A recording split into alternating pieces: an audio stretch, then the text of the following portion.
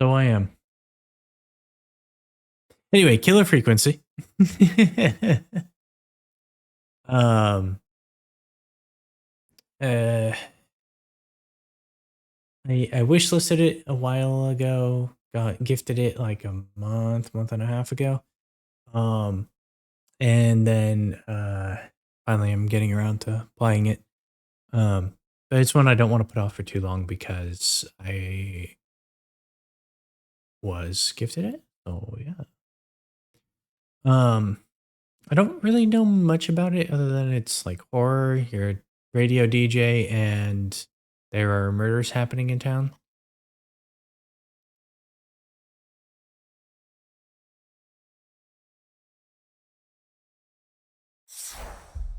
Oh, and it's developed and published by Team 17, so there should at least be some interesting game mechanics happening there.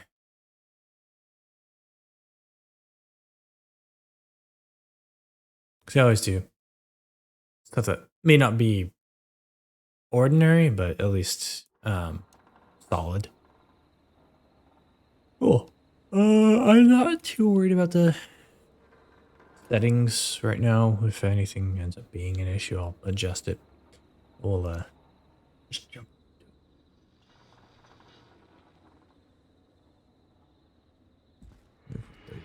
See.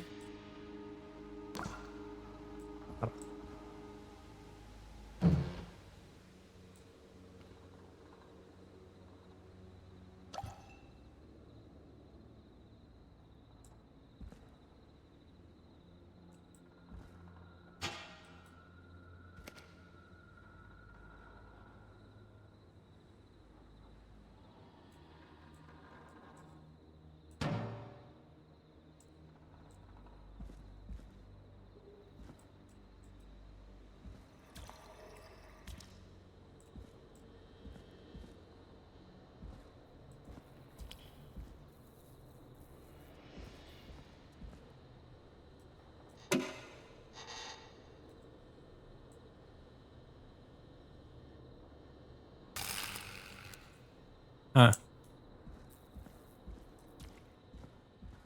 have no idea what that did, but anyway.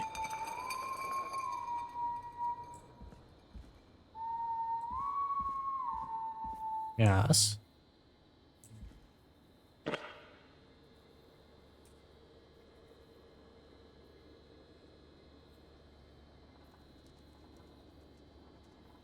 K-Fam.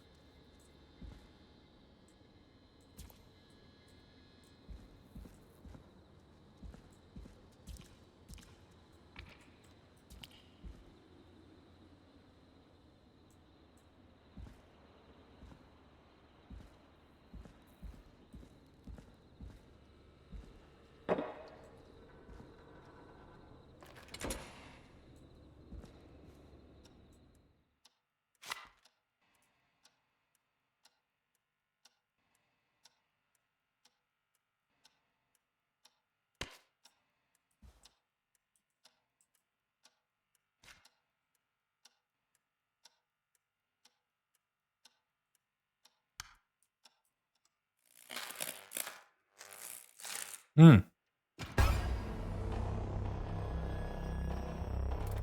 Hmm.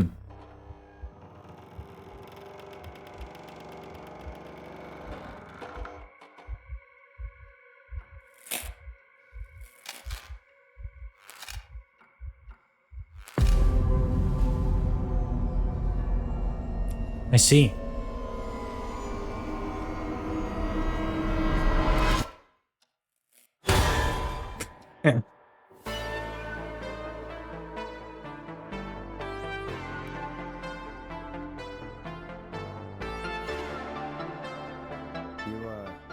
You hear something, Peggy? Huh? Hear what? I thought I heard someone yelling, or I don't know, a howl. Forrest, is this a joke? No, I almost swore I heard something. Oh, and here I was thinking you'd finally started to ease up. You probably just heard some cats outside. Cats? You know, 4 legs, whiskers, tails, not dogs. Cat. I know what a cat is, but I mean, does Gallows Creek have a stray cat problem or something? Not since the rats moved in.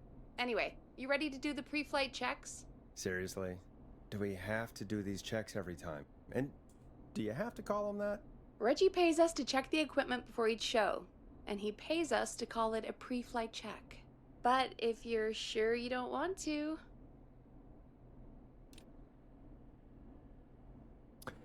Let's do the Alright, checks. fine.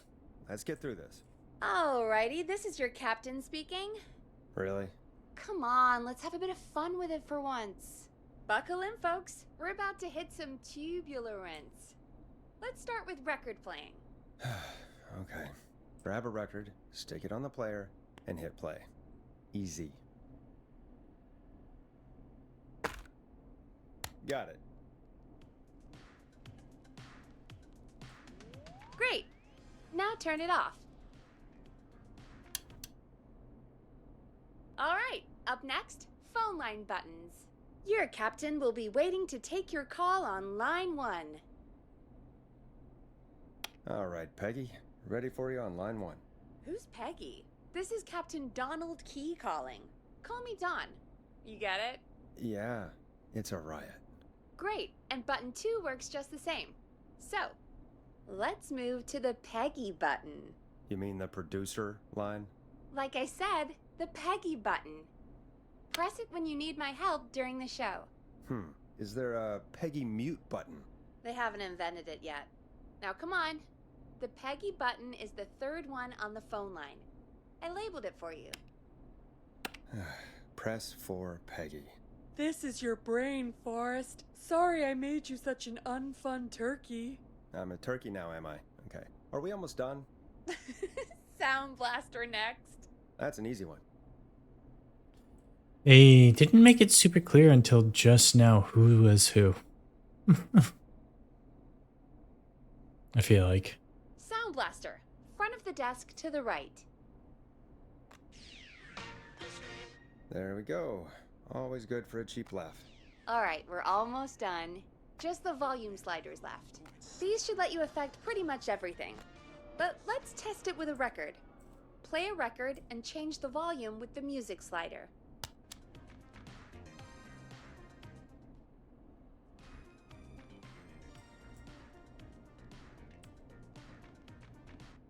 Sliders should be right in front of you, like directly in front. All right. Seems to be all working. We done, Captain? We sure are. Coming in for landing. Local time? Should not encourage you. I knew you had a fun side. It's my fun side that gets me in trouble. Now, let's get the show started. After your introduction, our first segment is Guess That Scream. I thought that was a joke. Nope, and don't blame me for this one. It's Reggie all the way, and he demands we do it tonight. Okay, Forrest, shut the music off. Okay, you're live in 3, 2... 189.16. That was a good transition. Good evening, Gallows Creek. This is your host, Forrest Nash, and you're listening to 189.16, The Scream. Before we start taking your calls tonight on Gallows Creek's only late-night phone-in talk show, I need to let you know about a special competition we have for you this evening. Guess That Scream. This is actually one of the station manager's better ideas. Here's how it works.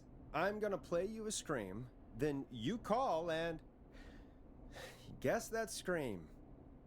We need you to guess why they're screaming. Did they stub their toe, saw off a finger, or discover the corpse of a loved one? That's good. Now, Forrest, hit them with the tape. We'll play that scream in just a second. Listen close, and then call in to guess that scream. Peggy, what do you mean play the tape? I used to have a tape guy do that for me. You're not in Chicago anymore, Forrest. Here in Gallows Creek, you get to be your own tape guy. Come on, I gave it to you yesterday. Forrest, you do have the tape right. You knew we were doing this tonight. Peggy, let's be real. Guess that scream is a terrible idea. No, I don't have the tape. It may be a stupid idea, but that doesn't mean it can't be fun. We're going to need a scream tonight, Forrest. And you're the one at the mic, so...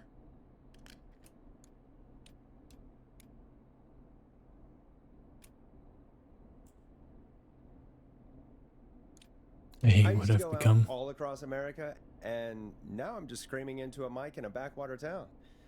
Jesus. Come on, Forrest, just do it. That's enough dead air already. Just think of a scream and let it rip. Oh, God. Sorry about that. I'm back. Had to step away there for a second. Listen close, and then call in to guess that scream.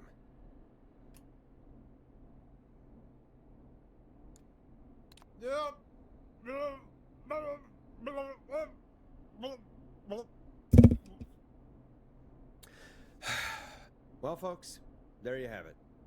Call in with your guesses, and if you get it right, you could win 2 tickets to the amazing Maze and 1 free fried dough. Fried dough? Just call in at 555-239-KFAM with your guess. Now, here's some music while you get dialing.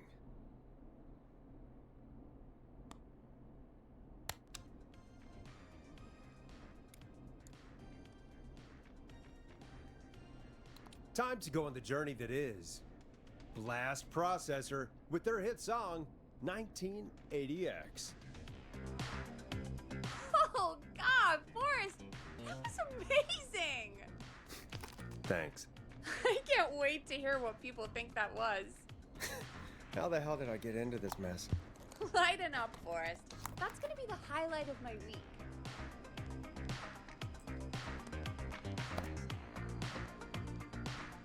Oh, Forrest, there's a call coming in.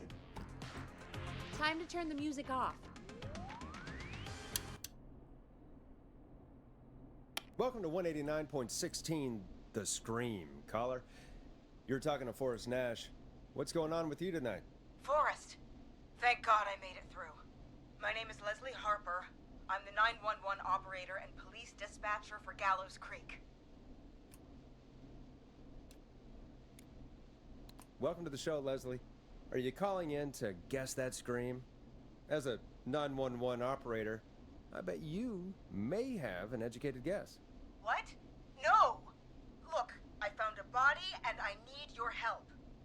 911 is calling me to report a body. Interesting setup. All right, I'll bite. What's the punchline then? Forrest, I recognize her voice. I'm pretty sure that actually is our 911 operator. I think this is real. Peggy, I'm not gonna be happy if this is a prank. I don't do prank segments on my shows. It's in my contract. Forrest, I really don't think this is a prank. Leslie, I'll level with you. I find this hard to believe, but I'll hear you out. What exactly is going on? Sheriff Yeah. Matthews is dead. Oh, What? Sheriff Matthews is dead? I couldn't get any response from the department. That's never happened before, so I came to the station and I found him. Oh, God, poor Sheriff Matthews. Do you know what happened to him? Someone got him. Someone got up very close and I really don't want to say what they did to him. Did he fight back? I don't know. I think he tried. Patron He's returns surrounded to by the bullet casings. I think he tried to shoot at He's whoever psychotic. it was, but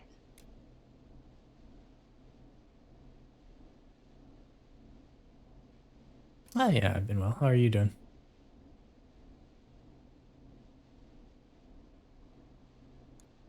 Well, is anyone else at the station? Anyone Hanging who can in help there. you? Or who might be responsible? no.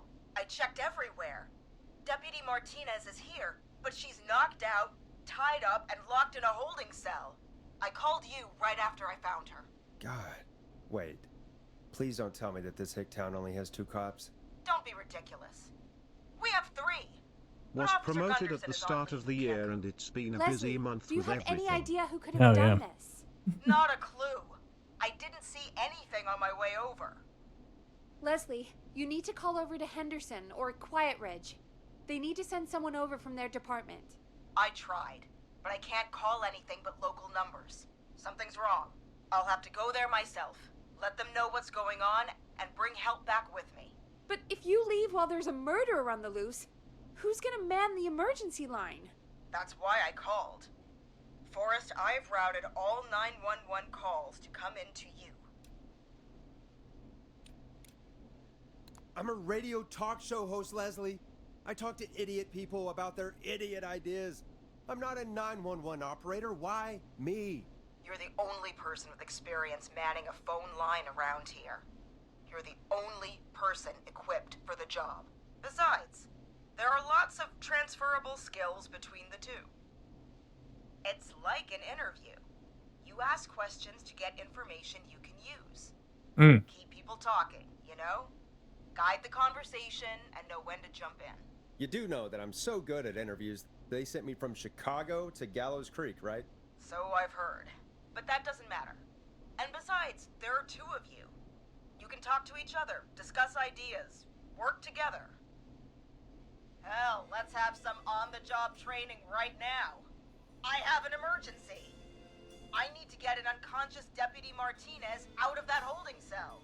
It looks like whoever attacked her threw the keys into the cell after they locked the door.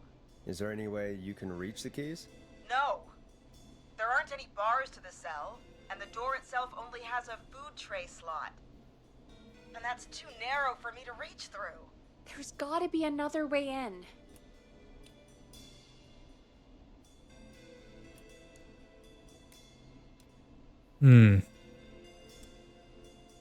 Probably find another way into the cell. Is there another way into the holding cell that you can see? It wouldn't be much of a holding cell if it had a back door. There's gotta be another set of keys somewhere in that office. Those can't be the only ones. Of course. Yes, there must be another set. Where might another set be? Maybe Sheriff Matthews had a set of keys on him when he... you know. I couldn't see any at a glance, but I didn't really look up close. 1 second. Oh, I think I might be sick. Sorry, Sheriff. I'm just gonna turn you over and... Oh. Please don't stare at me. Oh, wait. That might be them. I think I got the cell keys. Looks like Sheriff Matthews might have saved his deputy. Do the keys work? They do! Give me a minute to untie Deputy Martinez. I'll be right back. So far, so good, I suppose. How are you feeling, Forrest?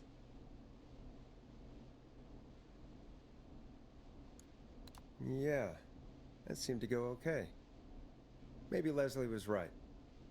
Maybe we can handle this 911 business. That's the spirit, Forrest. I think you're right. Though, I have to say, I really hope this is the only call like this we get. Same. Come on, Martinez. There we go. Just gonna sit you in your office chair. We'll head to my car in a minute. I'm back. Deputy Martinez is still out cold. I'm taking her in the car with me to get help in Henderson. If the killer came back now, Martinez would be a sitting duck. Yeah?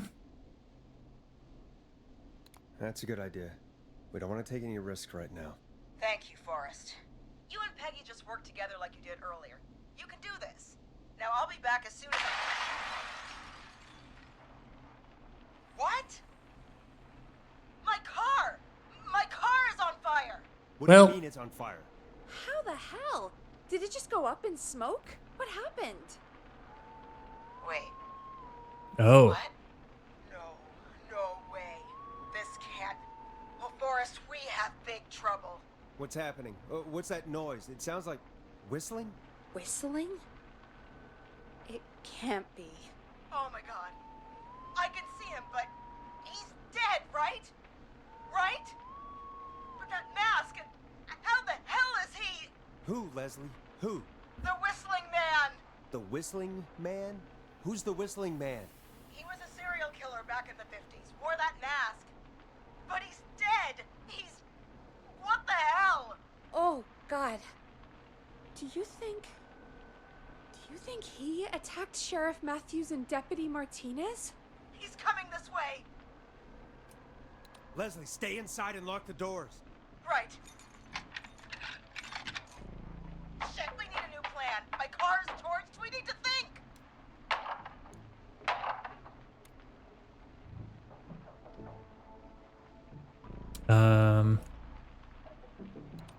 There should be police cruisers at the sheriff's office, right? Like, you should take one of those. Yeah. Yeah, that could work. Let me check if Martinez has any... I'll just reach into your pocket there, Deputy, and... Yes, got him. Keys for Squad Car 3. I saw that parked out front when I got here. Nice one, Forrest. Good thinking. But wait. How am I supposed to get us to the car? The whistling man is right there.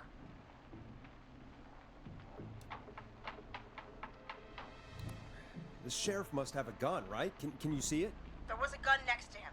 Let me grab it. Shit. It's empty. He must have emptied it trying to defend himself. There must be a weapon lockup in the station, right? Could you grab something from there? I saw it earlier, but as you might have guessed, it was locked. But maybe one of these keys I got earlier will help. Let me see. No. Shit! None of the keys work. Are there any other weapons lying around that you could use? I didn't see anything earlier. Let me check Deputy Martinez's belt.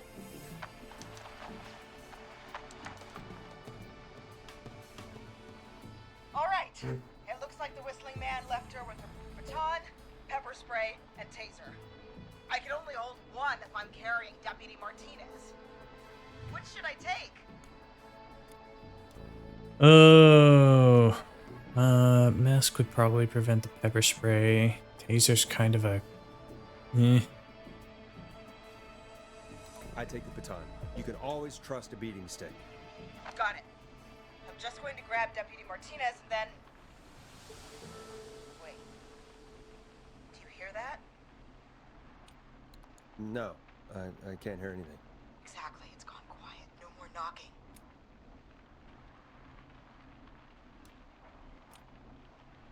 Be careful. I don't like it. Me neither. But it's an opening, and I've got to take it. Okay. Deputy Martinez? If you can hear me, it's time to move. Just lean on me. Yep. There you go. Are you sure about this, Leslie? No time like the present, right? So, here we go. Again, you're hooked into dispatch now, so I should be able to radio you when I reach the car. If I reach it. Speak to you soon. Well, good luck.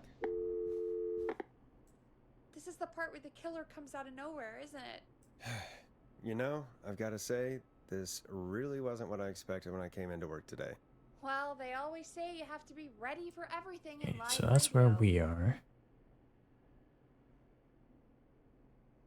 Where's the I think he's station? got Leslie back on the line. I'm putting the call through. Hello? Forrest? Peggy? This is Leslie. Are you there? Over. We're here, Leslie. So I guess you made it to the car then. Over? Sorry about the CB chat. Old habit. But yes, we made it to the car. Deputy Martinez is in the passenger seat, still out cold. I don't see the whistling man anywhere, and I don't plan to wait for him. So I'm going to get us moving. Jesus! God damn it! Get back! Get away from her! The whistling! No! Get off her, you son of a bitch! Get off of her! Stay! No! Let go of it! No! Well,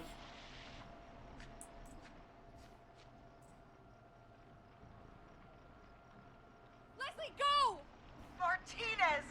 God damn it!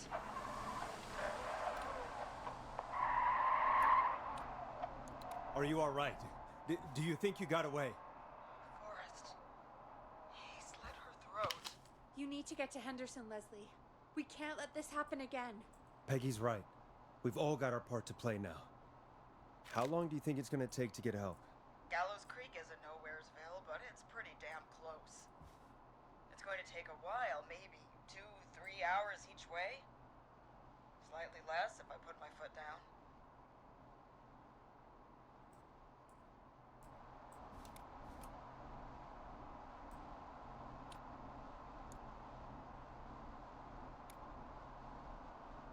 You keep that pedal to the floor then.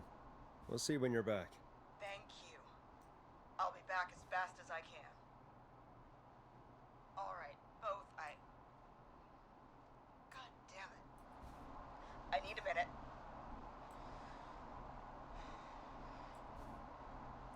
I'll be out of range soon. I'll radio back as soon as I can, once I got the cavalry.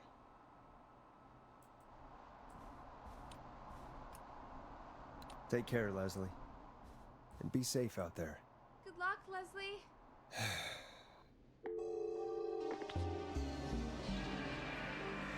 Folks, you heard it here.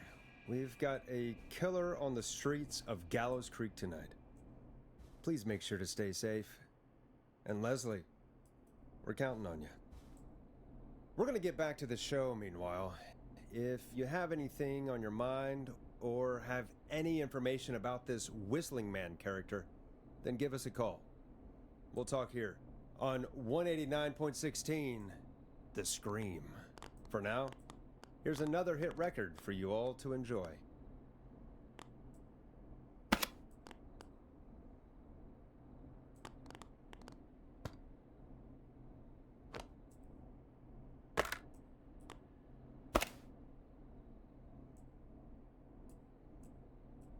Interesting. Play a record, Forrest.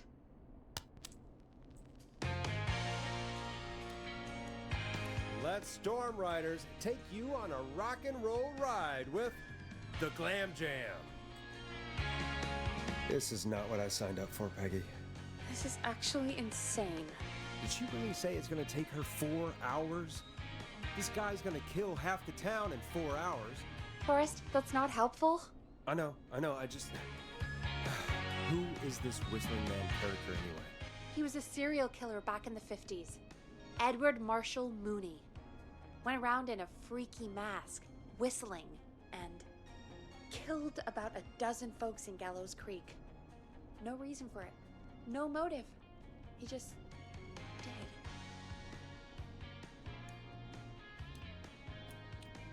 Okay. What happened to him? Well, police chased him up to Ellis Point one night. We call it Whistling Point now. And it was, well, it was on this night actually. The police cornered him and he jumped into the river. His body was never found. So is he alive? Dead? I mean, what's the story? Story is he's biding his time, waiting to take revenge on the town. All right, that's the story. What's the truth? Other than we have a whistling killer on our hands tonight, I don't know.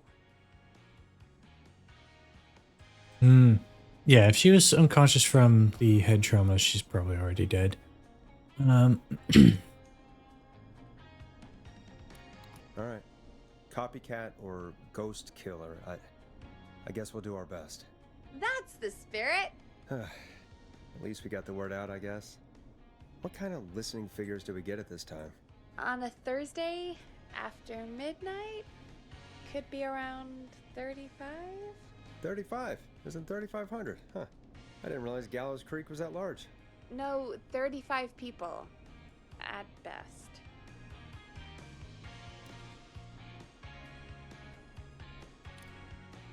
$35. That's... nothing. That's 35 people you're talking about, Forrest. They're not nothing. They're people. People who like tuning into our show. And what's the population of Gallows Creek? I don't know exactly. A little over 1,000? Oh. How many did you get before? You know. Before my career exploded and I ended up on a midnight hour talk show in the town of 1,000 people? Yeah. Before that. Around 5 for most shows on the low end. Big Gas could pump that up to 10, 15, easy. 5,000 on the low end?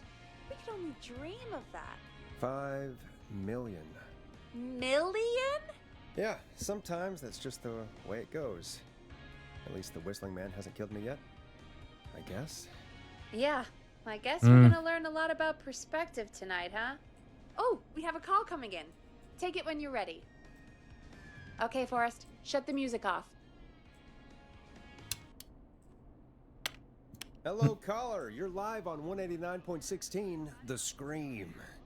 Is everything, all right? Ah. Okay, who is this? Are you, hello? Hello? So that trope.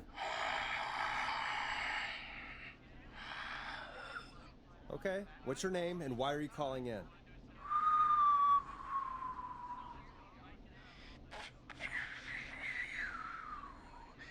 You know my name. I've come back from the dead to kill again. No one's safe. Do you accept requests? I've got a list of names I'd love to see in the obituaries. Maybe you must make a sacrifice to us. A sacrifice? To us? I mean, me.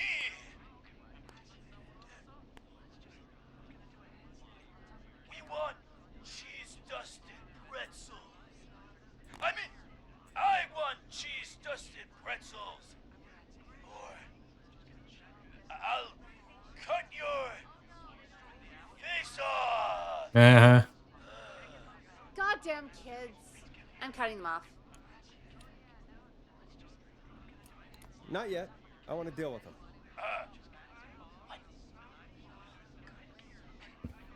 We also want a mega gulp. Come on, kids, give it up. I know you're just having fun, but there's been death tonight. This really isn't appropriate. Hey, suck it, old man. Gallows high for life. Woo! For anyone just tuning in, we do, in fact, have an actual killer out on the streets tonight.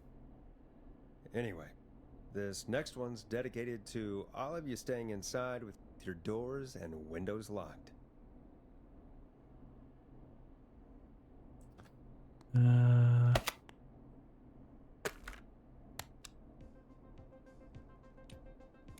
Now it's time to go with The Flow. And this is their hit, Crying for Help. Peggy, the hell was that? Kids pretending to be a killer who right now is stalking the town? It's a thing. A thing? Oh, kids around here. They pull pranks pretending to be him. By pretending to be this Whistling Man character? They think it's funny, but it's not. It's not funny at all.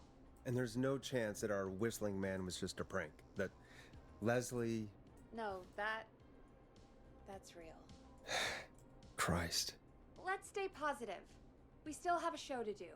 We already have another caller on the line. All right. Let's do this.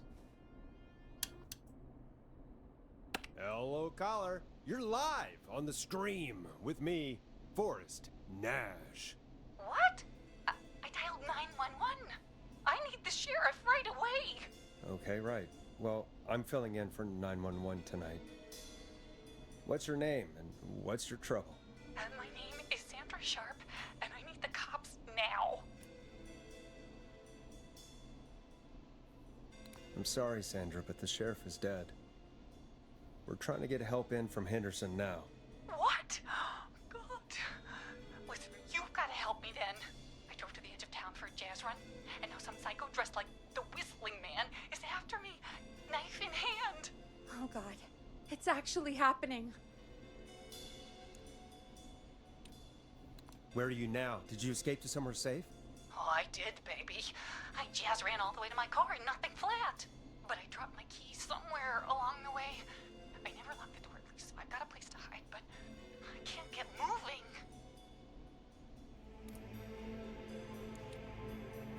Is there anywhere else you can go? Do you have any friends nearby? Oh, I'm not going back out there.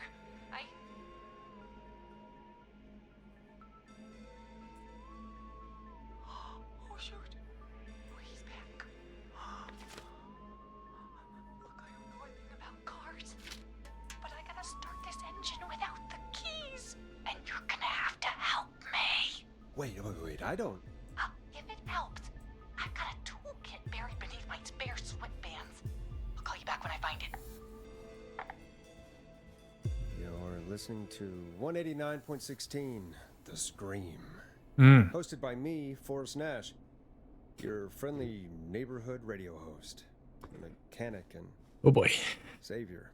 Sit tight while the record spins, folks. This one goes out to you, Sandra.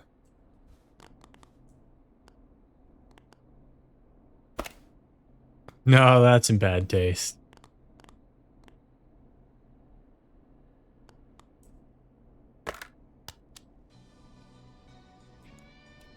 Hope you enjoy this one as much as I do.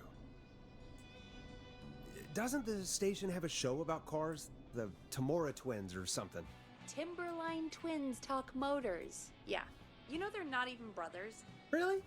They look the same, though. I know, but they're not even related. It's weird.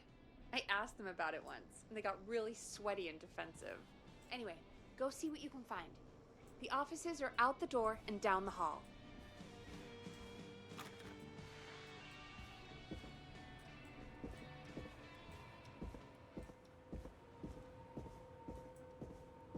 So many locked doors, so few keys.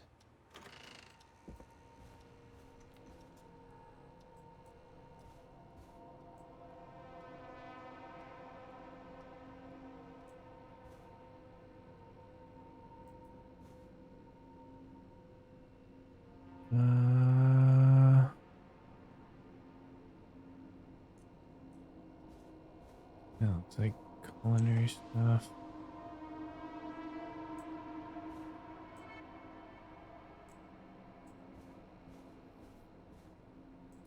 Here we go.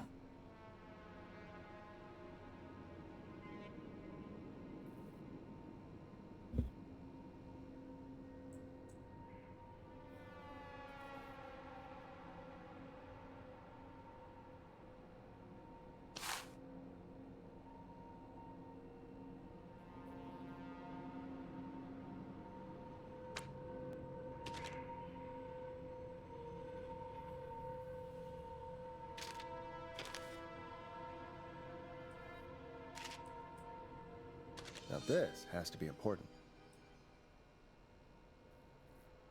You need something to read. Pray for me. Great.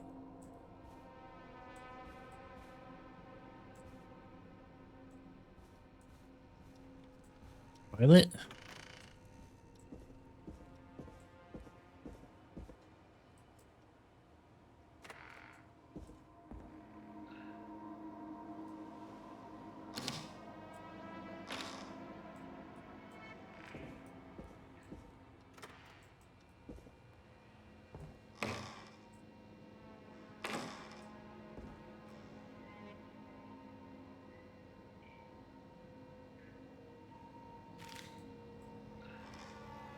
This looks useful.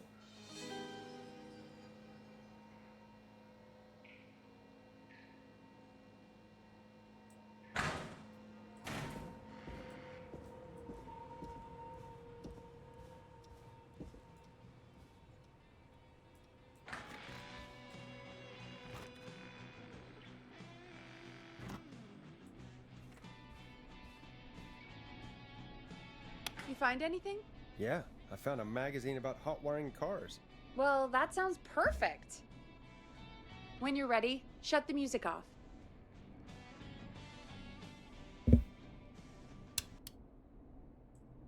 Caller on line 1. Thanks, Peggy. We're back with 189.16, The Scream. How are you holding up, Sandra? The creep's looking through the parking lot trying to find me. But I've got my tools, and I'm ready to get this hunk of junk moving. How do we start this baby?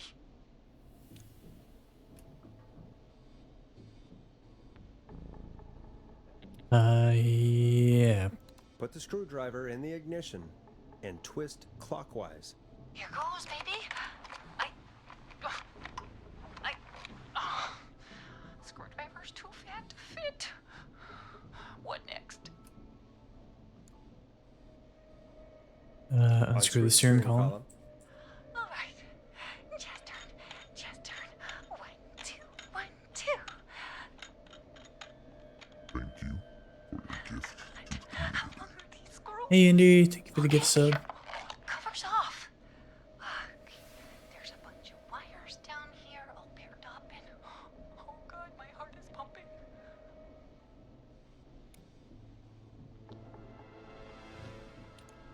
You're doing great. Okay. I can do this.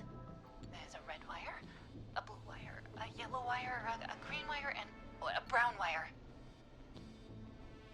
What's the serial What's number? the serial number on the steering column? The number is 576894320. There is a 4 before 3 and no 7. Okay, if there's a 6 anywhere and it doesn't start with a 5. Okay. There's a 0 at the end and 3 doesn't come before a 6. Red and yellow.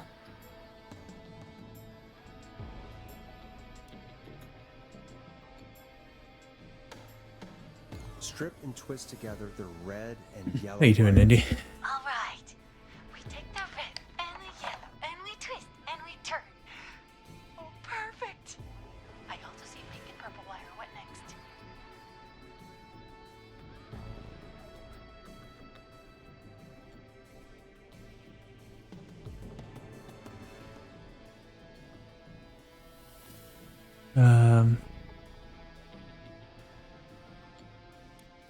Strip and brush it. Strip the purple wire and brush against the twisted wires.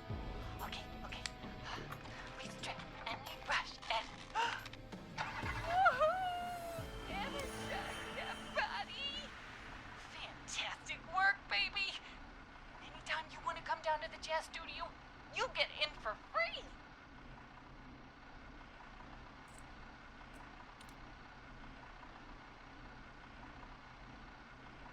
You just keep driving now, okay? And get home safe. Get home safe, Sandra. Will do, babies!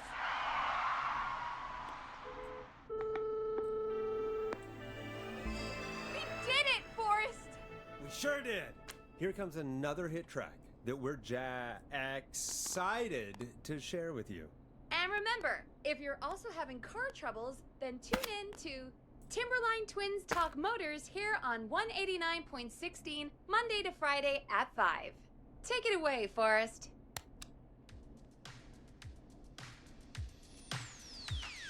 Chilling, had some pizza and wine. I Nice. still can't believe this is happening. Right? Like Gallows Creek didn't already have enough to worry about? What do you mean? Gallows Creek is a miserable place to live. Really? Miserable?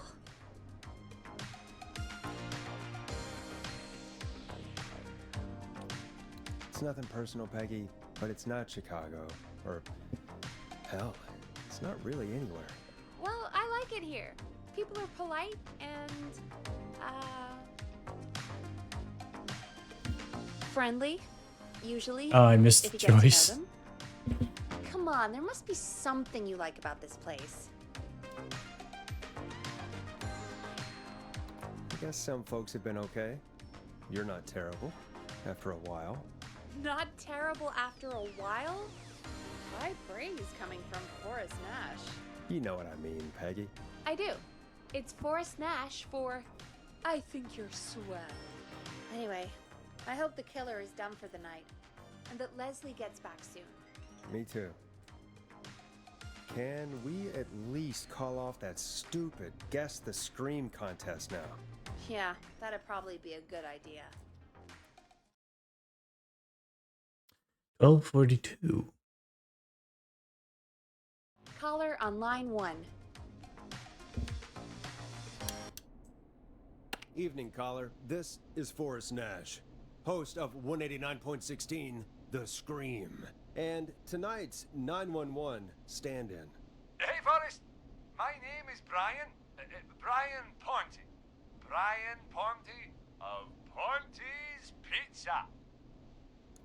All right, let's take a quick break. I've got an ad coming up, so I'm just gonna go BRB and then we'll keep going with this. This is starting to be interesting. So.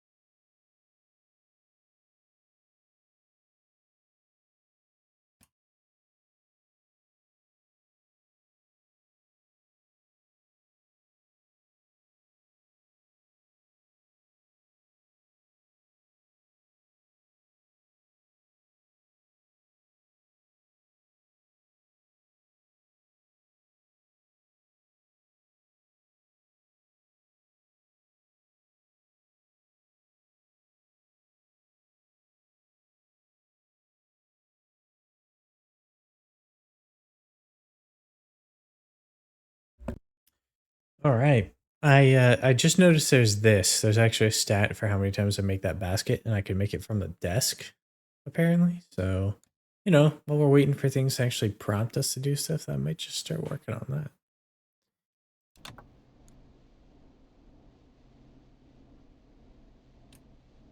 Hello, Brian Ponte of Ponte's Pizza. What have you got to say about what's happening? Oh, I'm so sad that Deputy Martinez didn't make it.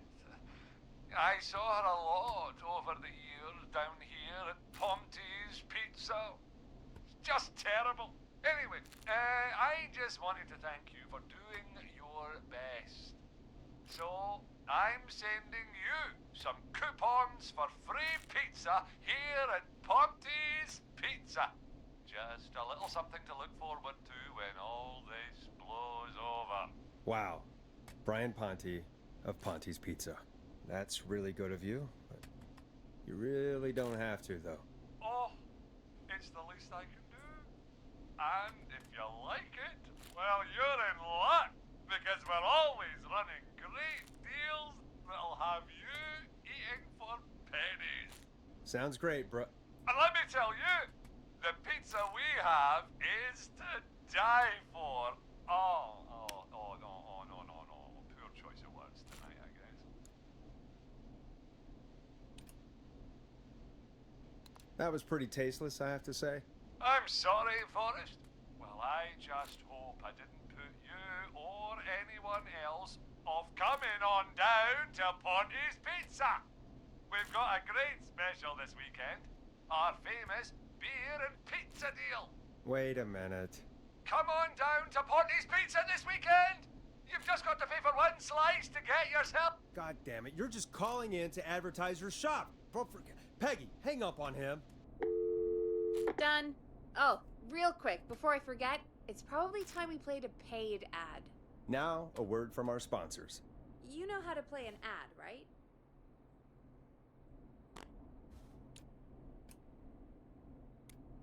Sure.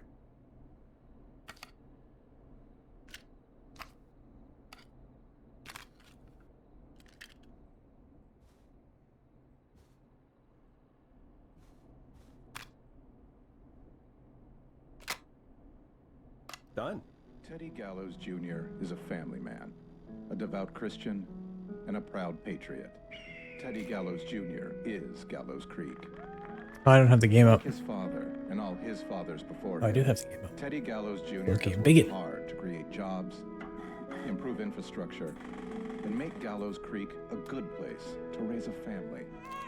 Unlike current mayor Linda Cartwright, Teddy Gallows Jr. lives in Gallows Creek. I saw He's Loki our on neighbor, Pet Chat. I and he got to come stands see with our it. neighbors. Like Sheriff Matthews, who, after years of keeping the peace, Mayor Cartwright is trying to force into early retirement. Teddy Gallows Jr. doesn't believe in keeping a good man out of a job. Teddy Gallows Jr. believes in the American dream. Does Linda Cartwright? Help Teddy Gallows Jr. keep Gallows Creek a good American town. Help Sounds him become exactly mayor. like a legitimate Take a swing political for ad. Gallows Creek. Vote for Teddy Gallows Jr. My name is Teddy Gallows Jr., and I approve this message. God, what a jackass. 100% grade A asshole. Linda Cartwright isn't super herself, but she's not... Yeah, we don't have any more of those ads to air tonight, do we? No, just the one. Good. I have to ask, though. Take a swing for Gallows Creek? He set the home run record for Gallows Creek High.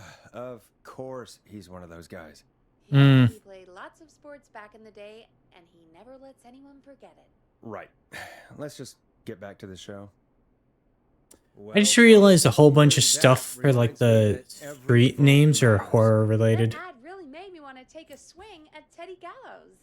You mean take a swing for Teddy Gallows? Yeah, sure. Let's find out from our next caller who's got their vote. So we have Romero, legend. We have Haddonfield, which is the setting of We have a call. Halloween. Myers, Michael Myers. Welcome to the Scream with me, Forrest Nash. I'm gonna take a screen cap of that and just break it down on my Discord, I think. Gallows reporter. I'm at the office. This guy just broke in downstairs and... Wait. Forrest Nash? I want to speak to 911. Put Leslie on. What? God, another one? I'm guessing you've not been tuned in to our show tonight. Damn it, son. What does that have to do with anything? Just put me on with Sheriff Matthews. Sheriff Matthews is dead. Ted? What happened? Did you witness the incident? Are you willing to do an interview for the reporter? I can cite you as an anonymous source. He knows how to hustle in That's a this concern. day and age.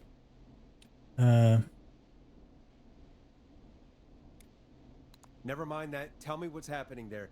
You said there's been a break-in? That's nothing to get worked up about. Some idiot kid just broke in, dressed as the Whistling Man. Teens. They get worse every year. This punk wasn't even a disappointing twinkle in his daddy's eye when Edward Marshall Mooney stalked the town. But I was there. I covered it.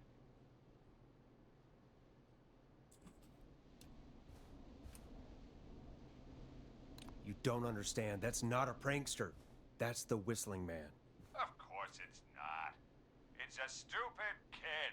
Every year this happens. They think it's funny. Not a big deal, old man. But they didn't live through the terror 30 years ago. Anyway, I know for a fact Edward Marshall Mooney is dead. I don't know who I'm looking at on the security monitor. Where is this guy at? He killed Sheriff Matthews. Where are you now? I'm in the boardroom, upstairs. We got security cameras all around the building. You can watch them on any TV set here. And there's a set in the boardroom.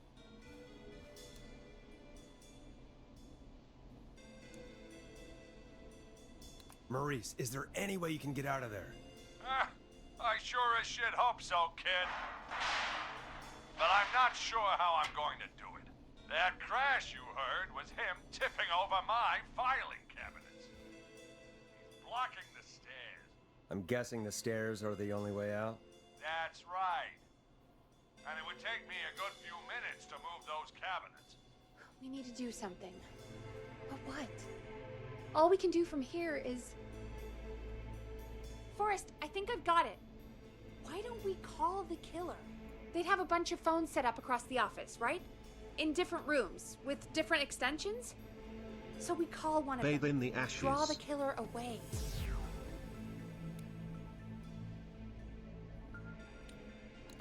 Buy Maurice time. That could work. Exactly! It's worth a shot. I can hear you, you know. The son of a bitch hasn't killed me yet. Yeah, sorry, Maurice. Peggy and I were just trying to figure out... You realize how stupid that plan sounds, right? For that to be successful, you're gonna need every phone extension. Plus, a plan of the entire office floor. All delivered while the killer is en route. I've got it. And thank God I've always been cool under pressure. Don't go anywhere. We have a fax machine?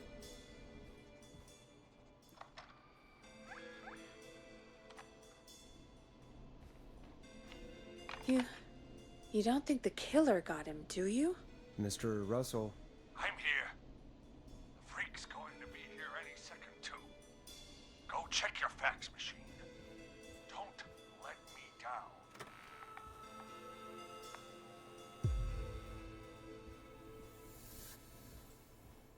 Where's my fax? Go, Forrest! The fax machine's in the Fax office the on mega the other goal. side of the hall. Thanks, Peggy. Be right back. Okay. Okay. Fax the Go to mega office goal. on the other end of the hall. Grab the fax from the machine. Easy. This must be it.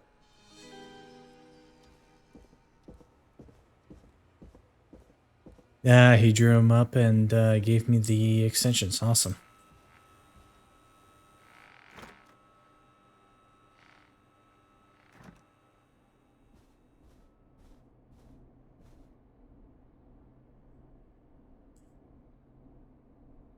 Hey, did you get the fax? Yes, I have. Mr. Russell, you still with us? I am. You get my fax? Yeah, I got it right here. Good. I knew you could at least manage that. Okay, folks, we're back on the line with Maurice. Let's see if we can help him avoid the Whistling Man. Here's the situation. The Whistling Man searched every room in the hall leading up to the boardroom. And now, he's in the office next door. It's now or never. This plan of yours better work. I'm ready on my end, Forrest. Again, we want to draw the killer away by dialing an extension number, and then move Maurice somewhere safe. So, what extension should I call?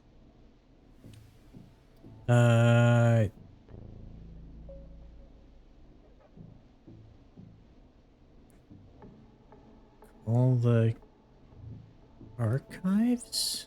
Call the archives. The extension is 01. Got it. I'll put the call through when you're ready. All right, Nash.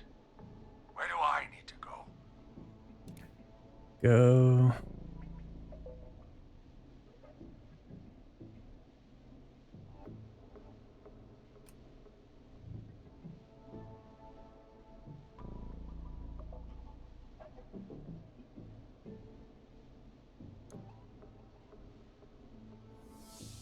The You're kitchen? moving to the kitchen.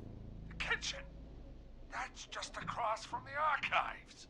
It's going to be tight. Are you sure, Nash? Let me rethink this. Let me rethink this. Damn it, man! Do you want me to be a headline murder? Hurry up! Dial another room. Second thought, let's dial another room. Let's dial another... Boy! We're wasting time! He's right, Forrest. I can get another number ready. But we probably won't get to change our minds again. Where do you want me to call? Call the Call editor's office. The extension is 03. Got it. I'll put the call through when you're ready. All right, Nash. Where do I need to go?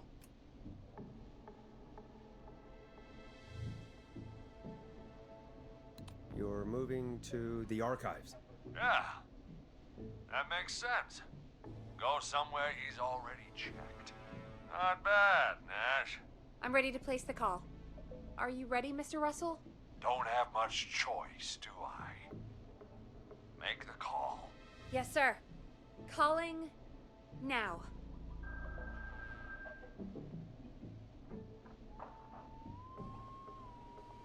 I can't believe it. He's actually heading to my office.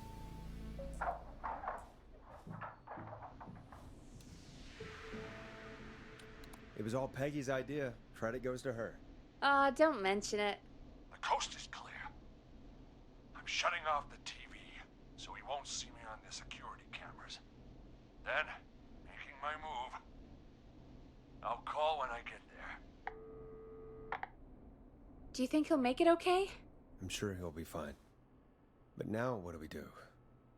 We gotta find some way for him to get past that barricade. What do you mean?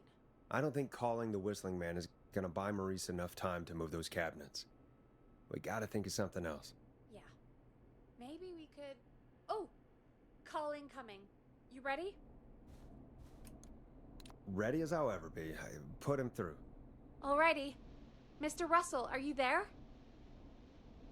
I am. I don't think he saw me. I gotta give you credit for that, but I'm not out of the woods yet. Right. Let's review where we are. So, the only way out is by the stairs, which the Whistling Man has blocked with furniture. Exactly. I can move the furniture out of the way, but not quickly or quietly.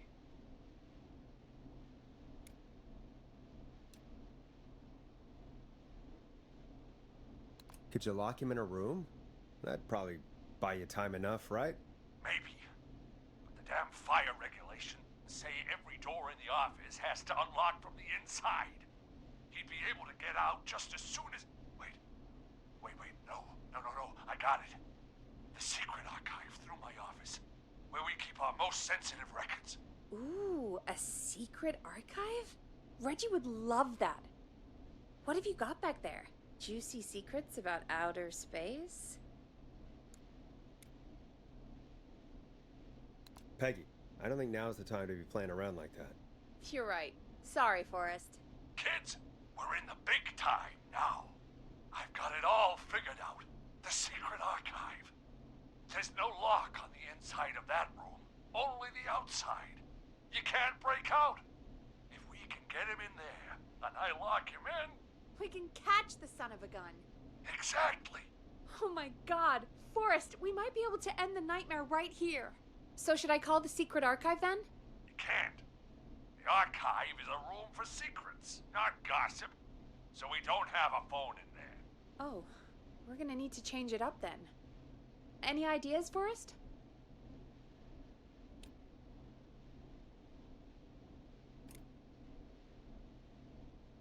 Maybe we could use a radio. There's no radio in the secret archives. Are there no radios at your offices? I don't have one in my office, but... What is it? Our sports reporter, Hopkins. He has a little portable radio he never turns off when he's here.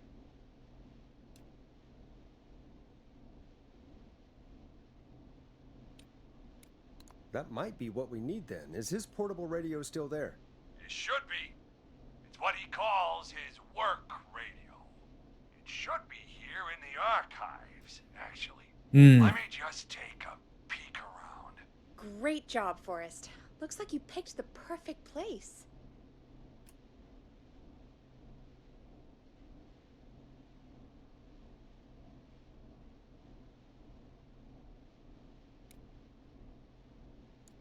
You hadn't found it yet.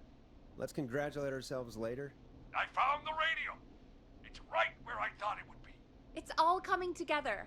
I'm just gonna turn it on quickly, make sure it's still got some juice. Maurice, turn the volume down. We don't want that thing blasting just yet. Yeah, I knew that, Nash. I was just doing that when you yelled at me. The radio works! If I make it out alive, Hopkins might just get that day off he wanted. He's earned it. Let's do Hell it yeah. for Hopkins, Forrest. Wait. Ah, god damn it. If I can't have this stupid thing turned up, how am I supposed to draw the killer? I can't be in the room when it's on, or I'm dead. You just... Oh, that's a good Turn it point. to our station. But wait, we're the radio. We can just be quiet until you're ready. If you can do that, then... Yeah, sure. 189.16, I know that's your station number. But a good editor always double checks. Can you confirm that?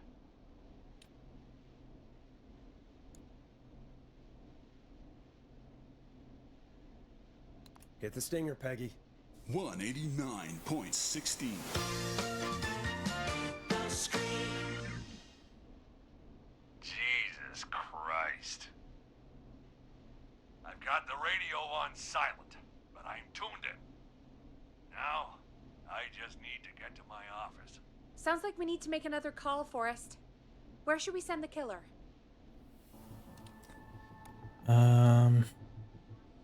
Call the boardroom. The extension is 04.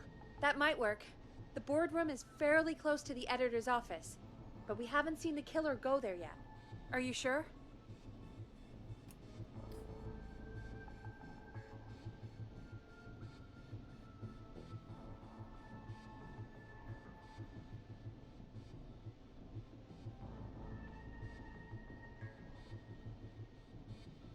Let me have a think again. Call the kitchen. The extension is 02. That could work. The kitchen is far away from the editor's office, but the killer searched it before. Are you sure? Let me have a think again. Yeah, send Call him to the boardroom. The extension is 04. That might work. The boardroom is fairly close to the editor's office, but we haven't seen the killer go there yet. Are you sure?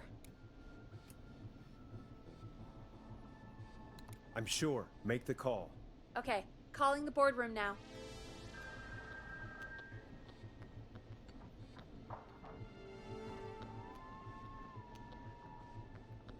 He's on the move. I'll call you guys from my office in a second. Looks like we're almost through this nightmare. Any idea what you'll say to draw the killer in?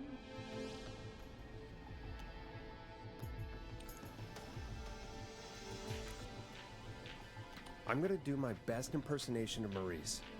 I think that'll draw the killer in. What's your Mr. Russell impression? I think I gave that masked freak the slip. What a great plan this is, Pearl! I'll give you an A for effort. Ooh, call coming in. Here we go. I'm here. The radio's set up in the secret archive. Just give me the signal, and I'll turn it all the way up. Where will you hide in the meantime? Good question. It's under my desk, but you can see under it. I've got a big cabinet, but that'll take me a second to get into. Anywhere else? Not really. There's the secret archive itself, but that's where the killer's going. I could try the cubicles, but they're pretty far away. Your judgment has kept me alive so far, Nash. What do you reckon?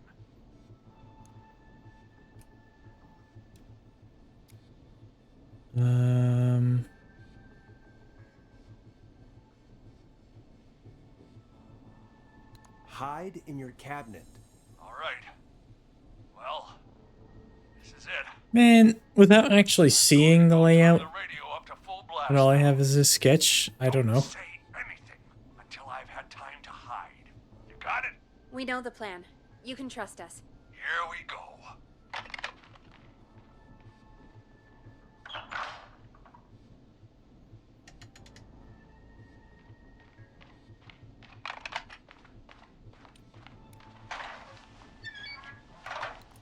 Listen to your old pal Russell, Forrest, and shut up. Forrest, I don't think that was enough time for him to hide. Wait, really? Oh, shit. Forrest Dash! Ah, Son of a bitch! I told you to... so I needed to wait. Okay. Well, Forrest, he's Dead. Let's put on a song. Give us some time to recover. I think that would be for the best, Peggy. Folks, we'll be back soon. If you have any stories about Maurice that you'd like to share, give us a call after this next track. Well, this is gonna be a long night. Oh, really? I feel like it's going pretty quickly to me. I could ask you some questions to speed things along. You're gonna interview me. You sure about that? You're not so scary. Besides, we've been working together like a week now, and you're still all shrouded in mystery. he's not too far from us. All right, shoot. What do you want to know? Question 1. Tell me about your family. What? Come on, Peggy. That's too general. Okay. Did anyone move with you to Gallows Creek? Nope. Now that's too specific. Too specific? Do you have any siblings? I don't. I'm an only child, and my folks are dead. Oh, I'm sorry, Forrest.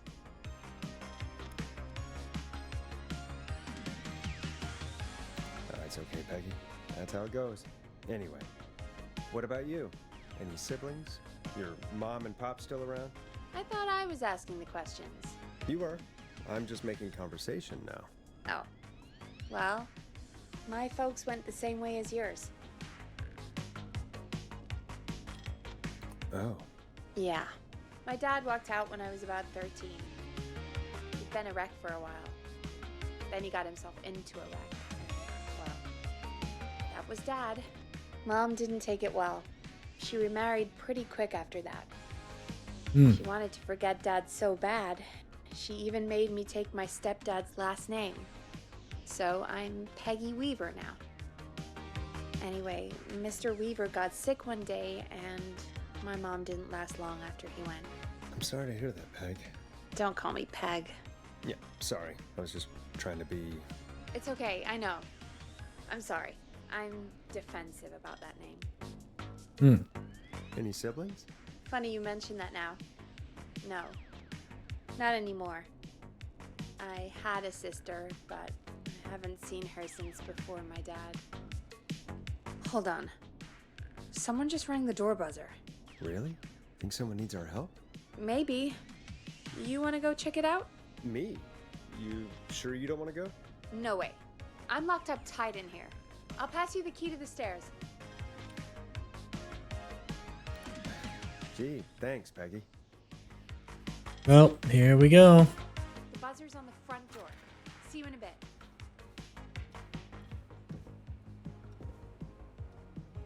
Okay, down to the first floor, then check the door. I'm not getting in there tonight.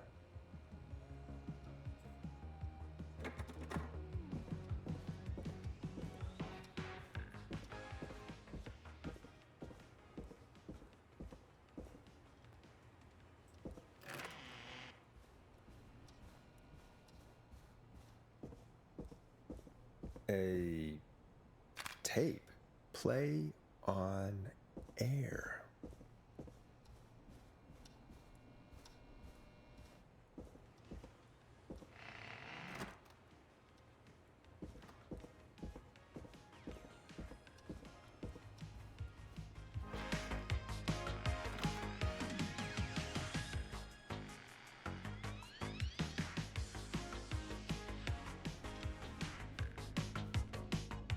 Who was there? I didn't see who it was. Are they still out there? No, they left as soon as I went down there. They pushed a cassette through the door. It says, "Play me on air." All right. Well, turn the music off and play it.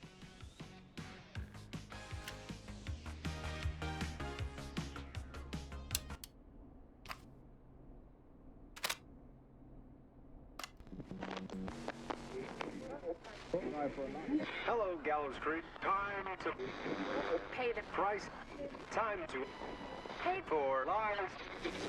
Time to sit there. I will punish you. I'm going to enjoy this. I did not enjoy that. What the hell was that? Mm. Oh, Forrest, we're still on air. Say something. That, wasn't the ad tape we meant to play. Sorry, folks. It won't happen again. There's no way the killer got from the newspaper to here so quick. I know.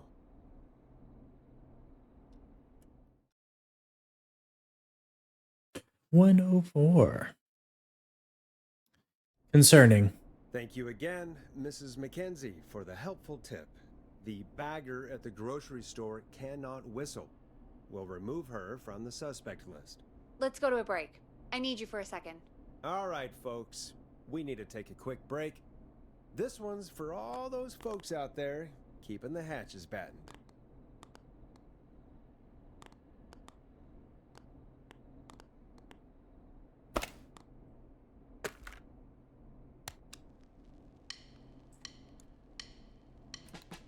Listen in to this next track from Late Night Lurkers, if you dare. All right, Peggy, what's up? I pushed a cassette under my door. Go play it.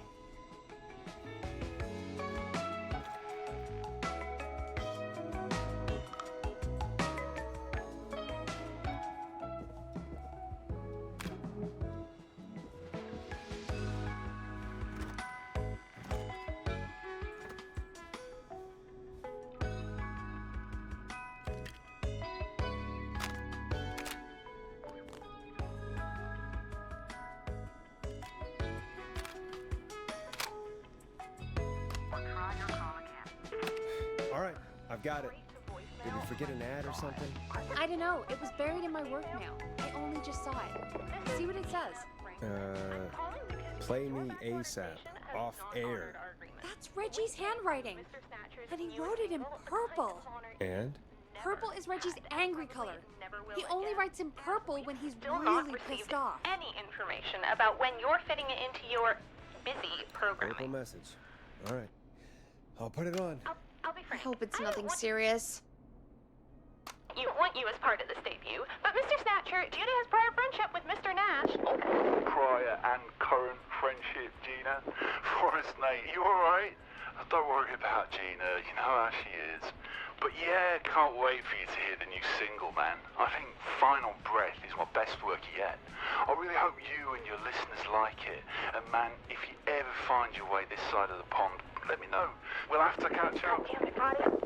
If Final Breath isn't played on your airwaves by the end of Mr. Nash's show tonight, the next call will be much less friendly. That was Roddy Snatcher, Forrest. You know, Roddy Snatcher?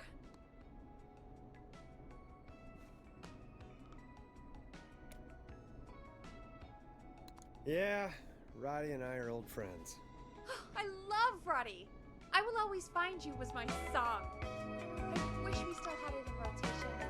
Oh my god, I can't believe you know Roddy Snatcher. And I can't believe you didn't tell me he sent you his new single. We have to play Final Breath. Where is it? I don't know. They mailed it to K-Fam, not to me. Then it's gotta be downstairs at reception. Man, I can't believe Barbara didn't say anything. I mean, well, if that fiasco last Friday about the missing Knife and Easy track is any indication, folks at K-Fam aren't against hoarding station music for personal use. I think we're still missing a few tracks, actually. Well, go get Roddy's song before Gina sues the pants off us.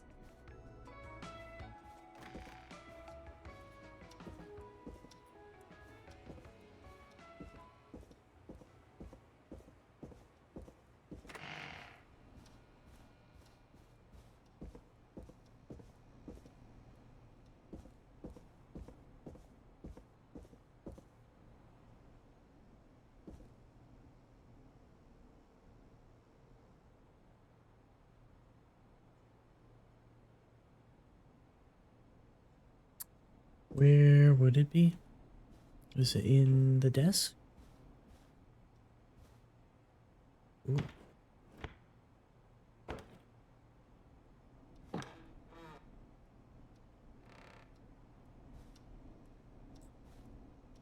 HYCYBH?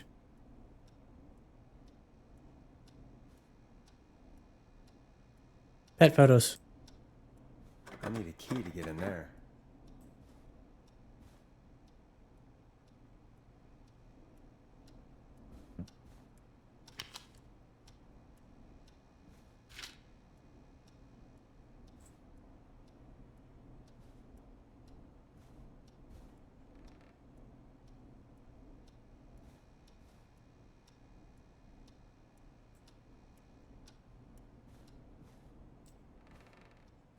Oh.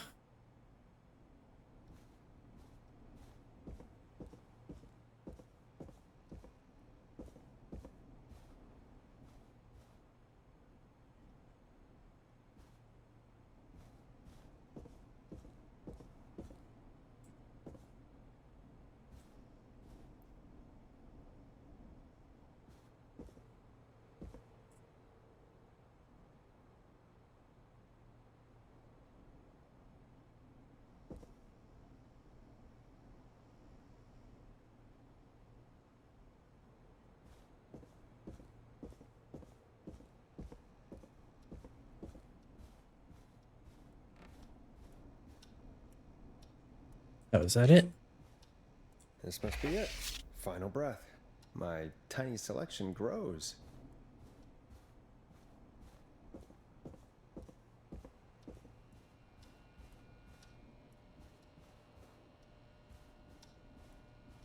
Oh, the groove access.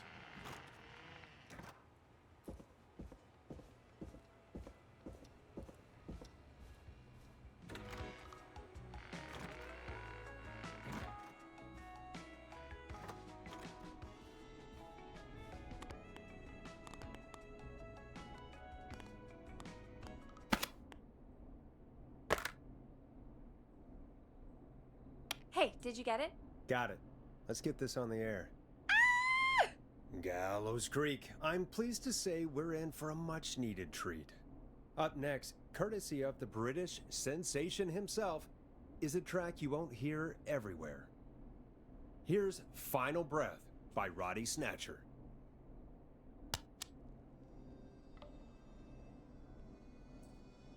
Wow. God, Roddy's the best. He is. And more importantly, we should be safe from the worst of Gina Franklin.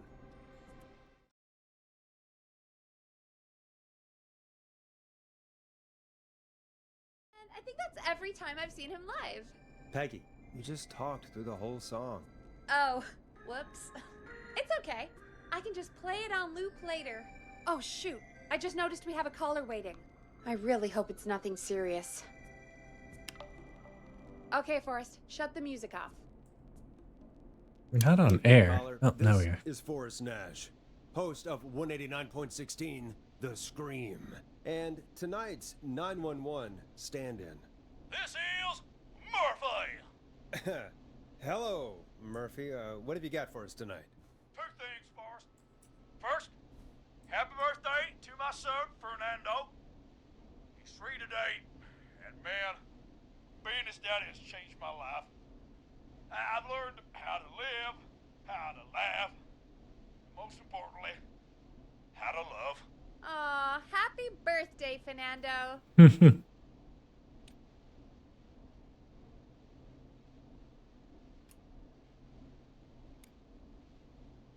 Happy birthday, Fernando. Thanks. And now, my other thing. I'm putting the word out to this so-called killer. You think you're tough, huh? Big man with a big knife, huh? Reuben, come face me, a true warrior, at the Gallows Waste Disposal Plant. Guess what?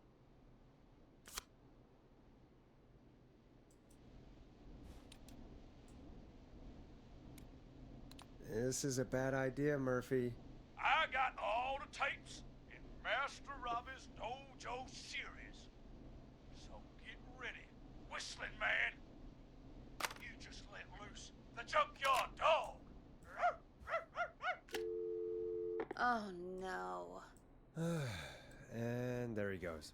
Ladies and gentlemen, keep your fingers crossed for Murphy as he tries to become our hometown hero. Anyway, we'll be right back after this commercial.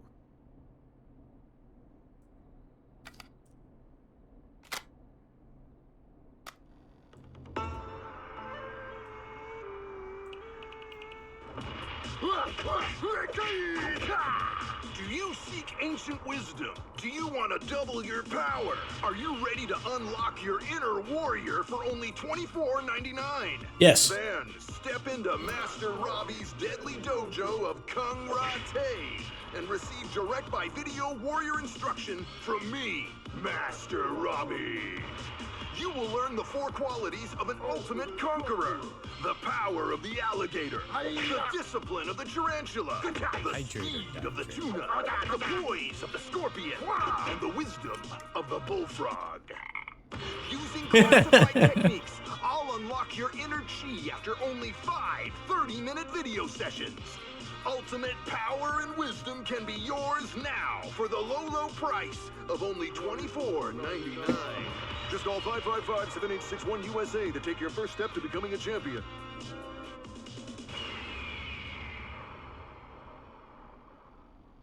Never forget the element of surprise! If you buy today, you'll receive 2 additional VHS tapes. Bullfrog chill. Bullfrog got it right. And Karate Lovemaking. Call today! Do people really buy this kind of thing? Don't pretend like you're not interested. I mean, I wouldn't buy them, but I might watch them, I guess.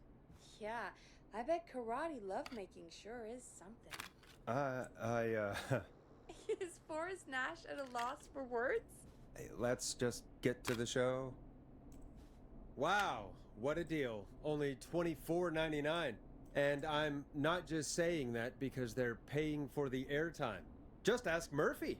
But unless they pay us more, then it's time to get the show moving along with our next caller. We got a caller. You know what to do. Hello, caller. You're live on The Scream with me, Forrest Nash.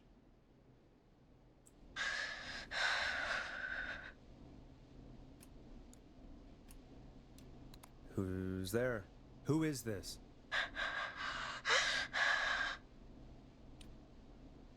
Are you okay? Do you need help? Forrest? He called me? That horrible whistling down the phone. He's coming for me? Jesus.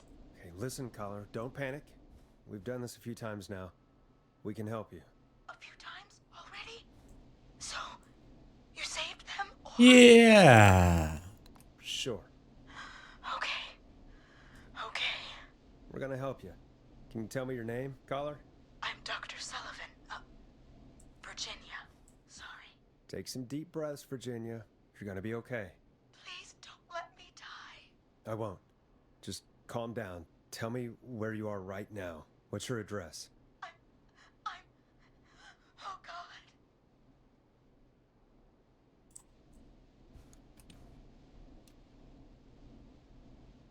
Can you run out back? No. What if he's outside, waiting for me? Oh, God.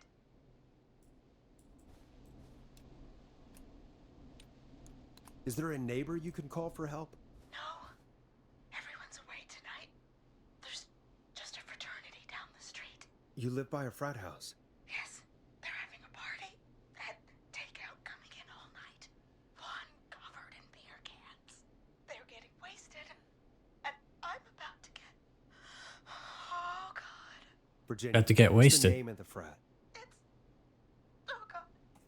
I can't think. I can't. Any idea what the frat might be, Peggy? If I knew where she was, I might know, but... Wait, the takeout! If we can get takeout to the frat, we can get a message to them to go and help. Virginia, who did they order takeout from? I don't know.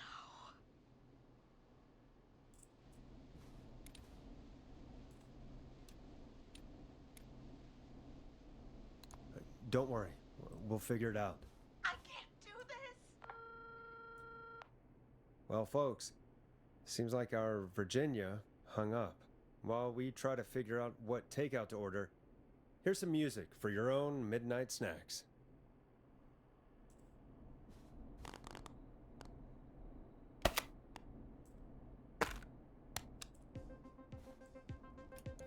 You're gonna love this next track. Peggy, what places do takeout in Gallows Creek? Off the top of my head? Well, there's the barbecue place, Grilling Spree, and you can order from Chalupa Cabras. Oh, and of course we have Ponte's Pizza. That's it, I think.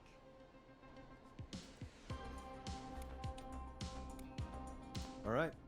We'll call each place and ask who they deliver to tonight. That's not going to work. Takeout client privilege. What? There was a lot of competition back in the day. Things got ugly. It's a long story. But what we can do is this. We figure out where the frat boys order from, call the takeout pretending to be from the frat, place an order, and include a note asking them to call the station. There's no other way, is there? Not that I can see. Well, let's not waste any time then. That's the spirit. You got any suggestions on where to look? Check the offices for anything food related. And maybe the kitchen downstairs. You'll need a key for that. I'll just slide it under my door now. Thanks, Peggy. God, where to start? What would make me order from somewhere if I were a partying frat boy? We have a food critic, right? Chad or Brad or... Yeah, we do. Here. I just have to look around. Chalupa Cabra.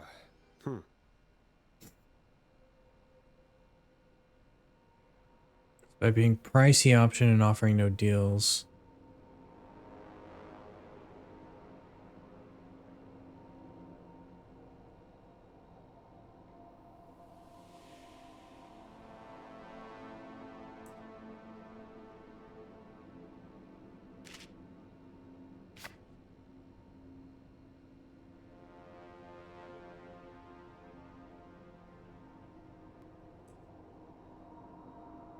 Promotion, huh?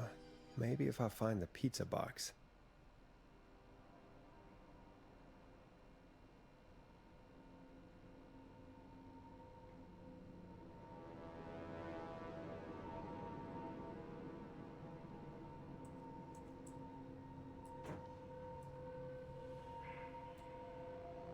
Grilling Spree.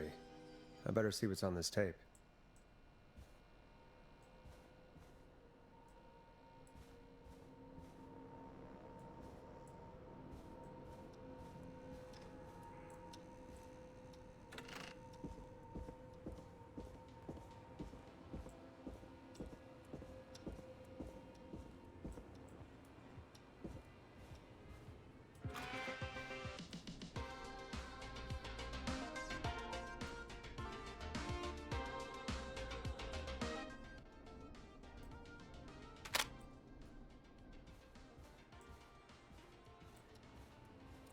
I get everything first? I should get everything first.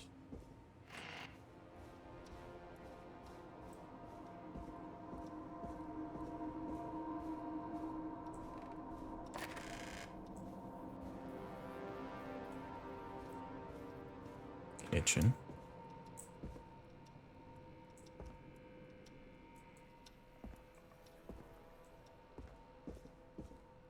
Rooting through trash. This is a new low. Ooh. Interesting offer. I wonder how well Gallows High performed.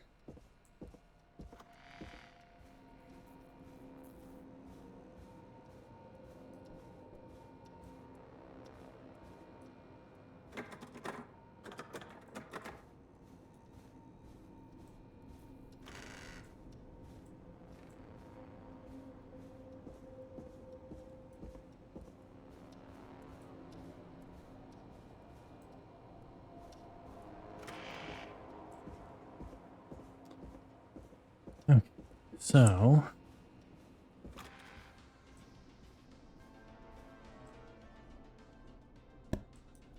we have that deal. The Chalupa place doesn't have any deals, which means the frat probably isn't buying from there because they're just going to be after like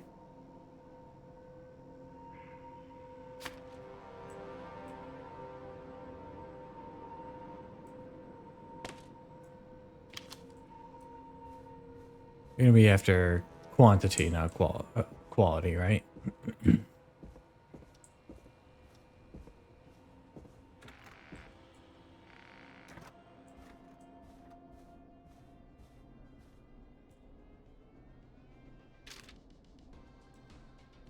Hey, find anything useful? Yes, I have. That's great. Are you ready to get back on the line? Let's make the call. Time to turn the music off. Okay, Forrest, what'll it be? Call Ponte's Pizza. You got it.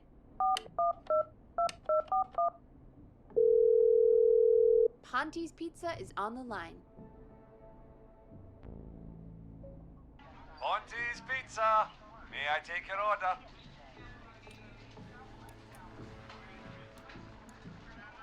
Hey, dude, what's going on? May I take your order?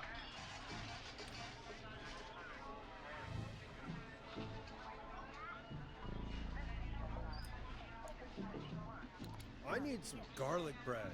Oh, I need the bread! Can do. Where do you want that delivered? Same place as before, you know. The frat house. Got it. And we'll have that over to you right away. Oh, and one more thing. Can you add a note to the order that says to call K-Fam? K-Fam? Oh, consider it done. The folks at K-Fam are huge fans of Ponte's Pizza, you know. I should really call them and let them know. And now we wait. We should put a song on. Agreed. This one goes out to our delivery workers. Who is the...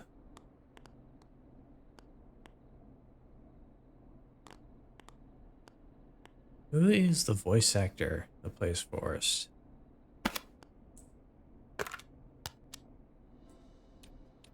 It's David Scopo with Moonlight.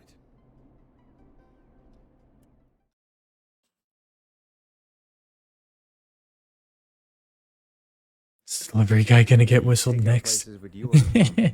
To save Virginia? No, where would you actually eat? Oh, I mean, they're all pretty equal. You mean equally awful? No, equally good. But if I had to order, not Ponte. He's not Ponte. Right. So, between Grilling Spree and Chalupa Cobbers. I mean, it depends. Do I want a plate full of meat? Or do I want really, really good nachos? It can change depending on the day, you know? Yeah, fair enough. Maybe I... Hold that thought, Forrest. We've got a call coming in. Hell yeah. Okay, Forrest, shut the music off. Hello, caller. You're live on the stream with me, Forrest Nash. Hey, this is Fratman Bunker. We got some garlic bread and a note to call this number.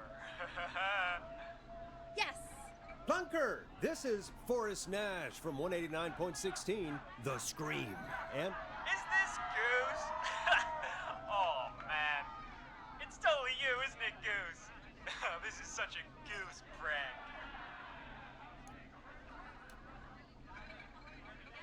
Plunker, this is an emergency. Nice try, Goose.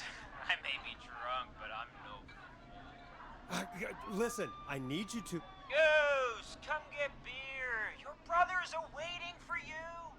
I'm not Goose! How can I prove this to you? Let me get a second opinion on this. Norman the Barbarian! What do you think? Great idea. Norman the Barbarian says only the radio man can control just the flow. Wait, really? What? The flow? Norman the Barbarian demands it. Okay. I'll play the damn song. Oh, shit. Okay, Radio Man. Got my attention. What is it? Thank God. Listen, you've got to get over to your neighbor's house. All of you. Just Say no more. Bunker's moving the house. Josh Cowdery. Forrest, line 2. hello. You're live on 189.16. The Scream. Forrest, it's the killer. He's at the door. Race. Oh my God, it's you, isn't it? God, I didn't talk, I promise. Whoa!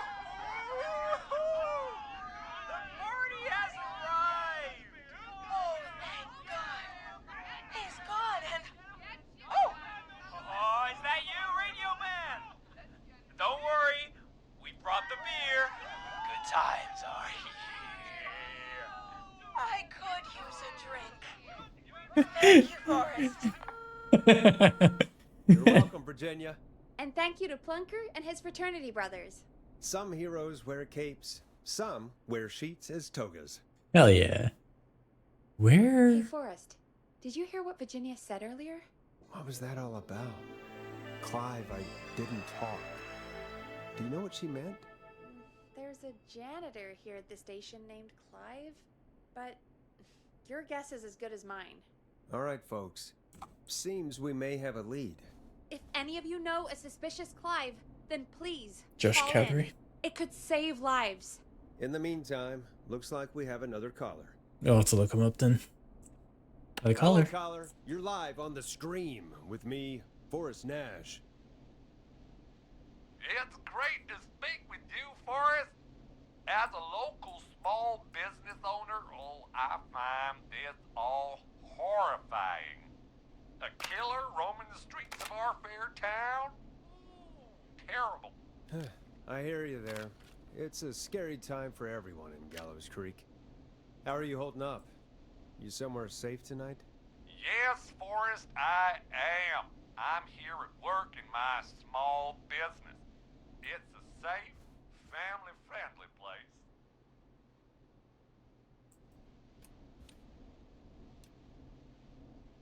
Oh, what small business do you own? Oh, well, I'm not really big on promotion, but since you ask, it's Ponty's Pizza! The best and only pizza place in town! Come on down and get yourself a cracking deal on our 2-for-1. God damn it, Ponty, no! No free ads! I guess we can't be that mad at him. Calling Ponty's did save Virginia. I can be mad, Peggy. That sort of thing just... I can be mad. Look, he's gone now. We already have somebody else on the line. Just take a deep breath and let's keep going.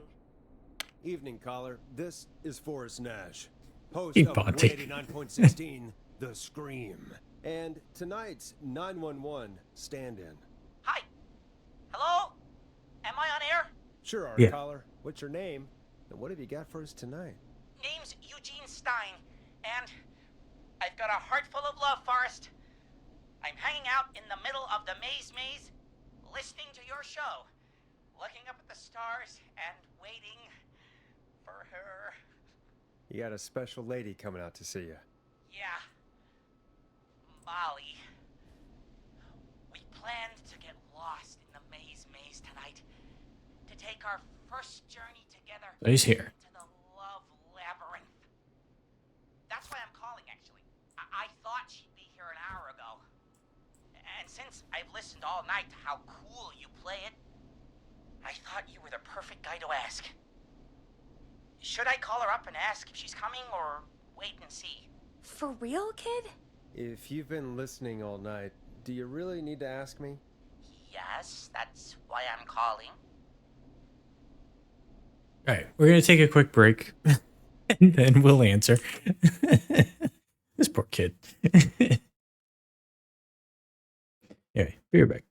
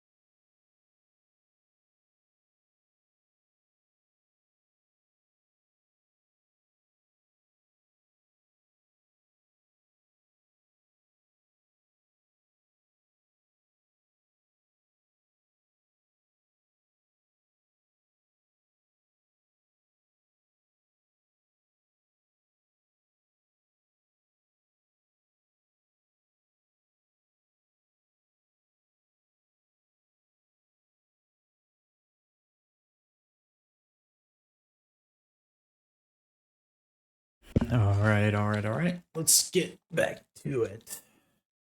Liking this so far. It's interesting.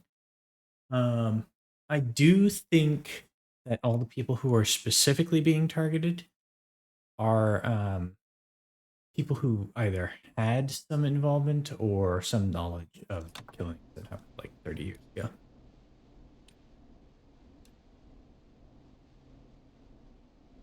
Eugene, you really need to go home to your parents. My parents are dead, actually. But, Oh, jeez. yeah, I guess it's not the night. Hang on! I hear some rustling. I guess she came after all. Molly! I'm in the middle! It'll take a little while to get here, but, thanks again, Forrest. It's been good talking. Wait a second. Molly can't whistle. No, this is supposed to be the best night of my life! Not the worst.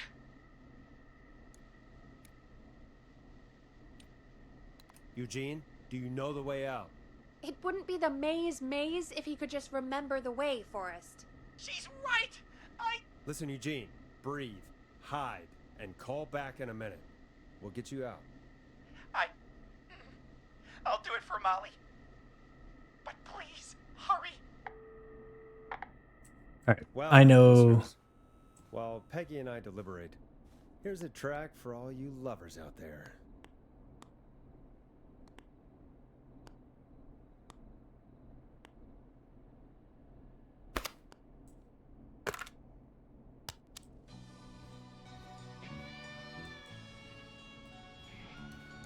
Here comes one of my favorites. How the hell am I supposed to get him through the maze? You know Barbara, our receptionist? She's a maze fanatic. Shame she isn't here. I was supposed to go with her last week, but she changed her mind.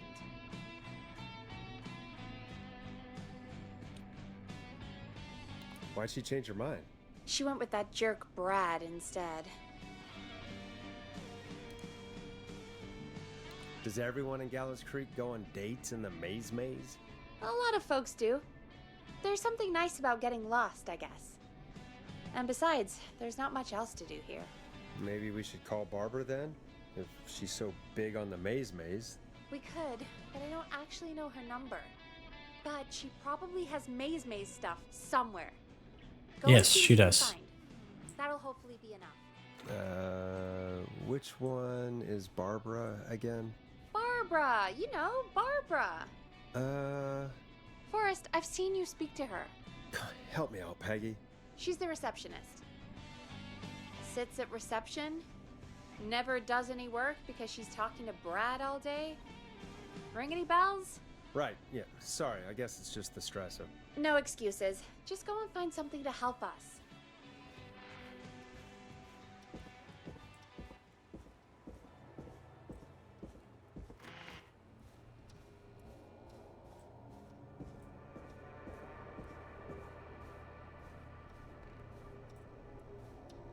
This. Bingo. Here's what I was looking for.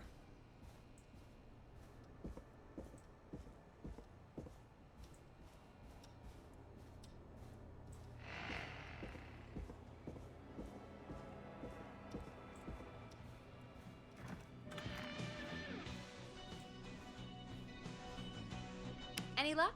Yeah, I found a map for the maze in the trash. Why was it in the trash? Never mind. It doesn't matter right now.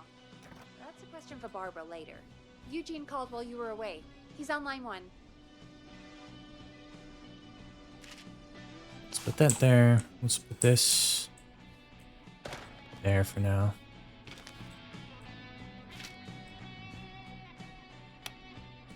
When you're ready, shut the music off. Welcome back to 189.16, The Scream. Okay. I hope you lovers like that track. And I hope we can help our lover in the maze. Eugene, you're back on air. I'm lost, Forrest.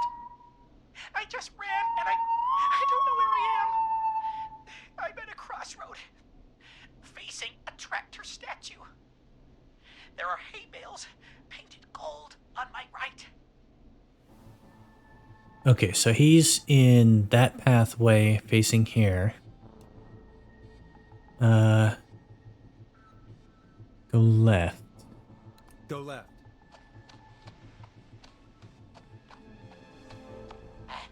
Okay. I went left, then tried a right. I have a pig statue in front of me and a creepy rocking horse on my left.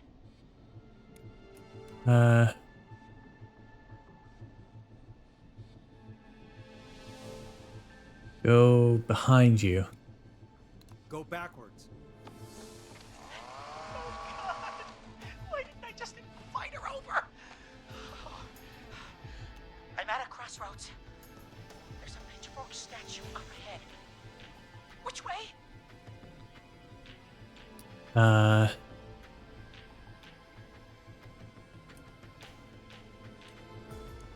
Go left. Go left. Oh, this wasn't how tonight was meant to go. I just wanted some love. There's Farmer's a hat and tiny scarecrow. barn in front of me and a scarecrow behind me. Nothing to my sides. Go right, buddy. Come on, keep going.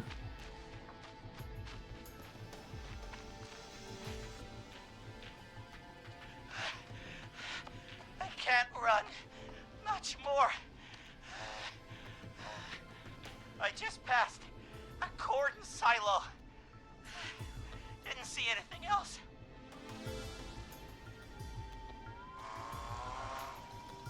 Please. Where do I go? Didn't see anything else on the way, so he's here. Go right. Go right.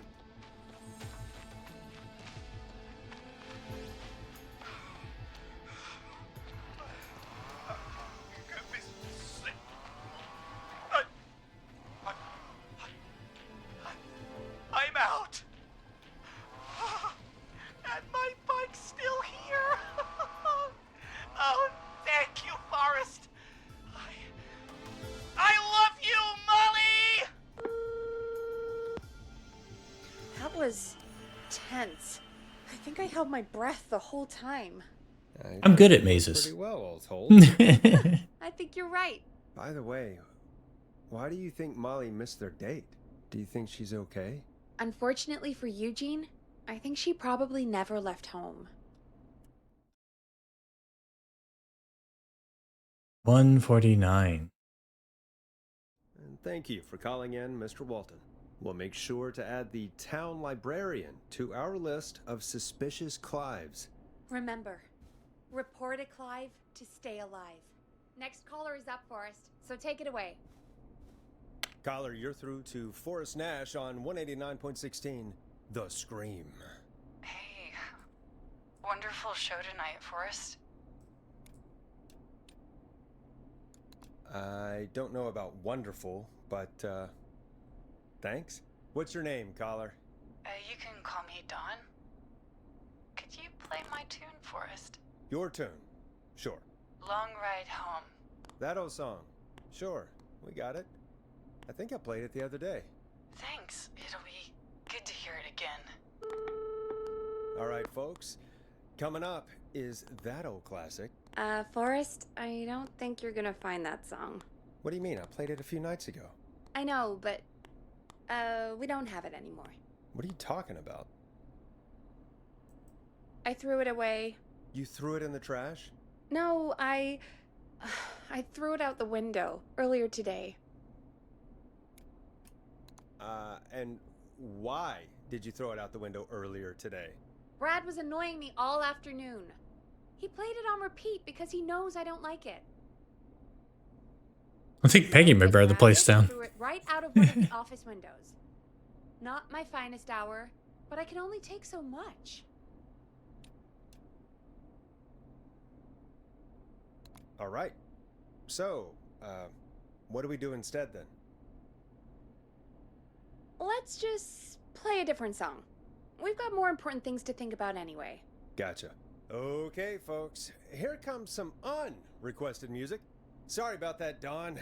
Damn Maybe it, try Peggy again G, tomorrow one night. job. Sorry. One job.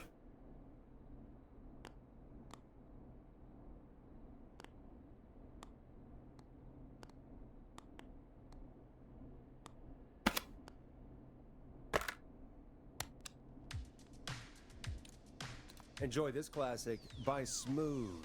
It's their hit song, The Word. The Word.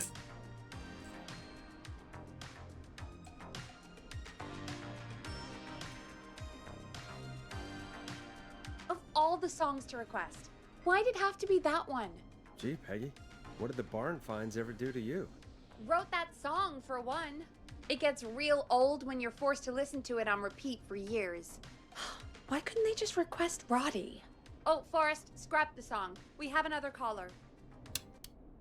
Sorry to cut the music short, folks. Callers take priority tonight. Welcome to 189.16, The Scream. This is Forrest Nat. Forrest? Oh, thank God. It's me again. Murphy. Damn it, Murphy. Talk to me, Murphy. What's wrong? Oh, the killer got me, man. Why did I ever trust a guy named Master Robbie? I warned you not to. Hindsight is 2020, okay? Forrest, we need to do something. Goddamn piece of... He came to the gallows waste disposal plant. Beat on me, man.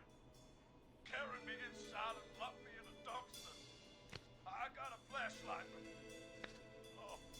Oh, goddamn. I smell smoke. I think he started a fire. Hold on, Murphy. We'll call for help right now. You gotta hurry, man. I need someone here now or I'm gonna die. Fire station's on the opposite end of Get town. the fire department on the line. On it. All right. Now just... Come on, pick up. Hi. Yes, I'd like to report a fire over at the Gallows Waste Disposal Plant. It's an emergency. What do you mean it's not operational? Why is there no backup vehicle? Oh, god damn it!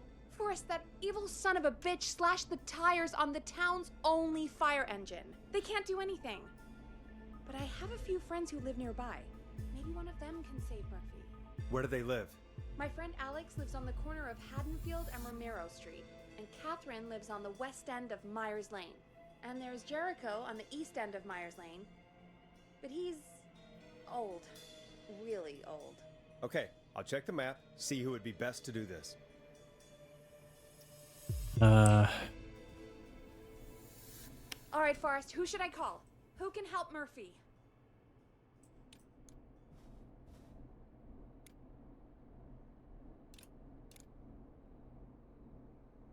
Call Catherine. All right, give me a second. Yeah, 'cause she's down here. It's the closest.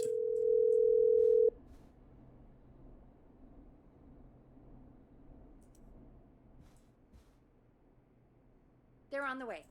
They'll call from the plant. You can direct them from there. Well, let's hope they get there in time.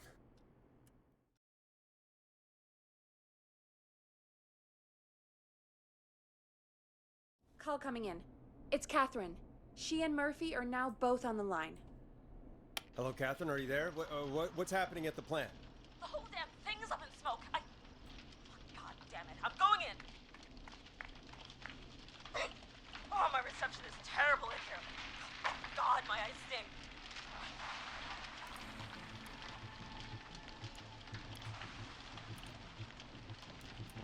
Murphy, can you see anything at all? Yeah, I got a little flashlight. Looks like old cans, bottles, and newspaper. That's recycling. What does it say on the newspaper? It's the Henderson headline. What was that? My reception is terrible in here. Please, Forrest, tell me where to go. Go to recycling. Recycle. Come on, Catherine.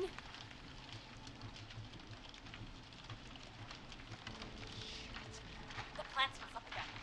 I can go shredding or crushing. Which way? Murphy, do you know what part of the plant you're in? I'm in a dumpster, man. What do you want from me?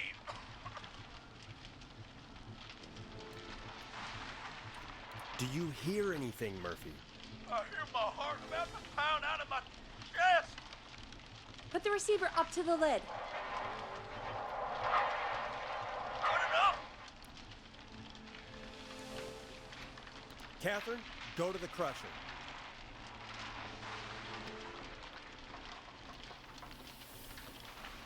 Okay, it's super loud.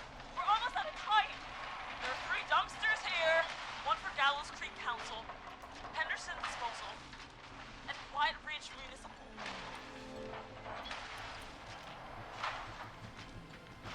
What does it say on the newspaper? It's the Henderson headline. What was that? We have no time. Which dumpster? Henderson. Open the Henderson container.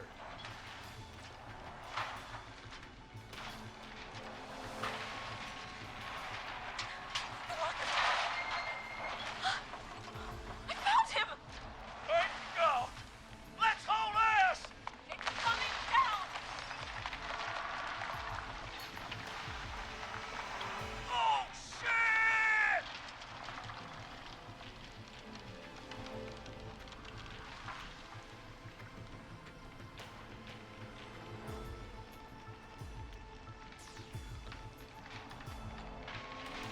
Hello? We made it! Okay. Oh, man. You saved my life. Thank you. Thank you. And I swear to you, now, I'm gonna raise Fernando to be like you. And I'm getting my money back from Master Robbie. You just get home to your son, okay? Will do, Forrest. Well, folks, Gallows Creek has 2 folk heroes tonight, Murphy and Catherine. I'm sure their deeds won't soon be forgotten. Great job, Forrest. No time to celebrate, though. We got a caller. You know what to do. All right, folks. Another of our good citizens is on the line. Let's see what they have to say. Welcome to 189.16 The Scream, with me, your host, Forrest Nash. Forrest, Teddy Gallows Jr. here. I just want to say that my thoughts and prayers are with my Gallows Creek neighbors during this awful time. Oh, it's mayoral candidate and scion of the town founders, Mr. Gallows. Are you in danger? We need to be a town To choose of law Alex. and order. We You got need lucky. cops who have the tools and funding they need to keep us safe. Okay, Teddy. I know you're an outsider to our little town here, Forrest. But you're really stepping up to bat for us all tonight. I just want to say thank you for taking a swing for Gallows Creek. Jackass.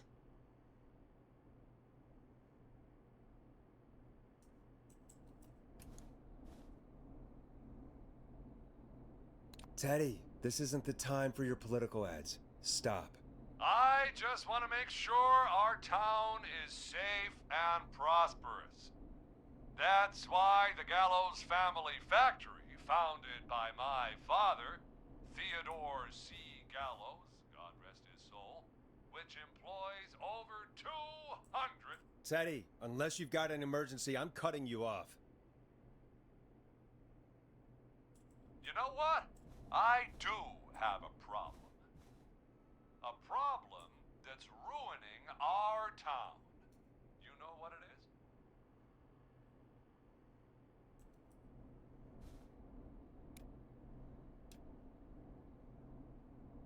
Yeah, how about the goddamn serial killer? The problem is that woman, our current mayor, Linda Cartwright. Oh, here we go. She just isn't one of us. Linda Cartwright is un-American, unstable, and... You're not better than anyone, Teddy. Just because you inherited half the town. Your producer sounds a little unstable, too. Don't you dare speak to me that way. Cut him off, Peggy. I can guarantee this kind of thing will not happen when I take office. The moral decay of... And that's enough of Teddy Gallows Jr. for one lifetime. I always feel disgusting after hearing him talk. Yeah. Just play an ad, Forrest? I need a minute. We'll be right back after these messages.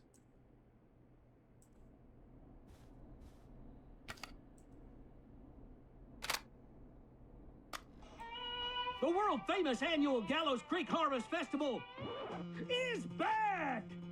We got it all out on Giblet Field. We got the Little Miss Harvest Pageant, Princess Harvest Pageant, Harvest Queen Pageant, Cotton Candy, Corn Dogs, Cornhole, Corn on the Cob, Crokinole, Country Music, Can Jam, Jams, Jellies, Jamborees, Juggling, Roller Rickies, Roller Disco Lessons, Praying. Yeah, so we got Peel, because Peel's been directing horror movies. Carpenter, John Carpenter, Wayland Yutani, already did the Haddonfield, Myers, Dono McCready, Rogers, Romero, I don't know, Lawrence Sy,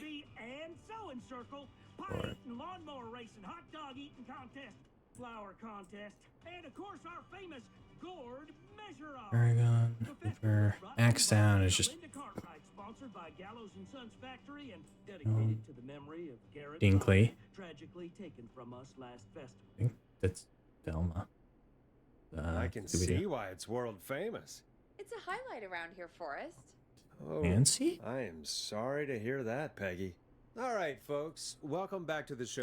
We have a note from my producer. That's right. Come find me at the Harvest Festival tomorrow to grab your choice of a K-Fam mug, sticker set, or poster. Let's see what our next caller would choose. Caller on line 1.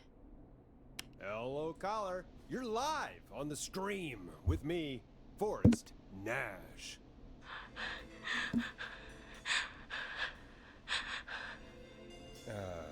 Hello, caller. Who is this? I need the police. I'm Forrest Nash. I'm standing in for 911 tonight. What's wrong? There's a guy hunting me and my friends. I think he's killed some of them already. Ooh, unfortunate. That's him. He's just outside. I can see him from up here. God damn it. She's just a kid.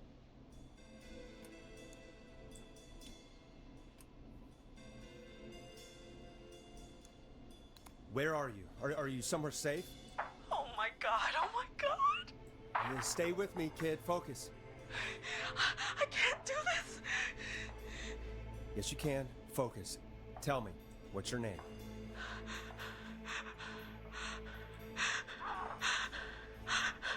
Sweetie, you can do it. What's your name?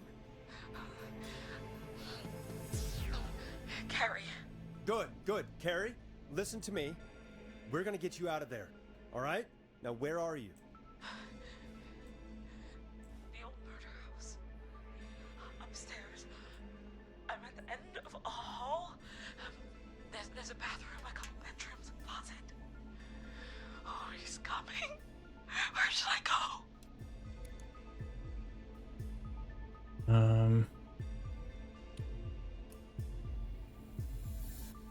Go to the bedroom.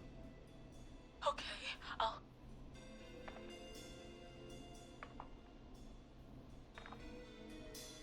He's here. He's here.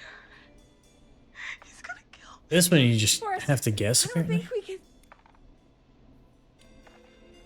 Don't move!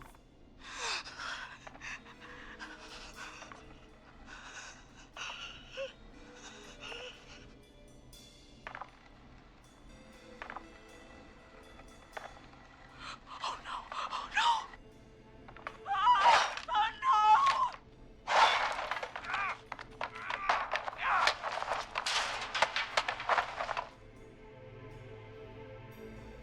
Forrest!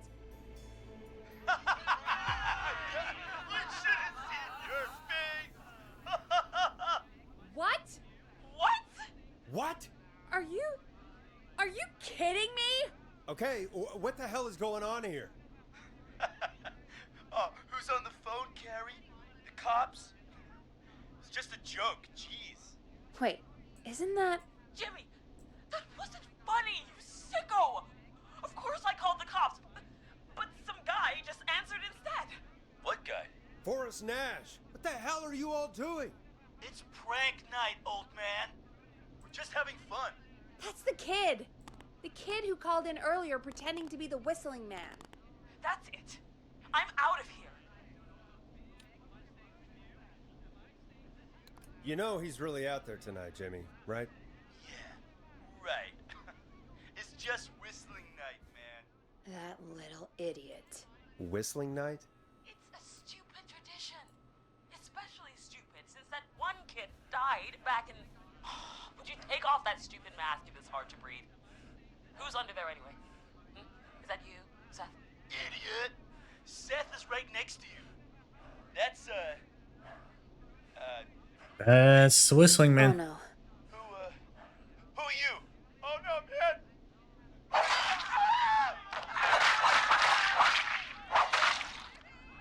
Everyone, get inside! Everyone, run! You two, barricade the door. Scott, Heather, you barricade the back. As long as he's out there and we're in here, we're safe, right? You bought time, but not much. Forrest, we have to... Heather, I already called the cops. Forrest picked up. He's the best we're gonna get. Who is with you, Carrie? My friend, we drove out to the old murder house and... Oh, of course! The van! Who's got the keys? Jimmy had them. Jimmy. Well.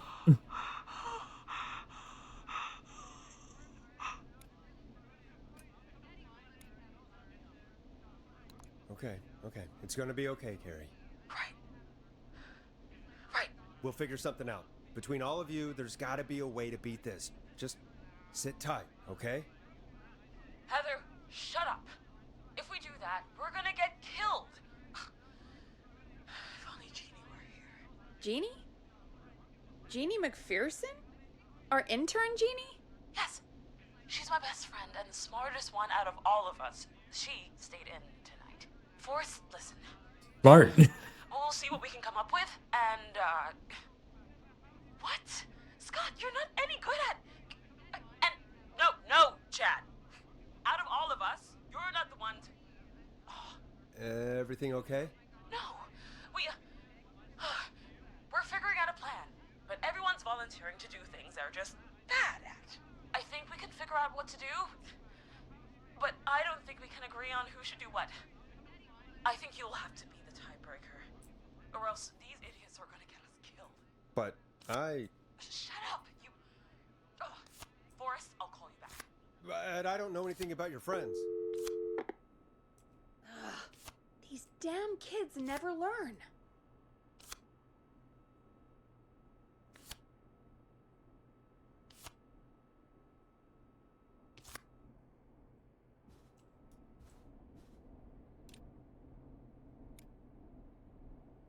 Breathe, Peggy. It's okay. They do this kind of thing every year, Forrest. People get hurt. All right, folks. We're gonna work out a way to save Carrie and her friends. This next one goes out to all the trapped kids out there.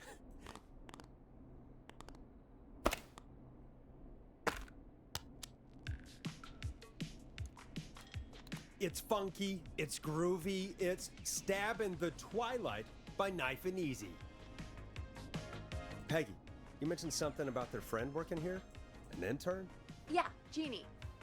Seems a nice enough girl, but a bit head in the clouds, you know? Not sure why we took on an intern. We really didn't have the office space for one.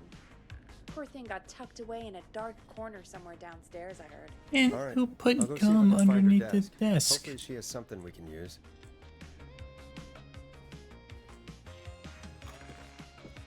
Peggy said her desk is downstairs.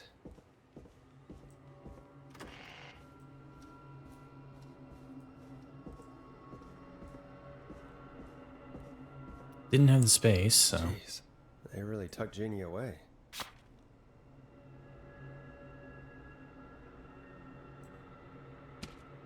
Friendship quiz. This might work.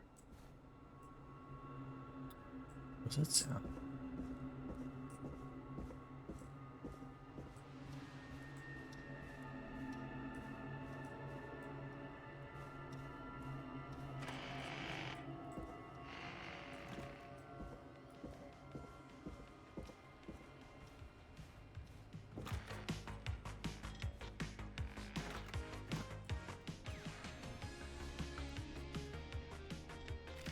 Okay. Leave that there. This here. Hey, you find anything that'll help us out? Yeah, I found a friendship quiz with all these kids on it. If you think that'll help, then good enough. Carrie's on line 1, whenever you're ready. There's 2 parts here.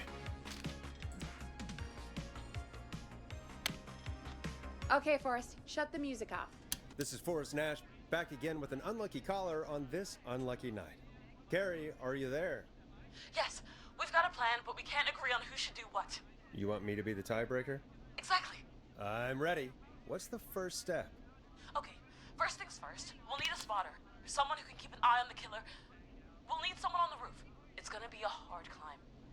We're deciding between Heather, Kyle, and Hot David. Heather's got this. Yes, Heather, he picked you. Now please, stop talking about all your cheerleading trophies. Part 2, the Whistling Man padlocked the gate back to the road. Before we drive out of here, we need someone to pick the lock. Seth, Jennifer, and Scott all want to do it. Probably Seth.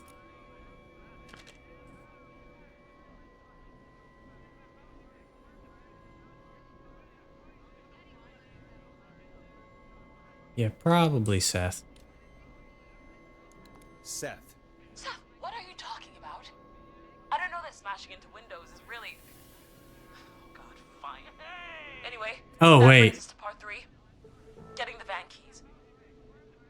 I'll volunteer for this. I don't know Jimmy as well as you guys, so... I should have gone with Jennifer. It'll probably be easier that way. Then it's part 4.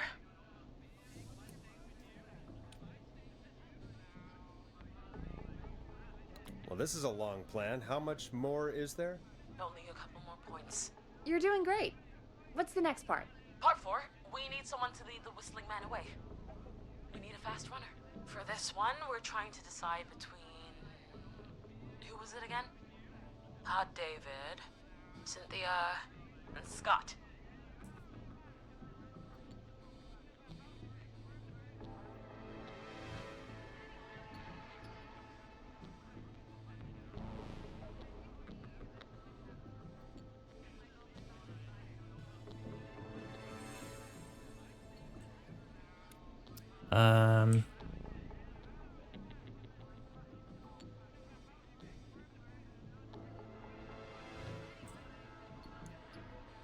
Probably gonna have to go with Hot David.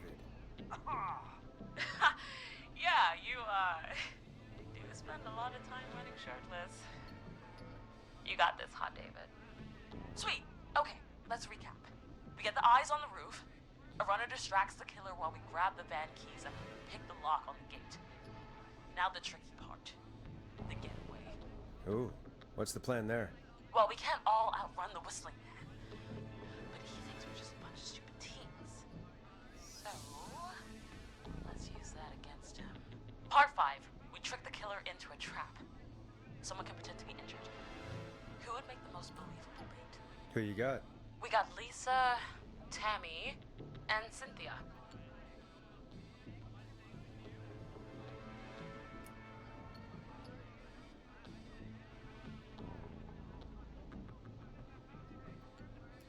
Tammy's got not much of a poker face, so probably Lisa?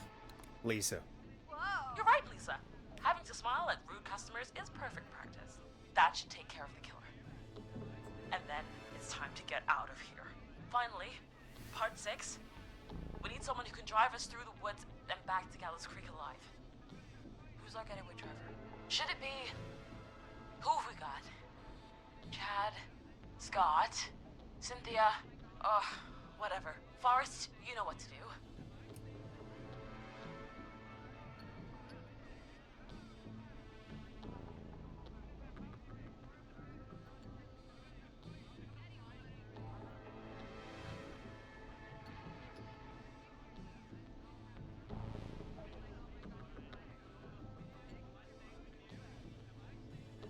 Oh, most likely to beat everyone at go-karting. Chad.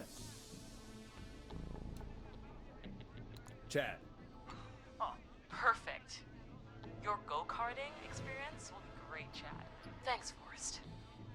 We'll just take a few seconds for ourselves, and then it's go time. Sounds good. Locke's not getting Talk to you in a picked. sec. Good luck, Carrie. That actually sounded like a pretty good plan. I hope you're right. Yeah, let's hope. I think I got him killed.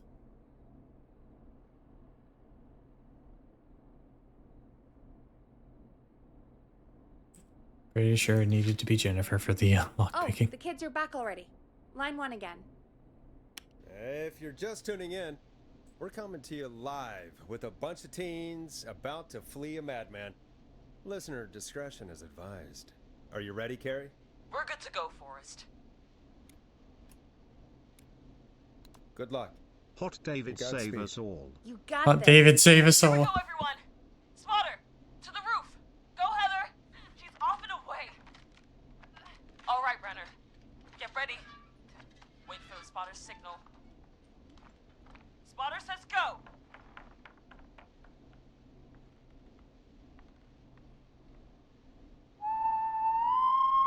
Wait. Lockpicker, go. I'll get the keys off Jimmy.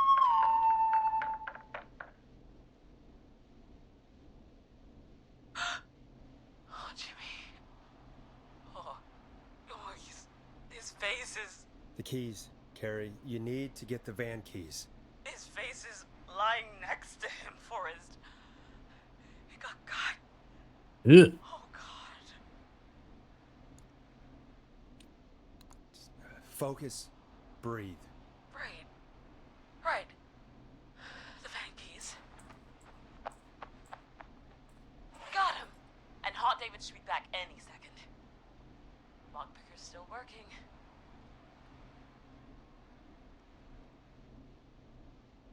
God, hurry up, lockpicking. Oh, my God! Oh. Oh. Yep. Oh. Oh. This is going terribly.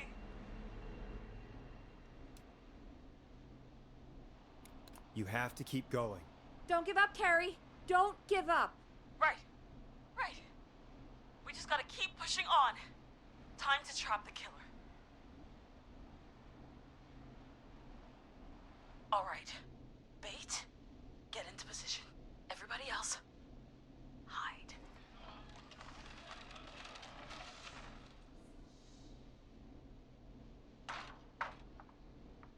Okay, performer. Now, act like your life depends on it. Oh. There he is. He's buying it.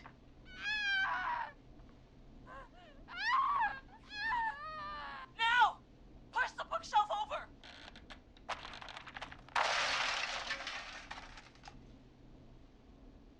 Oh my God! He went through the floor! Spotter! You need to climb down now! We gotta go! She's coming down. And yes! Heather! I think Hot David died. Everyone come down. Driver, take the keys.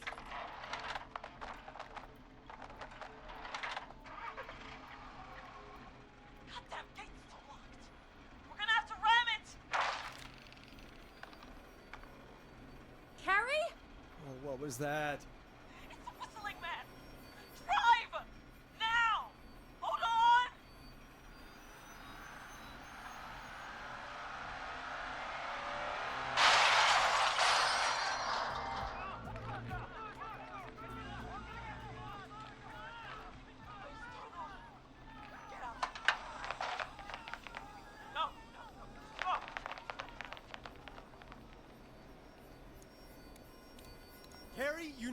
get out of there now!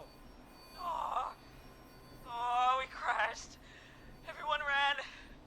My leg's trapped. Forrest. Oh.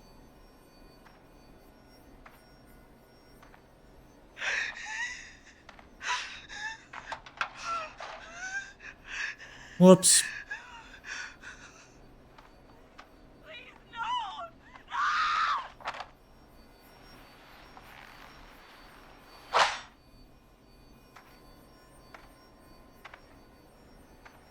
Carrie?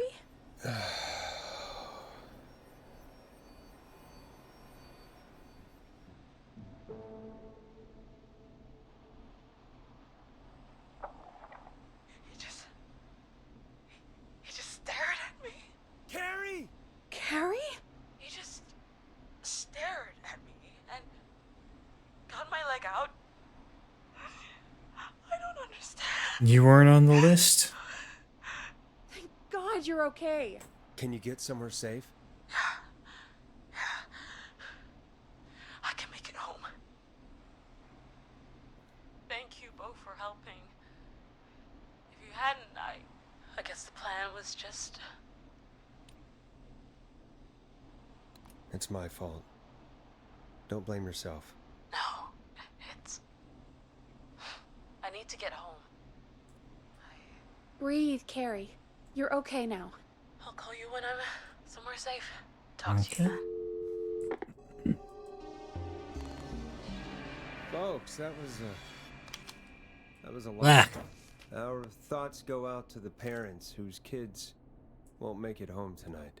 For any kids listening in, please stay inside and stay safe. And parents, hug your kids extra tight tonight. Here's a song for the girl walking home in the dark.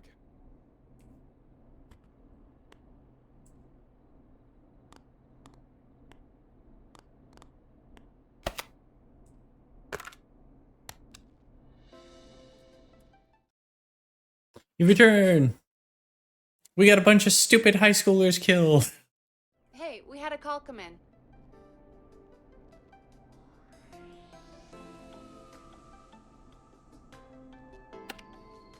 Time to turn the music off. Forrest Nash here. Listeners, we've got another caller live on 189.16, The Scream. I think we only got one. Mind, caller. Hey, Forrest. I just wanted to phone in and say that I think I speak for everyone when I say that you're providing a real service for Gallows Creek tonight. It's cool what you're doing, man.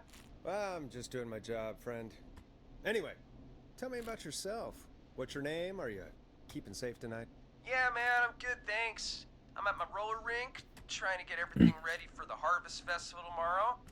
I had a guy from Starling Security here earlier installing the Starling 4000 system, so I'm a little behind. As for my name, my friends call me Roller Ricky, and I now consider you a friend, my man.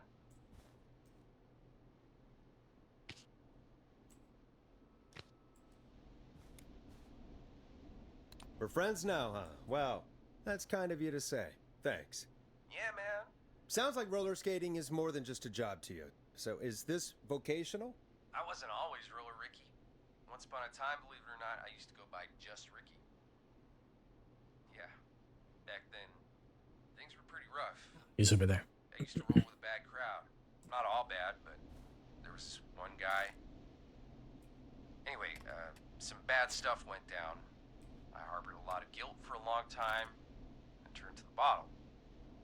I didn't really talk about it or even know how to talk. It's just how it was. That bottle took the best years of my life.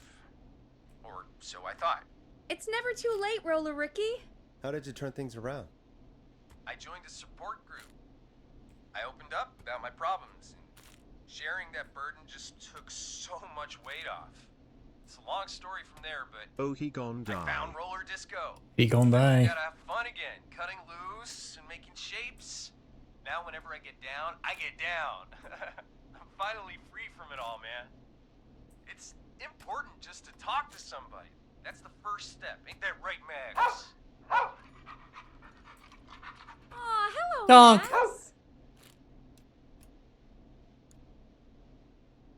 Well, he certainly sounds like a good boy. Max is my emotional support dog. He's a rescue dog, but I always say he's the one that rescued me. No. He's the best dog a guy could ask for. I swear to God, if anything First thing I happens to did the was dog. teach him how to skate. He's better than me now, a real pro. Max can skate. Yeah, man. At first they said it couldn't be done, and then they said it shouldn't be done. But Maxie loves the rink, man. Is that another train, Maxie? Maxie loves trains, man. He's even got that special how to greet them. Maxie sounds like a really special boy. Maxie appreciates all the positivity you're throwing out, my man. You know, I'm actually hosting free skating lessons tomorrow at the festival. I think it's a great opportunity to give back to the community. Man, all this talk of skating's got me itching for a boogie. Before I switch my radio off for the night, could I request a song, Forrest? Hell yeah. Something I can groove to, you know, something funky. It'll be me and Maxie's final boogie breakdown tonight. Then I think we'll take it down a level. I can do that. Thanks again for calling. You and Max, be safe now, okay? Bye, Maxie. You got it, man. Peace. Well, folks, this next one goes out to Roller Ricky and Max. Enjoy. I really needed that call, you know, after everything. Yeah, I get that. He talked a bit much for my taste, but it is inspiring to hear somebody come back from the brink like that. Yeah, that's what I meant. You were thinking about Max on skates, weren't you? Well, would you look at that? Another caller on the line. What are the odds? Better take it. Hello. Okay, Forrest, shut the music off. Bye-bye, music. Welcome back to 189.16, The Scream. This is Forrest Nash. How are you tonight, caller? I'm doing okay. I made it home safe. Gary! Hey, I just wanted to thank you for doing what you could earlier. You know, even though not everybody made it, and, I don't know. Hey, it's okay. You were so brave earlier. You're safe now. I wanted to ask you why he didn't... Why am I... Why what, Carrie? Why did he spare me? After what he did, why let me go?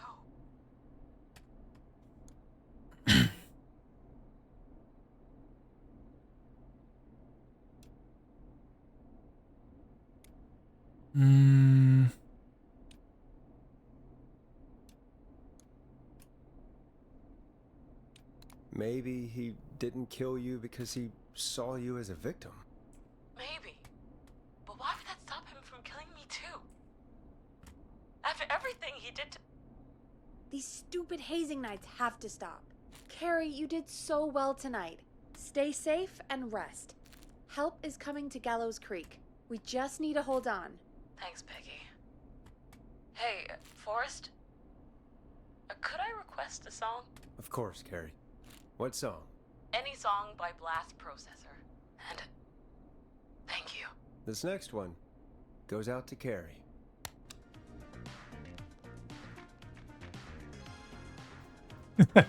Like how I already had that in. You know, what Carrie just said has really got me thinking. About what? The whistling man left her alone. Why? There must be a reason. When it comes to masked whistling killers, I don't think a reason is a key part of their process. Well, it's something to consider. I need to take a break. If you want to stretch your legs, now's the time. Just hit the Peggy button when you want to get back on air.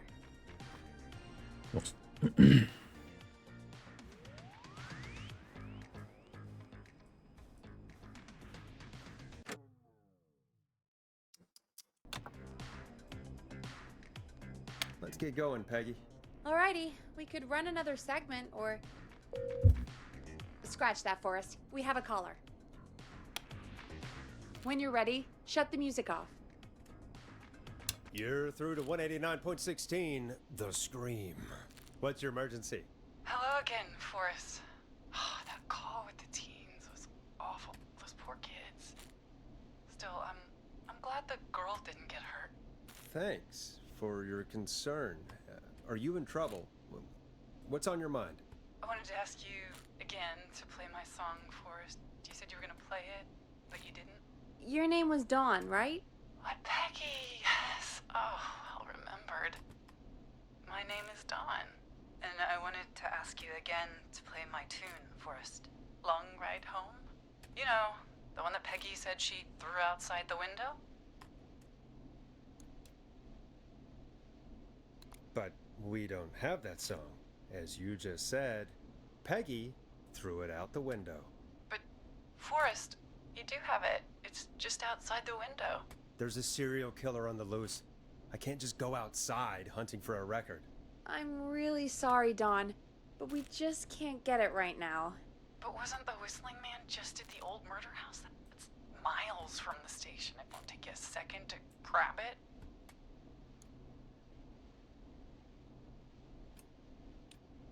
Don, I'm not sure if you've heard, but there's something unnatural about this freak. He's fast. I'm not risking it. Oh, but I think you will. Forrest? Peggy, I'm calling with more than a request. I know something. I think I know who's gonna be next. What? Are you serious? Play my song, Forrest, and you'll find out. Well, folks, here's some music for you while I think things over.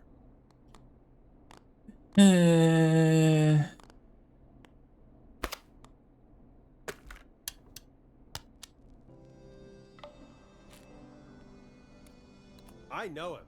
You love him. This is Roddy Snatcher with his new single, Final Breath. Is she serious, Peggy? She's serious about hearing that song, that's for sure. Peggy, I mean, is she serious about... I don't know, Forrest, but we don't really have a choice, do we? If she's telling the truth... All right, I'll do it. You're a good man, Forrest. I'll slide you the key to the fire door. Wait. Our fire door has to be unlocked? Yeah, you know, I never thought about it, but yeah. We should talk to Reggie about that later. Anyway, I'll hold the fort down while you're out. Maybe I'll even get a caller. That could be exciting. 189.16, The Scream. With me, Peggy.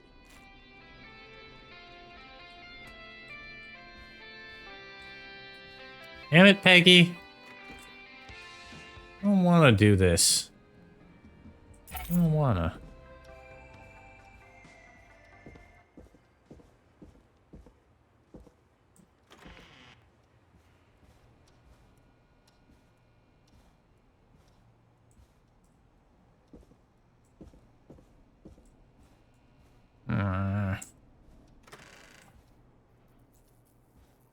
You fucked us, Peggy. Fucked us. You fucked us, Peggy.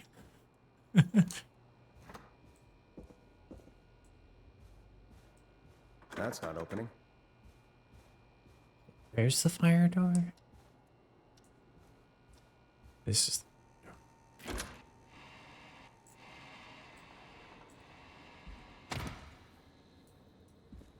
You know, I hope she'll be happy when I'm brutally murdered by the Whistling Man.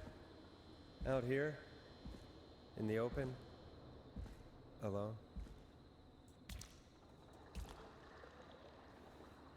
Ah, there he is.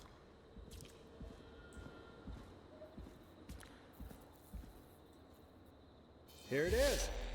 Long Ride Home.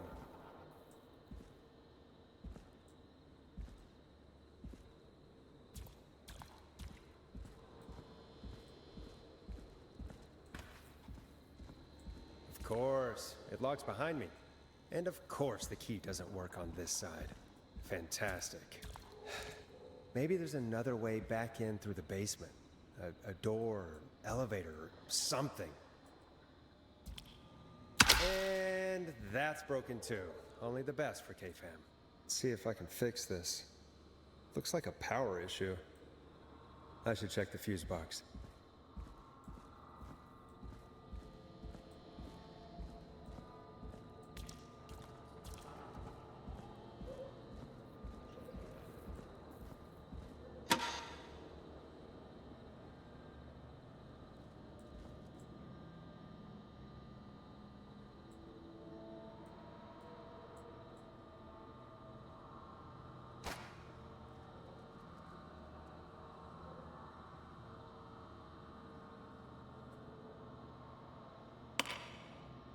Looks like I'm gonna have to hunt around for some new fuses. Not a fan.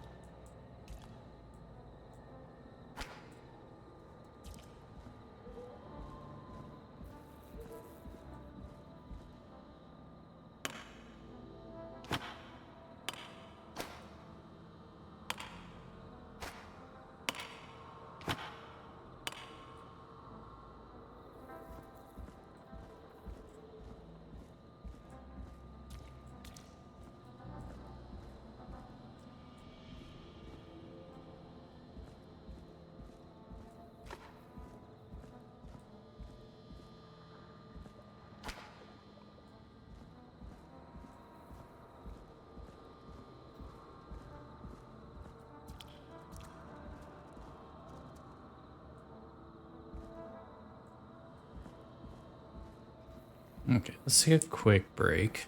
We got an ad about to start anyway. Then we'll get back to this horrible idea. Be right back.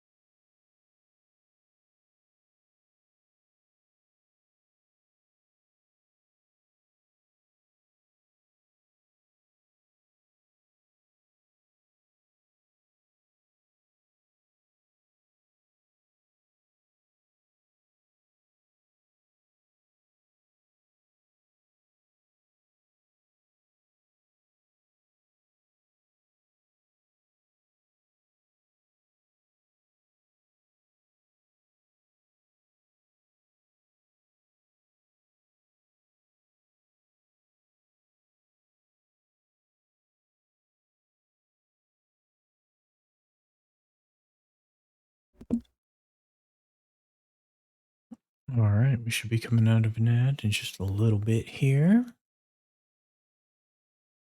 I'm liking this so far. If time estimates are accurate, we're maybe halfway through the game. So, we'll see. I still need one more fuse.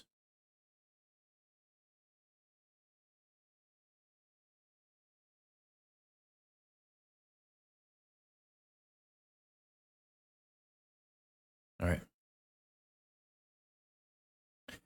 And we're back. We're back. Okay. One more fuse. Deeper down to the alleyway. I don't trust that bent over fence.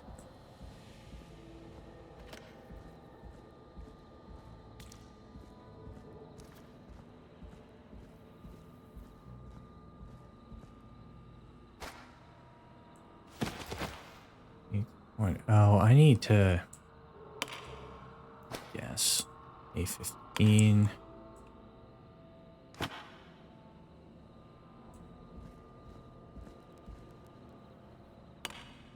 What are these things?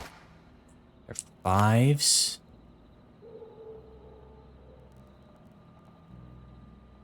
I need 70.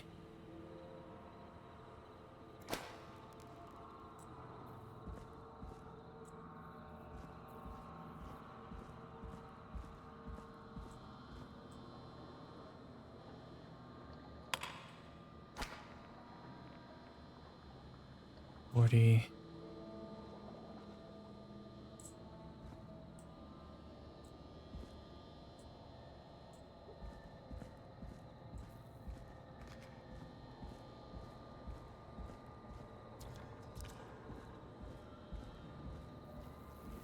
I need another 15. I'm guessing. Nah, that's not right. Do the fuses add up properly?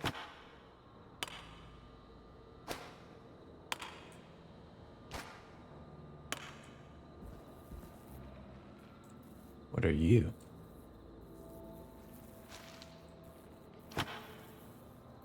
$30. That's 50. I could put a 5 in and that 15.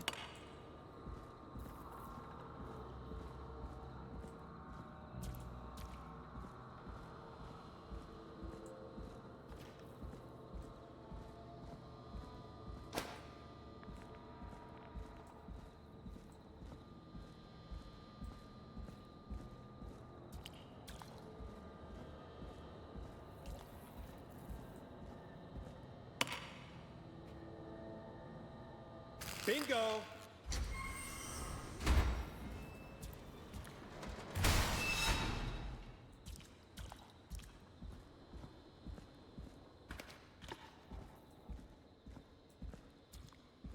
I could probably survive that fall.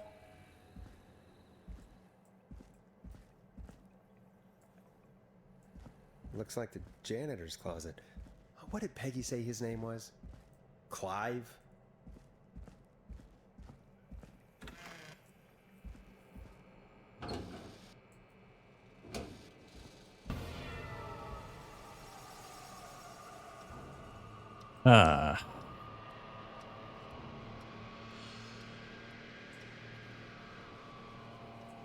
What the hell? Peggy is not gonna believe this.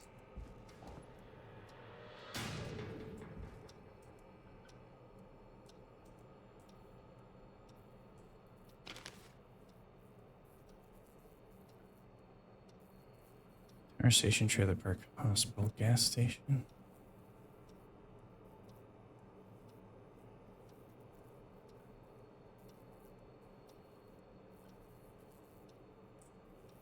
This is like some form of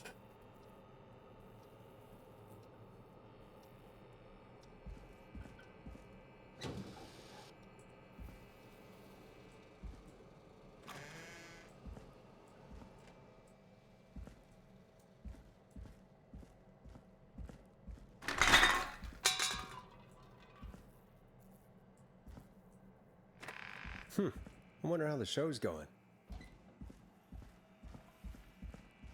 God, please let this be the last locked door.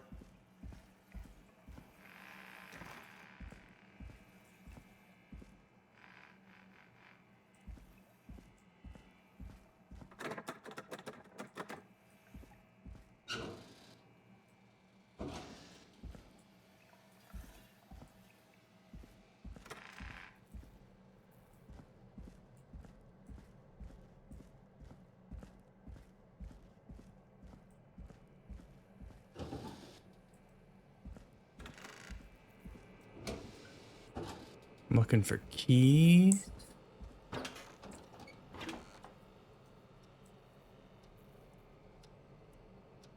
Ah, there's the beautiful key. I should be able to get back to the studio now.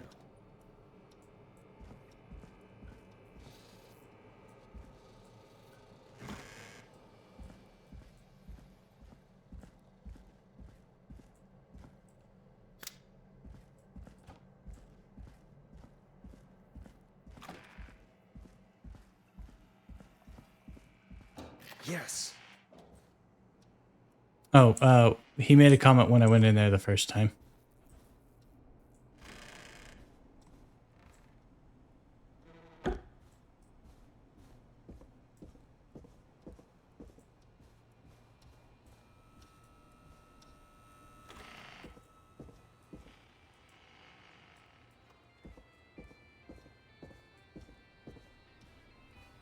Nothing can defeat the fire extinguisher.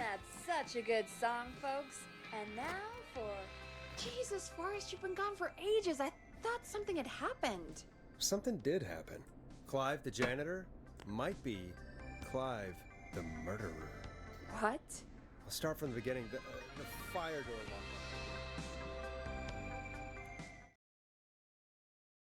240. Why did you heave that thing all the way up here? Because the basement's creepy as hell, and I don't like standing around down there. Fair. All right, let's run through this again.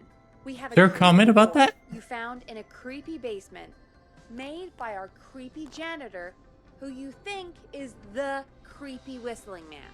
Yep. And on the creepy board are the names Chuck Brody, Kim Walker, Rebecca Allen, and Aunt Williams. Correct. And you think one of these people will be the whistling man's, Clive's, next target. That's right. And we've got to find them. You said there are 4 locations listed there too? The hospital, the power station, the gas station, and the trailer park. Clive must think the target is at one of those locations. Forrest, you're gonna have to figure out if any of the potential targets are at one of these locations tonight. Hit the button if you need any help.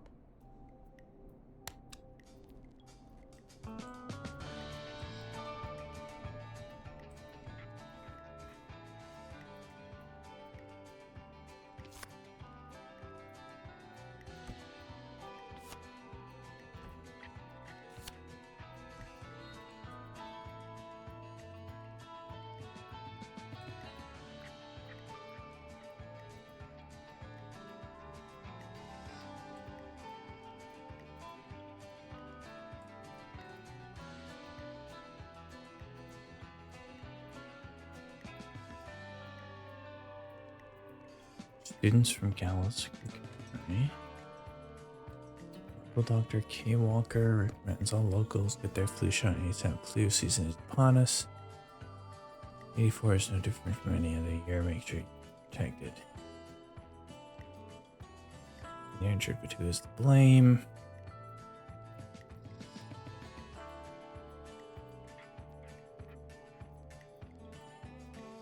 Gallows Creek Harvest Festival closed earlier this year after crashes struck only hours after opening. The big wheel broke free from its supports and rolled through town. It was currently underway.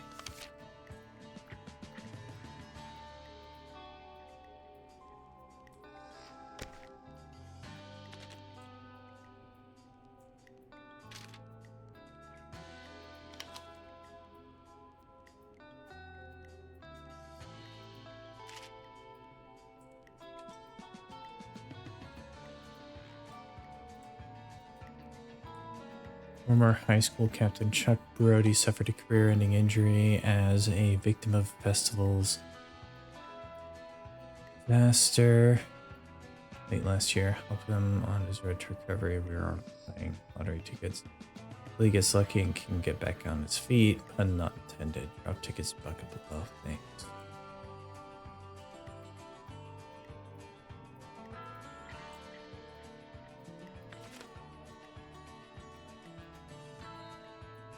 Walker and Peter Stein on the 30th of May 1970. Best wishes. Congratulations.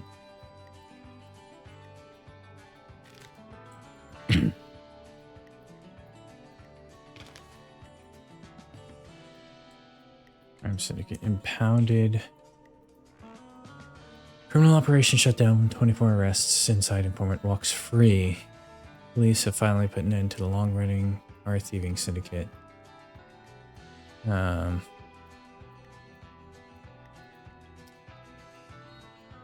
Just gave up information.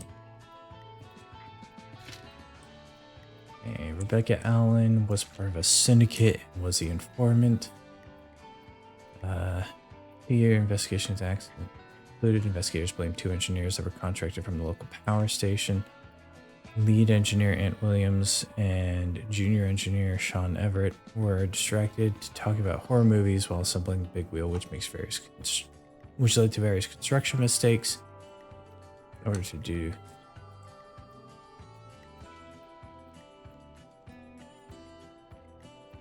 okay.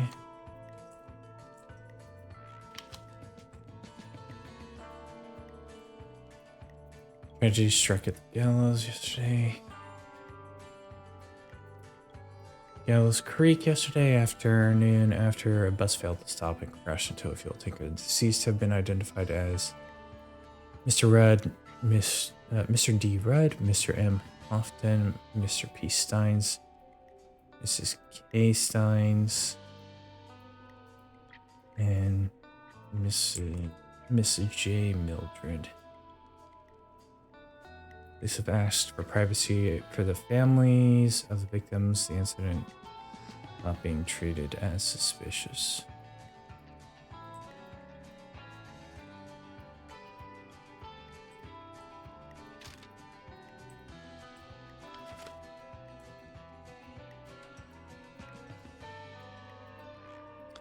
Trailer for cheap.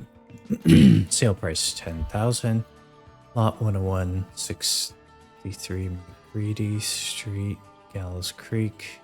Contact real estate agent. Wallace. Think of being a local celebrity. People are so mean to me. I only sell cars. Who cares? Buy a new one. I'm selling my trailer and leaving town. If you want to get out of here, please buy.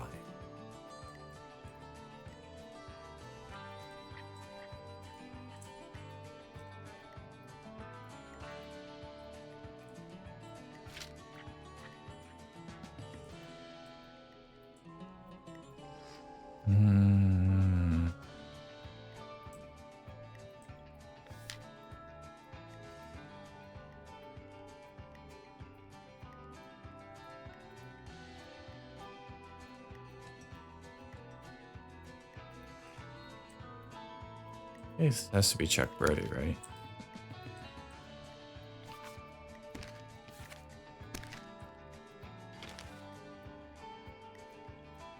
You care about health and safety? Good, then come down to a yearly convention. Get started in a career in health and safety advising. Learn about health and safety in the workplace.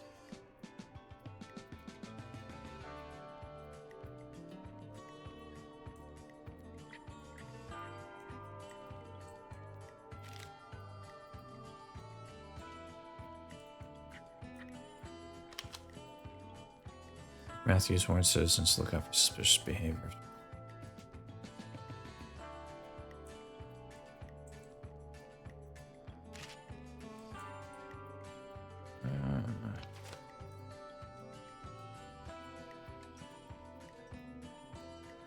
Dean's Gas and Repair has been sold to a man who won the lottery 14 years ago. The new owner claims it will keep me busy on an evening he has asked to remain anonymous. He may have won the lottery.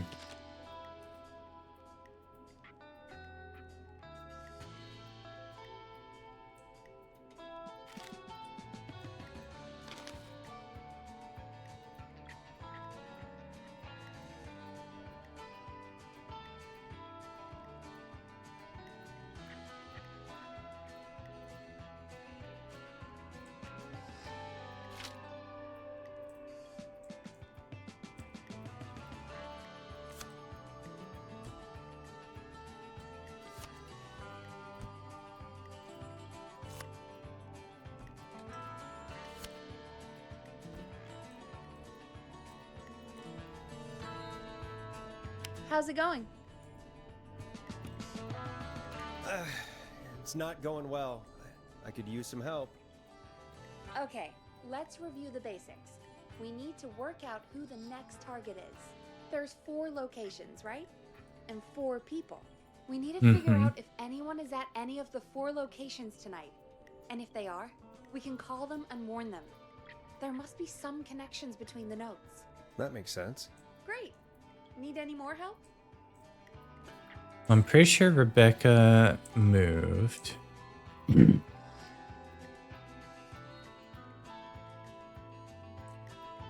year is it? It is 1987. September. He's probably not here.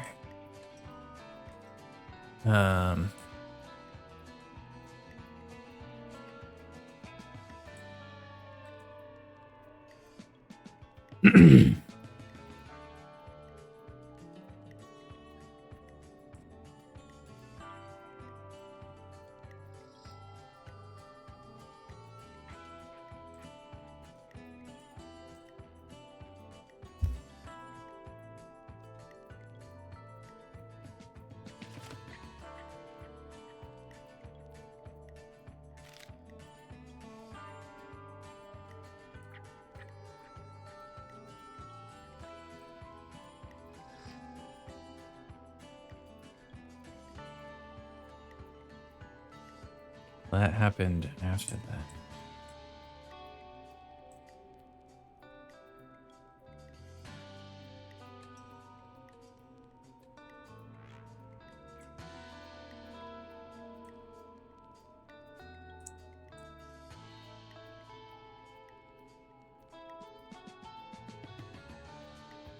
When did they get married? They got married in 70.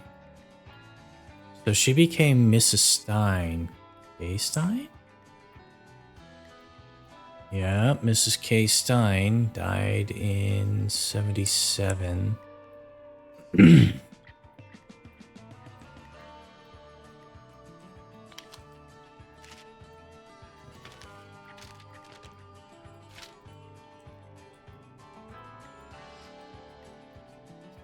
'86, '87.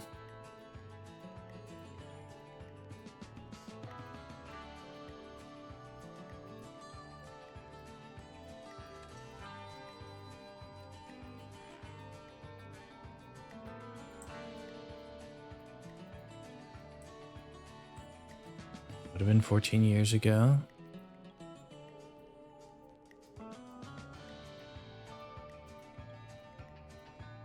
No, he didn't win the lottery.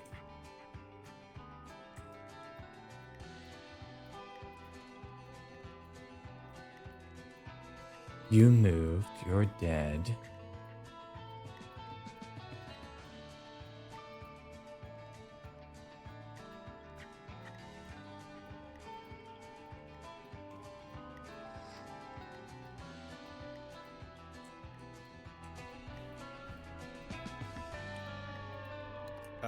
Yes, please.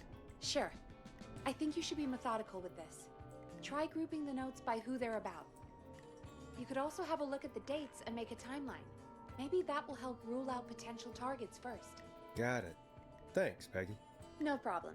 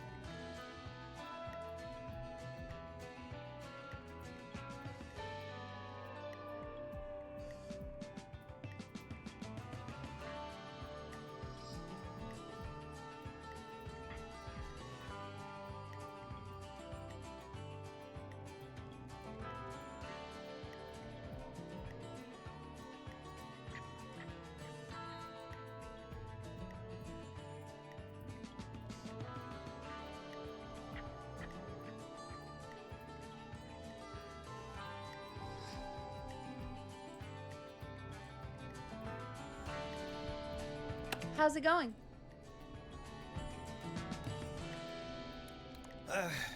It's not going well.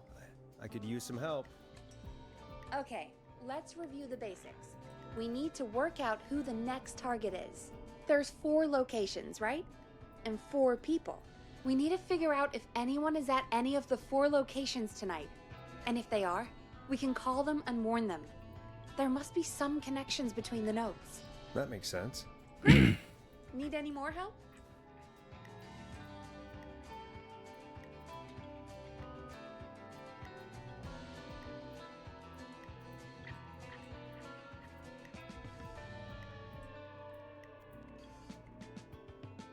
Steam's gas repair.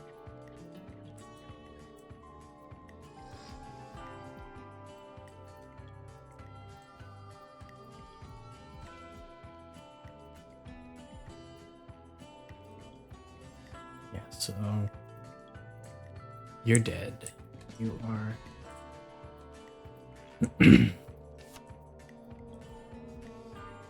you are in the cemetery.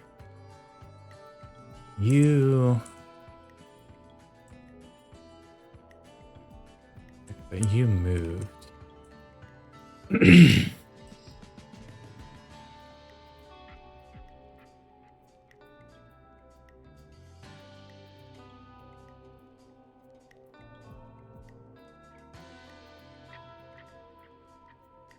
You successfully moved out.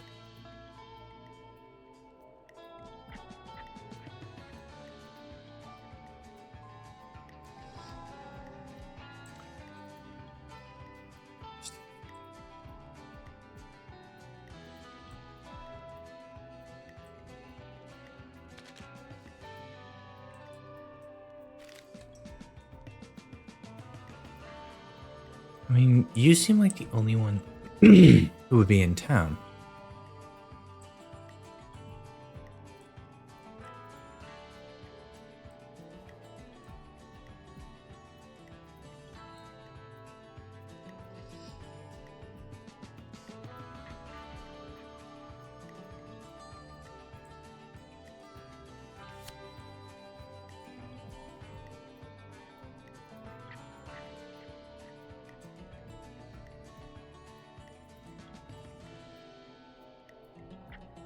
Oh, this would have been useful during this stuff.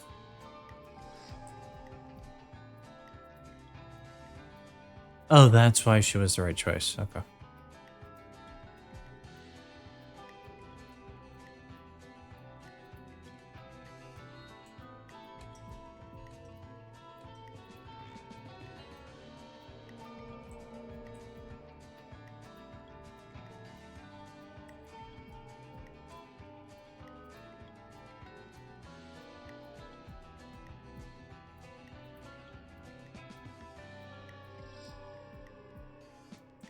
Rogers.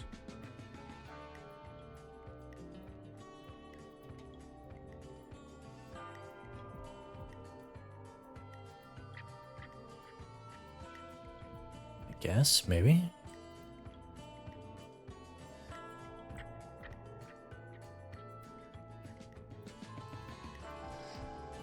Okay, anyway.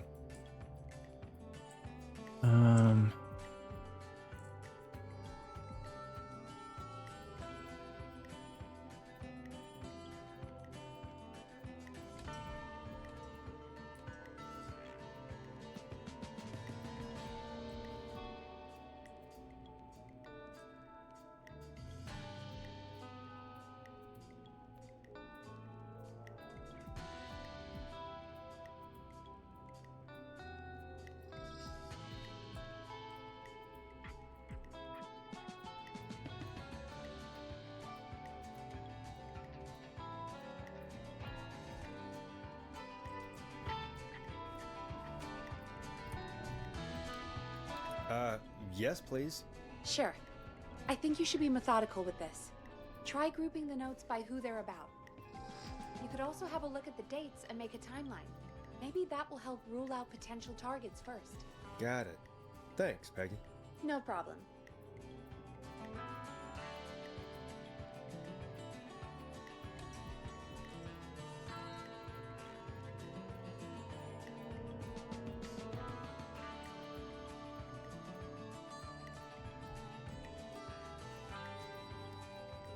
Yeah, so lottery tickets were sold to a man who won the lottery 14 years ago in November 1986. That'll be 72. He didn't end up winning the lottery, so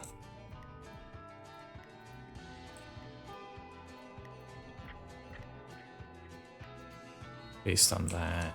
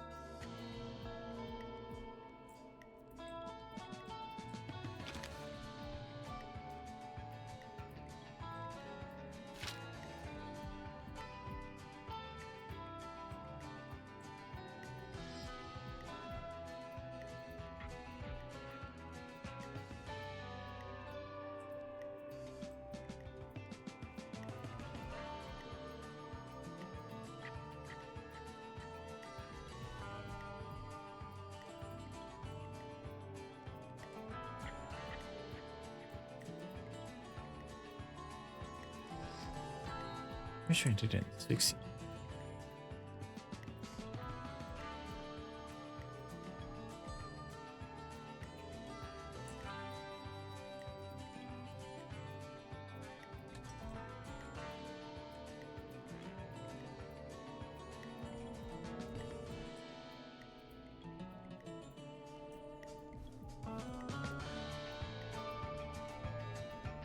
How's it going? I'm okay, thanks. Think I've almost got it. Good luck. How's it going? I'm ready, Peggy. Are you sure? We've only got one shot at this.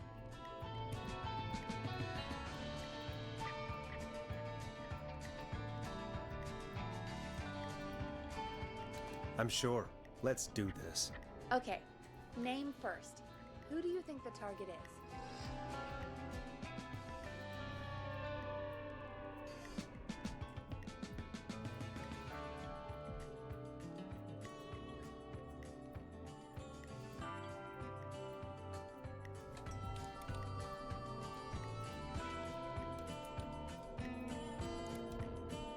Chuck Brody. And where will I find them?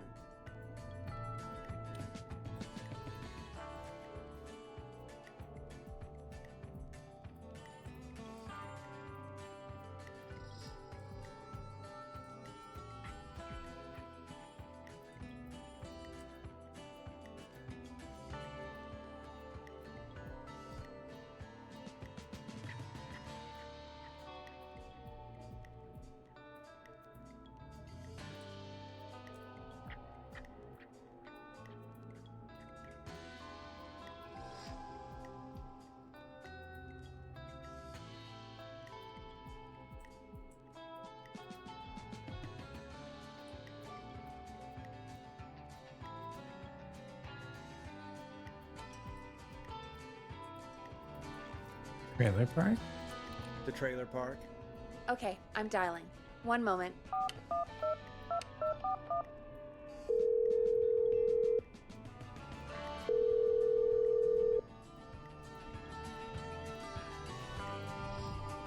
Forrest, I'm through to the trailer park, but... They say there isn't anyone by that name there. What? Then who? Jeez! It sounds like something blew up. He's Gas using station. bombs now? Oh my god. The call board. One moment. Forrest, I'm getting so many calls. Just let me... I'm gonna take us off air for a moment. Peggy, what's happening in there? That doesn't... Peggy. I'm back. He blew up the gas station, Forrest. Okay. I spoke to the fire department and the hospital. The fire department is useless now, as you know. And, the hospital's only ambulance was at the gas station. Forrest, you've got to say something on the radio. You have to tell the town. I'm putting us back on air. Now. Gallows Creek, I don't know how to tell you this, but, the gas station's been bombed. Please, everyone, stay safe, stay inside, and... Oh, just bring us into some music, Forrest.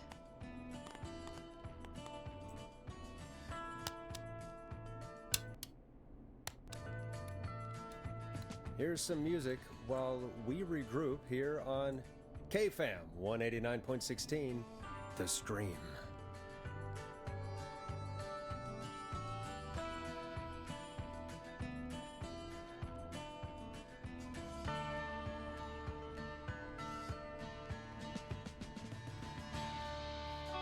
There's gotta be more in the basement to show us who Clive is targeting.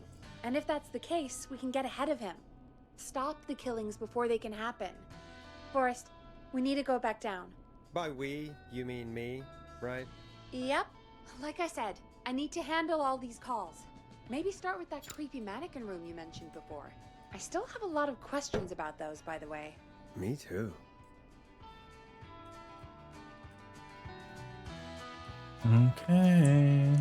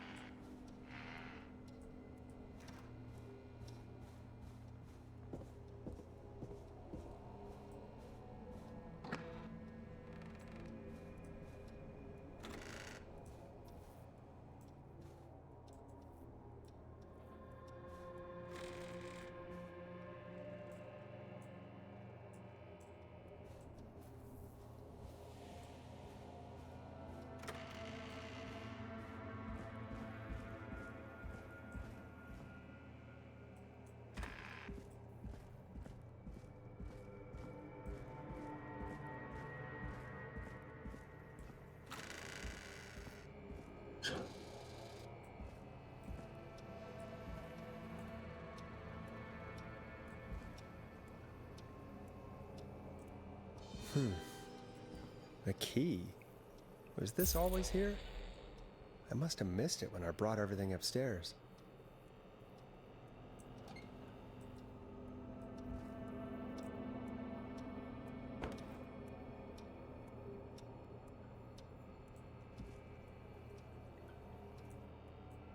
Where did the key go?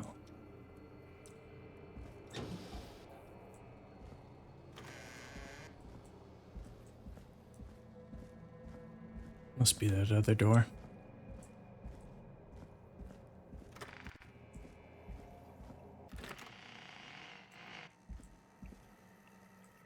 Hey, Forrest! Peggy, give me some warning before yelling down the intercom? Sorry. Buzz the intercom when you find something and want to discuss it.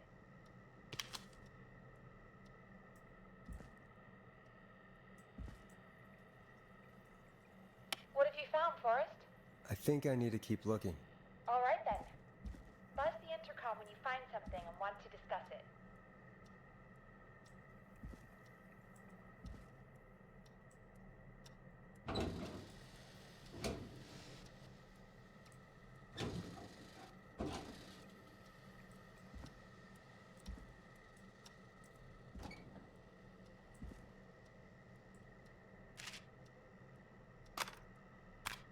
Peggy, I've found a tape and a map down here. A map of what? Looks like it might be to somewhere in this storage area. Weird. Well, maybe the tape will give us more information. Give it a play. George Barrow, 1968. That's when this all began for me. Follow the maps. Find the tapes. I'll be waiting. Wait, George Barrow? We all heard that he drowned after a night out drinking. Was it actually Clive? Has Clive really been the whistling man for that long? He says I need to follow the maps and find the tapes. I guess that's what this map is about. I think we need to see what else is hidden down here. Be careful, Forrest. Keep looking. Buzz the intercom when you found something.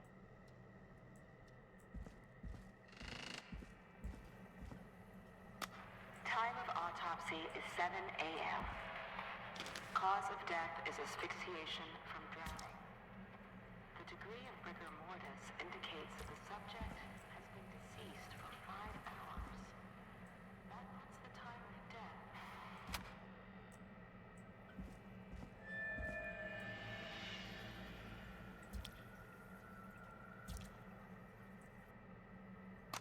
Time of autopsy is 7 a.m.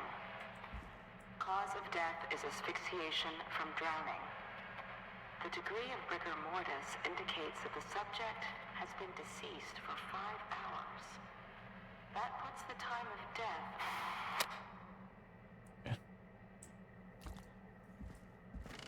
Let's see, where is this?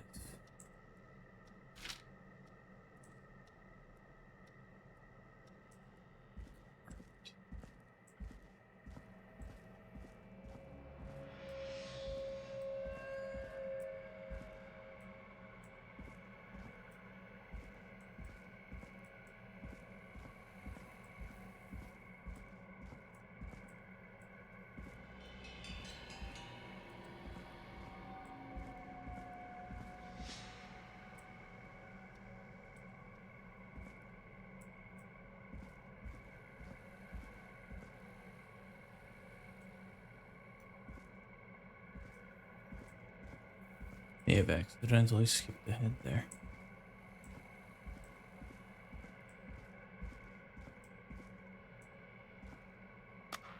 Small lacerations to arms, legs, and face, typically obtained by This looks running useful. through foliage. Severe blistering to the feet, as though the deceased had been running without stopping.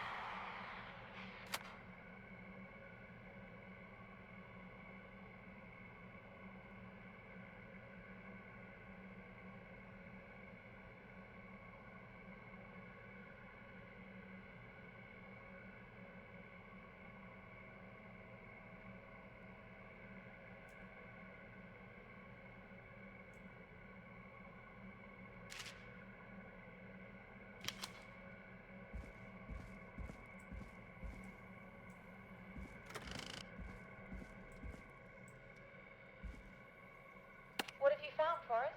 It's an autopsy tape. Doesn't say for who, but I think it must be for George. Poor George. He was so young. Something's bugging me, Peggy. What do you mean? I swear I recognize the voice of the woman talking on the tape. I just can't place it. Seriously? Do you think you've met her before? I don't know. I mean, I just got here recently. I don't know. Found another tape. It talks more about how George died. What did it say? It sounds like he was running for his life. Sprinting through trees and bushes, getting cut up all over. What would drive someone to do that? I'm not sure yet. I found a police report. Mentions a friend from earlier, Sandra Sharp. Sandra. The jazz runner? That's right. She found George's body washed up at the reservoir. The reservoir? Yeah? What's strange about that? George got cuts from running through foliage, right? But there's no forest around there. Also, how did it wash up at the reservoir? What do you mean? Reservoirs don't have tides. But that's what the police report said. It's not possible, though. I did a school project on reservoirs and got an A. But, yeah, not important right now. The important thing is that it doesn't make sense. What are you suggesting then? That the body was originally found somewhere other than what the report suggests? That the sheriff tried to cover it up, but accidentally let something slip? Something like that, I think. Well, Sheriff Matthews wrote the report. If he hadn't been eviscerated, we could have I drew asked him. crypt for your donation prompt last Sandra night. is still alive? They said graveyard Once we're and done down mausoleum, here, but we it should is give a her a call. buy. Do you think you found everything for us? Thank Your you crypt's for the gotta be more support. down here. I need to find all the tapes. You think so? How much did Clive hide down there? Hell yeah. Well, if there are more tapes, then there must be more maps to follow, right? That seems to be the case. All right then.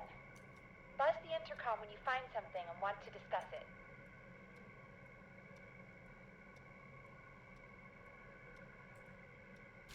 Okay, so the cop was dishonest.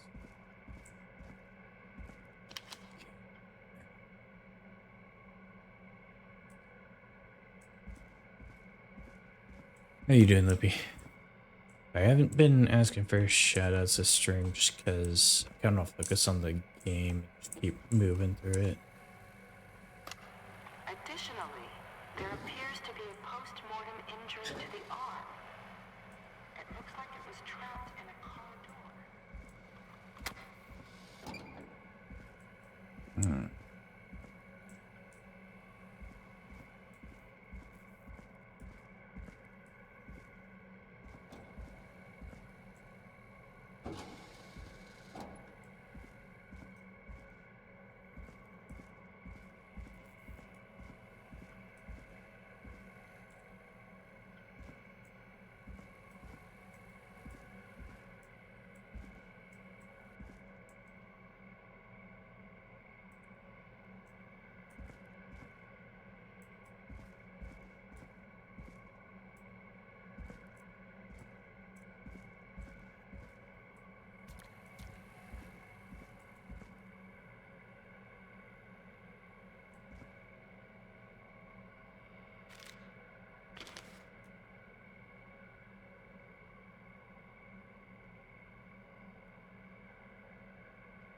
Starling security.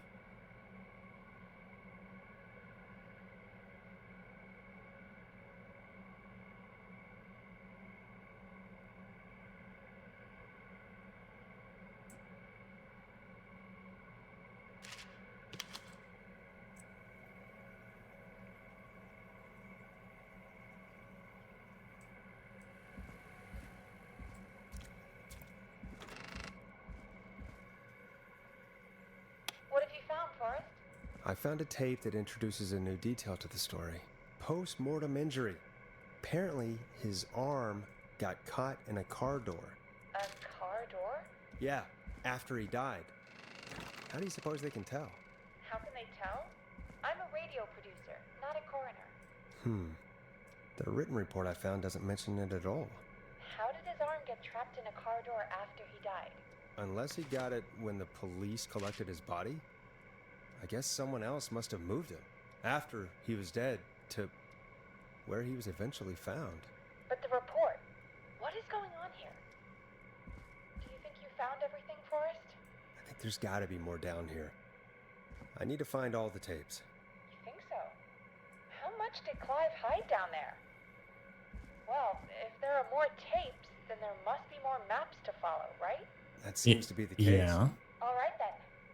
Buzz the intercom when you find something and want to discuss it. Problem is they're not exactly clear to follow.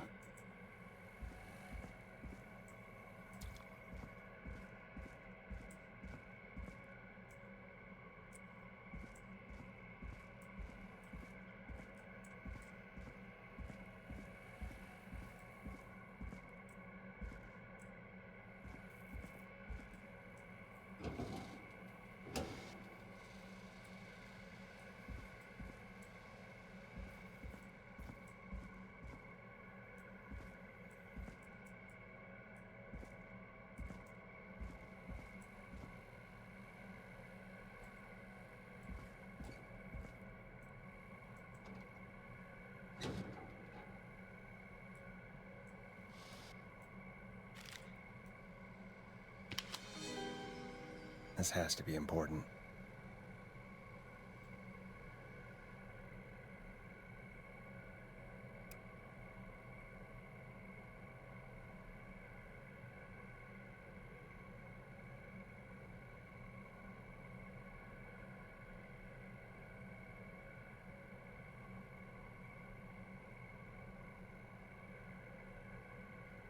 There was a cover-up. It is the coroner's opinion that the subject likely feared for his life and was chased, resulting in a fall from a height into a body of water where he hit his head, was knocked out, and drowned. Following that, he was moved. Dr. Sullivan, we need to have a talk. Is that recording? Shut it off. I haven't found this one.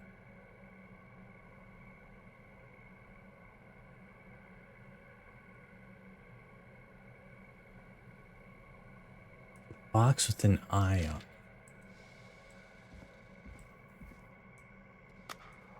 If you're listening to this, then I'm probably dead. What the? Ooh, a new vinyl for my collection. I've got subscriptions to newspapers all over the country. A few weeks ago, I noticed headlines cropping up in those papers, one after the other. Each headline about a murder. Each murder, the death of someone I knew almost 20 years ago. And each one drawing closer to Gallows Creek. Drawing closer to the anniversary. None of us are innocent, but I don't think we deserve killing. All I hope now is that I can save some folk from the worst that I can. I don't know. Do something to make up for what I did back then, I guess. I didn't kill anyone, mind you, but that's past mattering. Now, there's more I could say that I should say, but my employer made it clear that my family would pay a high price if I ever spoke out. So, hopefully I've said enough for you, listener, whoever the hell you are, to start putting the truth together. What the hell? Peggy is not gonna believe this.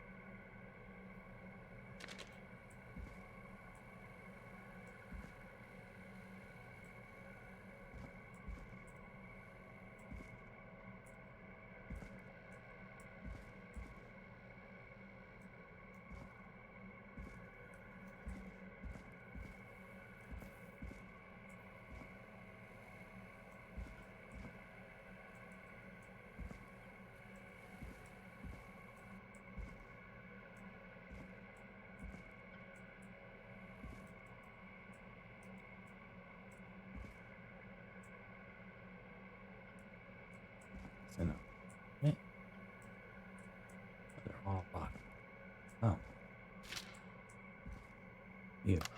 Preliminary toxicology results shows no signs of inebriation. However, a high amount of cortisol was found, indicating elevated levels of stress in the immediate moments before death.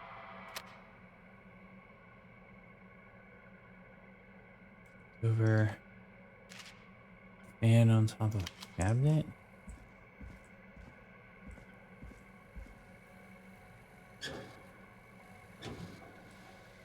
I think I found everything then.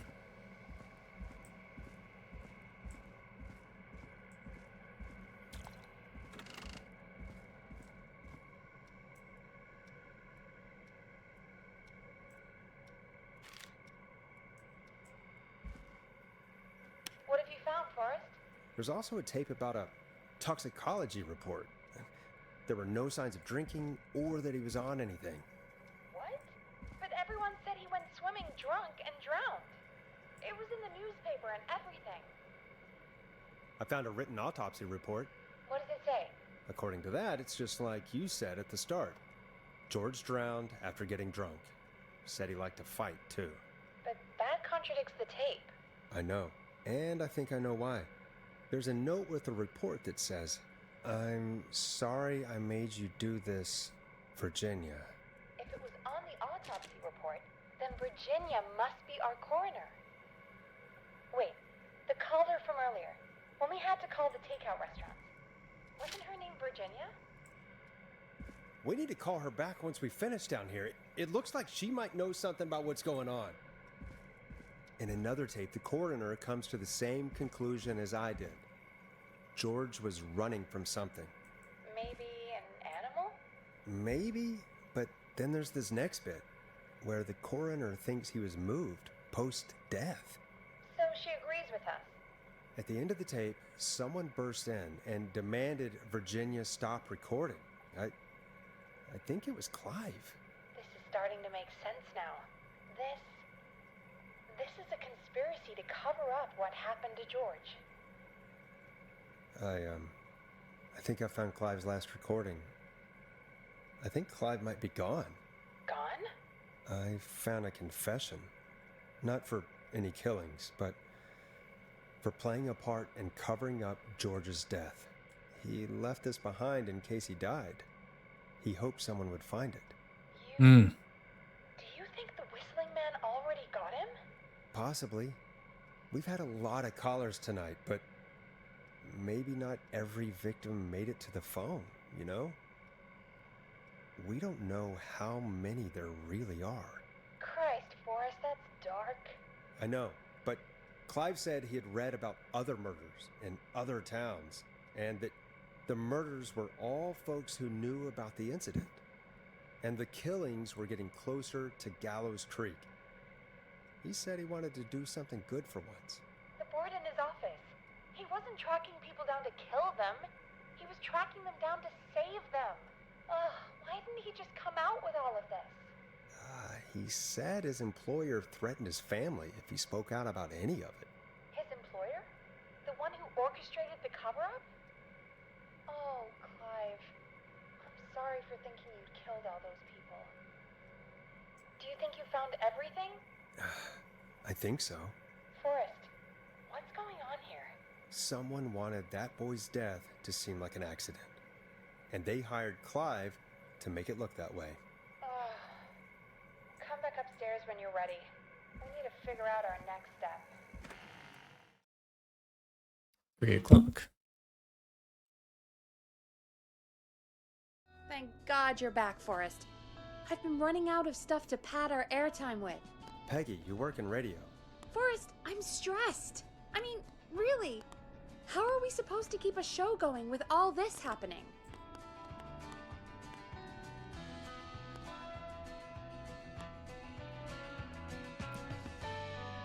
This is our job, Peggy. We gotta do it. You're right. So, what's the plan now? I think we should call Virginia back. All right, I'll get her on the line. Okay, Forrest, shut the music off. Hello again, Gallows Creek. This is Forrest Nash. We're circling closer to the truth behind tonight's events. To this end, we're calling back one of our earlier callers, Virginia Sullivan.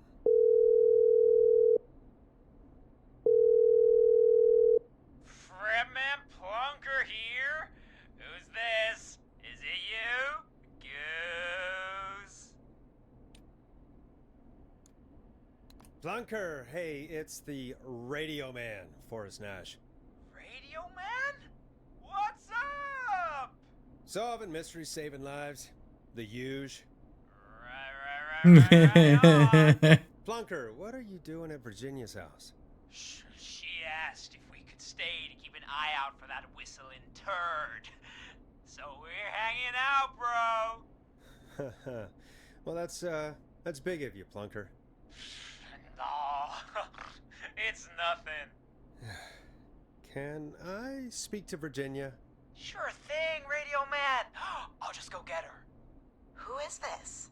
Hey, Virginia, it's Forrest. I'm glad you're still okay. Oh, Forrest. Sorry, I'm still jumpy. All right. Another quick break, and then we'll see where we can get in the next hour or so. If we get close to finishing the game, I'm just gonna run through to the end of it. I hope I don't make the mistake of going to like 2 a.m. Like this keeps ending up whenever I say that, though. Anyway, be right back.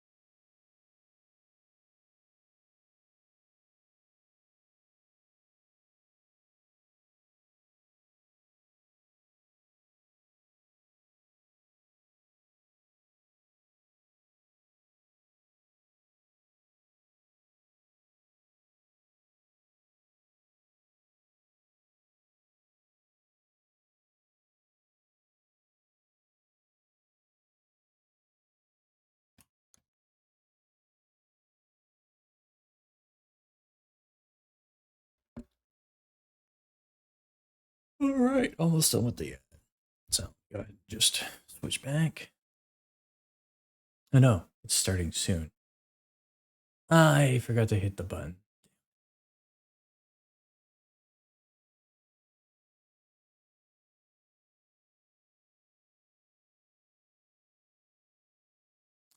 Well then,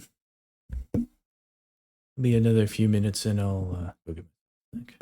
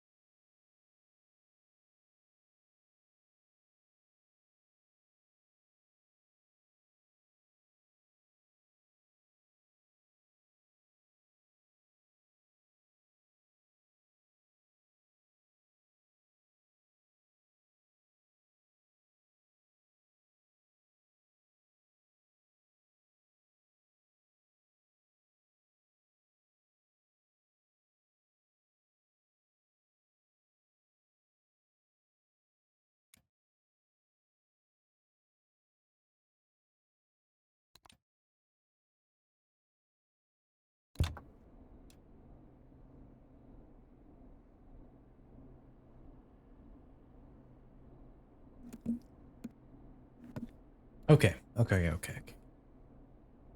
So,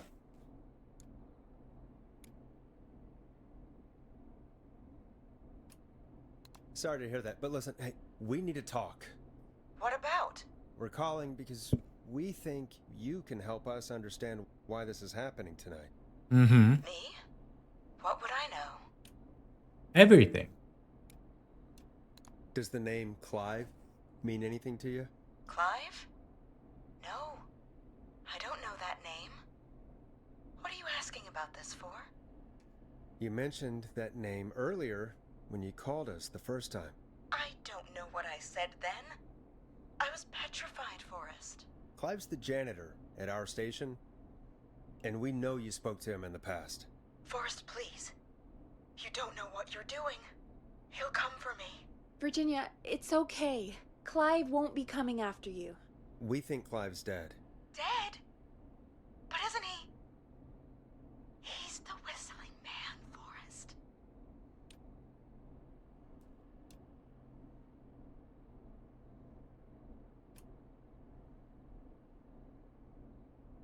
Why are you so certain Clive's the whistling man?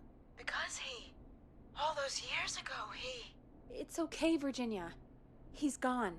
We found evidence to suggest well... And we found your autopsy reports for George Barrow. How? I saw him destroy them. Well, he didn't. I don't know if he kept them or made copies or what, but we found them, and we know it's related to what's happening tonight, which is why we called you. Why did you write a false report? All right. One day, I came into work to find a boy on my slab. Mm-hmm.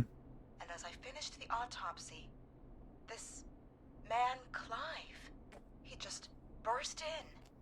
And he started making demands to give over the reports, to falsify what I found.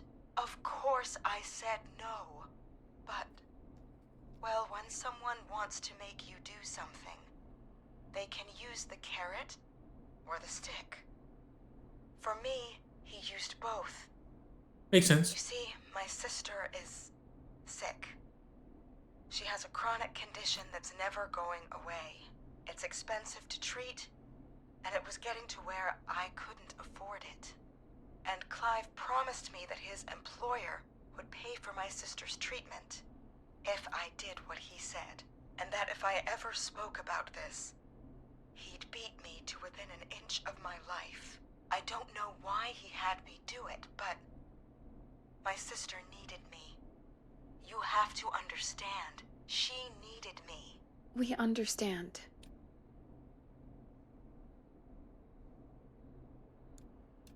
Thank you, Virginia. That was brave. God, I just want this nightmare to end. This will help end it, Virginia. Thank you. Stay safe, Virginia.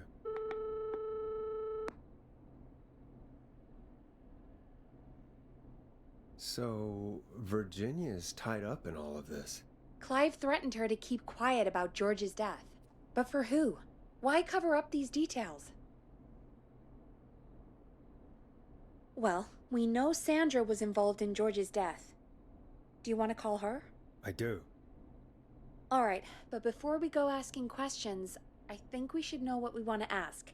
Is that fair? Yeah, we need to ask her about finding the body. She was the one who discovered it, but something just doesn't add up. 100%. She knows more than she's saying. I wonder what she's hiding. We'll hopefully find out soon. Anyway, just be careful when you're talking to her. Don't push too hard.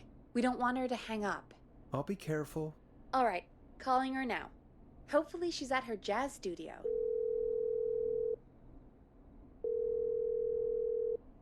Aha! Forrest, you're through. Hello, this is Sandra at Jazz Pizzazz Jazz Studio. Does it lead Who's back this? to the mayor? Hello again, and Sandra. Did we get the lead from it's Forrest Dawn? Nash I of might have missed it. 189.16, The Scream. And you're live on air. Kind of. Oh, I always thought folks called into every. She kind of, in pushing for us to go find that record, allowed us to find all of this information. But we haven't talked to her yet. radio show, not the other way around. How jazzy. What can I do for you? Well, we're trying to understand what's behind the attacks tonight. We had a few questions. Why, Forrest, of course. Heck, after the way you saved my life, I'd say yes to just about anything you asked. Do you know why the Whistling Man might have targeted you? Ha! As far as I could tell, he was just a knife-wielding psycho with superhuman cardio. He'd have chased after anybody. Right. Well, we think he might be chasing specific people. People who know about the death of a boy named George. Oh, I don't know anything about that. Sorry.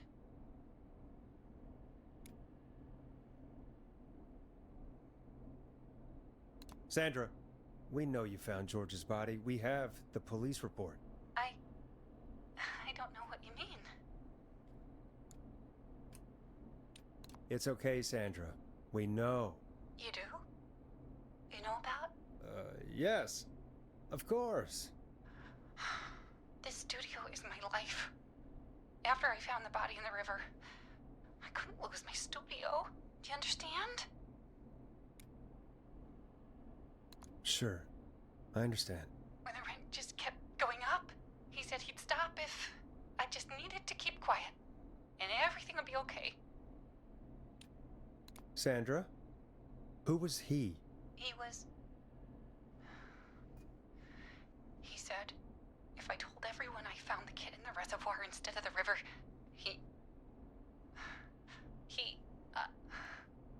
I'm sorry. I can't do this. And she's gone. I don't think that could have gone any better. You truly did great, Forrest. Well, folks, if anyone out there has any thoughts on what's going on tonight, please call in. That's good timing. We've got a call waiting just this second. Welcome to 189.16 The Scream, with me, your host, Forrest Nash. Hi, Forrest. I know this is really out of the blue with everything happening tonight, but I wondered if you could send a special birthday message to my uncle. You know what? I'd welcome a change of pace. I'd be glad to. Thank you, Forrest. He's my Uncle Ronnie. Ponty? His first name's Peter, but he Yeah, I never don't liked think it's his Ponty. name. But since he always had salt and pepper hair, even as a kid, can you believe it? Folks always called him Pepper. Thanks for the history lesson. Is there anything besides happy birthday you would like to say to Mr. Pepper? Oh my god damn it! Yes! Tell him he can get the best birthday deal. God damn it, it's Packages Ponty. here at Ponty's Pizza. Starting at You son of a bitch! Stop calling us! Sorry, Forrest. Let's just move on. We've already got another caller on the line.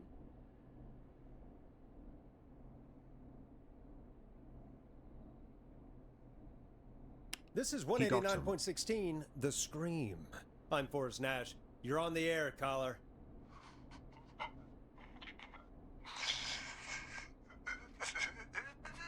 Caller. It's a prank call.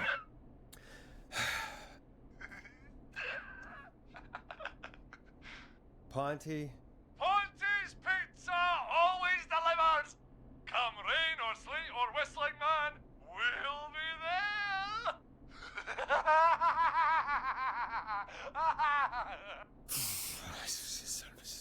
Damn it. Forrest? Forrest? Are you okay? Forrest? I hope the Whistling Man gets him with his own pizza slicer. Jesus, Forrest? Sorry. You know- Sorry, that was too much. No. It's okay. No. It's been a high-stress night. Don't worry about him anymore, okay? Not for tonight, anyway. I think he's spent for now. We've got another call, whenever you're ready. Folks, don't spend your money at Ponty's Pizza. That's all I'm gonna say about that. Moving along, I'd like to welcome another caller to 189.16 The Scream, with me, Forrest Nash. Who, may I say, is calling? Well, hello again, Forrest. Dawn. Dawn. We played your song, Long Ride Home. Did you hear it? Can you tell us? Never mind that now. First, I'm calling because I need your help. Are you in danger? I sure am. Do you mean... Yes, he's after me now. you? I think so. He must have heard me on the radio helping you. Right. Okay. Tell us everything. I was out following a lead, trying to work out who would be next, after Chuck. And what happened? And I started to feel like I was being followed. I came back to my apartment building, but this newfangled security system has me locked out. I need you to help me get inside.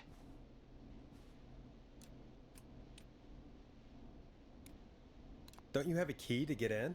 Only for the apartment door. The front gate requires an entry code. The future is electronic, I guess.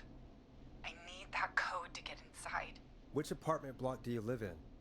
Maybe one of our listeners lives there too. It's the new Woodside apartment building between the town hall and the trailer park. But I doubt any of your listeners live there. I don't have many neighbors. Sounds like a prime piece of real estate. The sound really carries at night. Shit.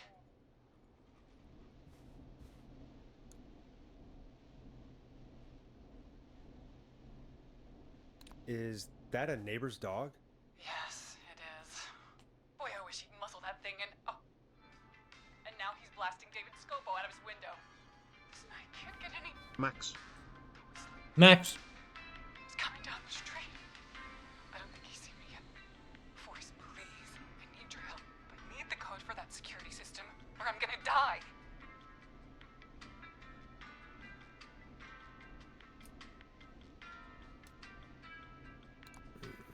What's your neighbor's name? I don't know my neighbors, remember? Please, I need to get in. Can you get your neighbor's attention? That the whistling man will see me, Forrest. I can't do that. What's the name of the security system? There's a sticker on the box. It says Starling Security 4000. There's a keypad, and it looks like it wants Yeah, I think a it's Max. 6-digit number.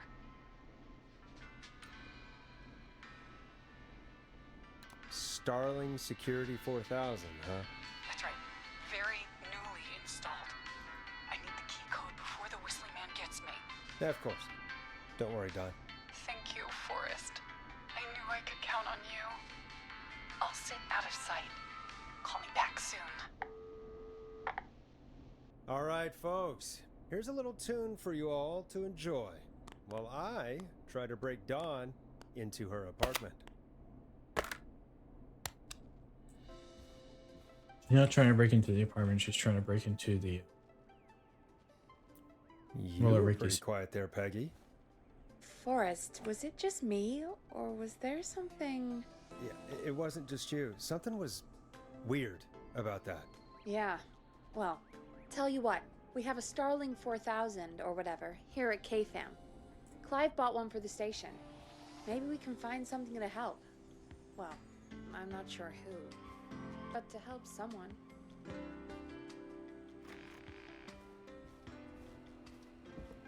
Okay, so she's locked out of the Woodside Apartments, and somewhere Clive probably has the papers for the Starling 4000.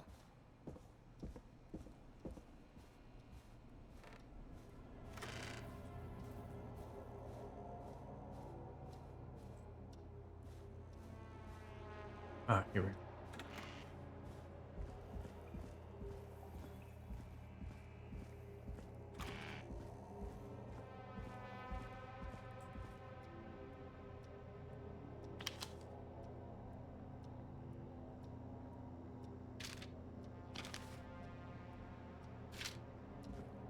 Order delivery form. Starling must have left this by accident. This system's not even installed at Woodside.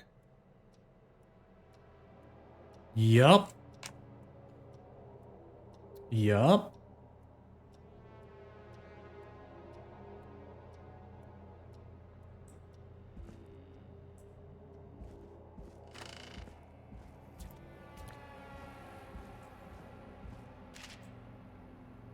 Starling 4000 user manual. Ah, these codes should come in handy. Mentarosa.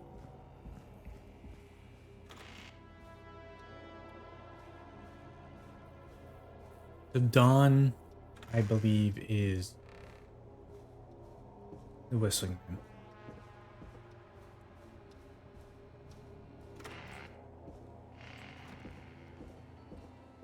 Liar in Spanish. Ah.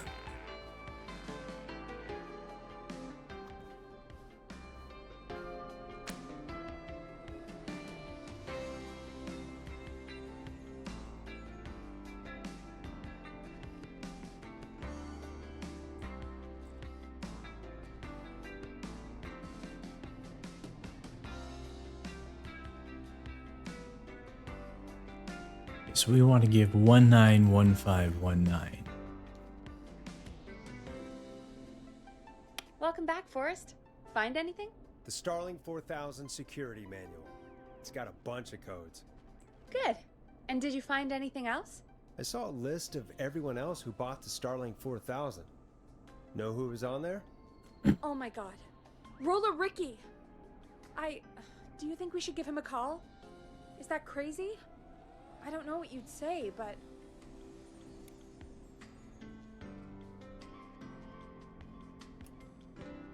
No, because Dawn's listening, I think.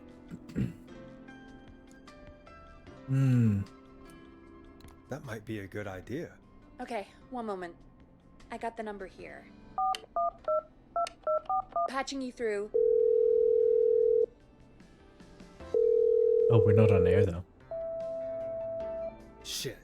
He probably can't hear it over the music. Forrest, I don't know about this. This is super weird. Just put me through to Don. I'll take care of this one way or another. Okay, if you say so. When you're ready, shut the music off. Line 1, whenever you're ready.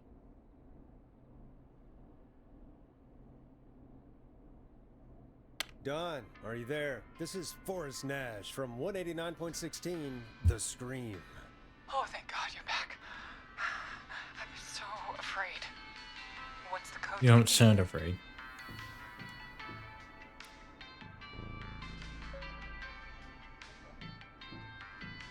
The code is 191519.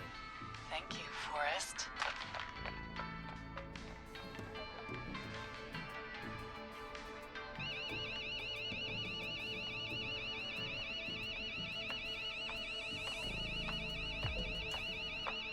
Son of a bitch.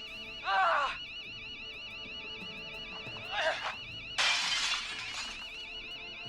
Is she?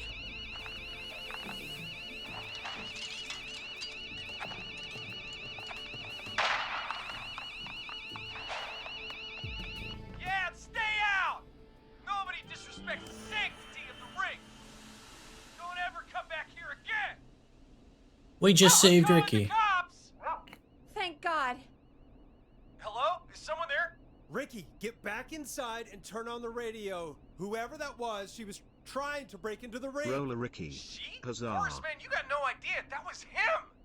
That was the Whistling Man. The alarm gave me just enough time to get my rifle. I don't like hurting folk, but I can't let anything happen to Maxie. He's my best friend, you know?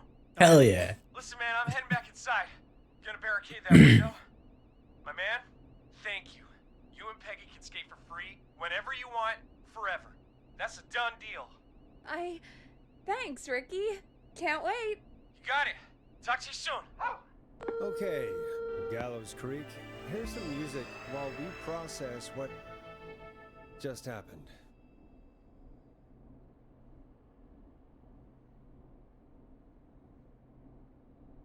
Cantel Salix, we saved the Doge. So, We saved the dog. Whistling Man is a woman?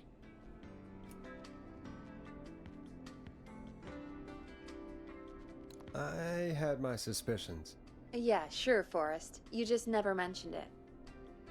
She called up. You spoke to her multiple times.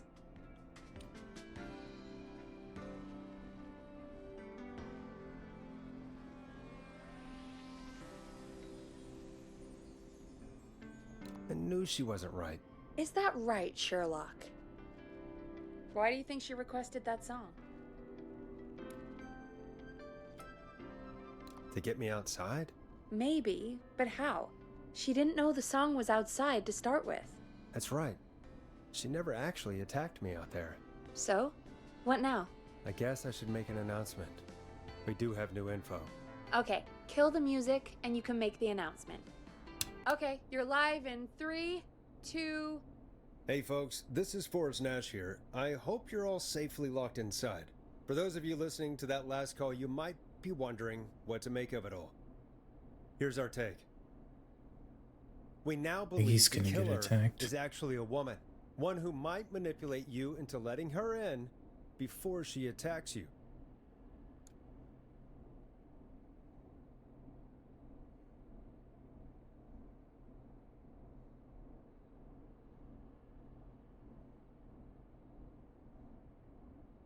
We're neighbors.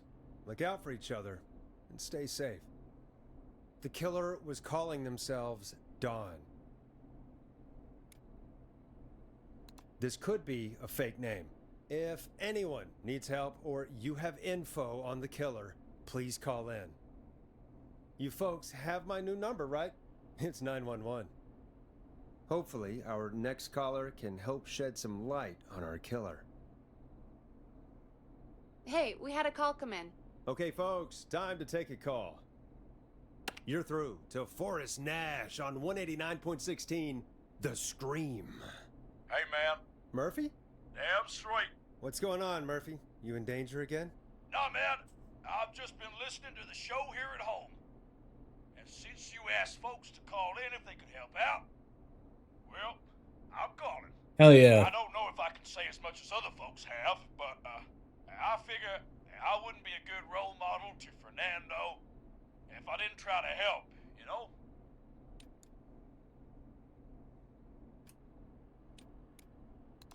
You're a good father, Murphy. Absolutely. Fernando's a lucky kid. Oh, thanks. So, what do you want to know? Well, what can you tell us? I don't know, really. All right. Well, do you know anything about the death of George Barrow? Absolutely nothing. Okay. What about the killer herself? Herself? Man, I didn't get my ass kicked by a lady. The man I went toe-to-toe with was a man. You heard the last call, right, Murphy? Yep. So you know it's a woman, and you were trained by a VHS, Murphy. I know, but... Man, how could it have been a woman under that mask? Let's just move on. Do you know anything about the history of the Whistling Man? No, sir. Tonight's the first time I ever heard of him. What? I moved here 3 years ago, man. What do you want from me? Hey, man, no worries. Just thank you for trying. Right. Sorry I couldn't help y'all more, man. Now, if you'd have asked me about gators... Forrest, we have a call coming in. Sorry, Murphy. I think that's all we've got time for right now. All right. I'll catch y'all with the gator talk later. Night. Well, folks, that was a bust. But perhaps our next caller has more they can tell us. Let's find out. This is Forrest Nash, and you're listening. Please help me. My name is Casey Moore. I'm at 25 Nancy Drive. My best friend's been stabbed. He's bleeding everywhere. I don't know what to do. Please help me. Nancy Drive.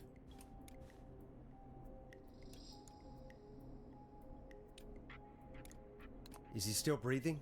Yeah, but he's bleeding out fast. I really need help. Please. Take a breath. We'd been out at the reservoir. We were heading back to his place when we heard this whistling all of a sudden.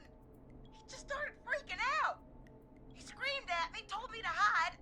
I'd never seen him like that, and I just panicked and ran and hid in a bush. Oh no. Forrest. Then what happened? He went up the road and talked to someone. I couldn't really hear or see anything. It sounded like he might have known the person, and they just stabbed him. Casey, was he talking to a woman? I don't know. The Okay. Please, we need help here! I'll get you help, but I need to know. Where did the masked person go? They left! They left him to bleed out! I waited until they were gone, then dragged him into the garage and called 911. Wait. Why didn't she make sure he was dead? I don't know. I think I heard them say something like, "It's not so funny now, is it?" before they left, but please, he needs to get to the hospital. I can't drive, so we need an ambulance. Ambulance got blown up. The ambulance was destroyed in the explosion at the Oops. gas station. You should get all the info you can. Okay. Can you tell us where your friend was stabbed? They stabbed him in the stomach, and then stabbed him again in his leg when he was on the ground, and it's... Oh, the knife is still there in his leg. Oh, What's your okay. friend's name, Casey? It's Jason Parker. We'll be right back. Peggy, patch us through to the hospital. On it. Phoning St. Gabriel's now. Switch to line 2. Hello, St. Gabriel's Hospital. How can I help you? Hi, this is Forrest Nash from 189.16. We have a stab victim at 25 Nancy Drive named Jason Parker. He's been stabbed in the stomach and the leg. He's bleeding heavily. Oh, God, I'm sorry. But the ambulance is... well, you know. I know, but please, we need something or he's going to die. Forrest, listen, you're going to have to get him here. We need to see him, and we can't get there ourselves right now. We don't have any way to drive him right now. And even if we did, he's bleeding out fast. All right, listen. We need to buy him time to get here. That means stopping the blood first, and then finding someone to stabilize him. To stabilize him, you really need someone with first aid training. Do either of you have any? No. I do. Me neither. Damn it. I'm really sorry about this, but I have other patients who can't wait. All I can do is talk you through the procedure as quick as I can, and then leave the rest to you. You think you can handle that? Hit me. I'm sure we can handle it.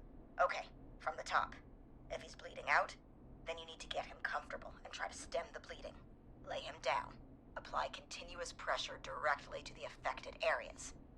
When the bleeding slows, get a clean cloth of some kind and hold it over the wounds. Get them comfortable. Apply pressure. Clean cloths when slowed. Got it, I think. You said he was stabbed, right? If the object he was stabbed with is still in him, don't take it out. Correct. It's stopping the worst of the bleeding right now. Yes. If anything, you should secure it so it stays where it is. Exactly. I wouldn't have thought of that. It makes sense, though. God, that was a lot of info. But I think we can handle this. Glad you got it so far, because there's more to go. I'm still with you, Doc. What else do we need to know?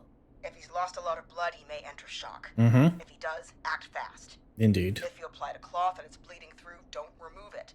Keep Just going apply on top. another on top of it. Indeed. If it's safe, elevate his legs to get blood circulating to his vital organs. Away from the Try to keep extremities. him warm. Mm-hmm. Get him to rest and reassure him. We need the patient to stay calm.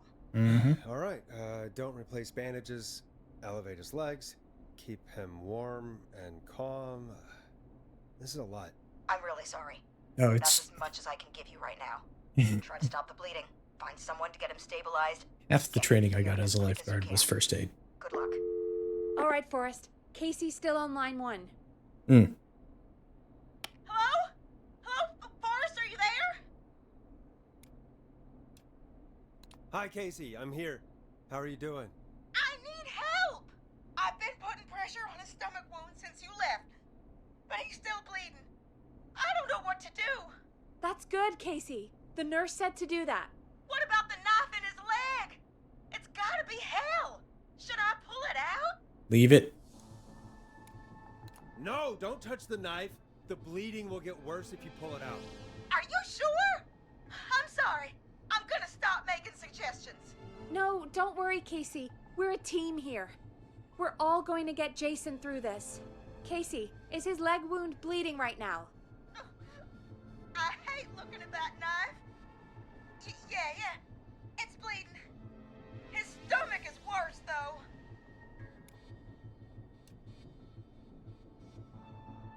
I think we need to secure the knife so it doesn't move around. Do you have anything you can tie around it? Yeah. There's some laundry piled up on top of the dryer, some cloths on the hood of the car, and what else? I guess I've got my jacket.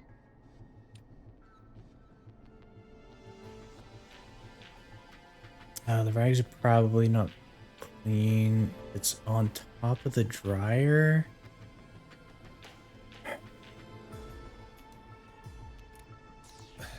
Look in the laundry for something like a towel or a shirt. Hold that over the wound. Okay.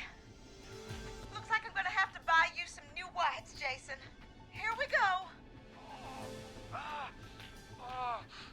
I'm sorry, Jason. It's secure. I'm putting pressure on his stomach again. I'm starting to think we might make it. Forrest, can I have a word?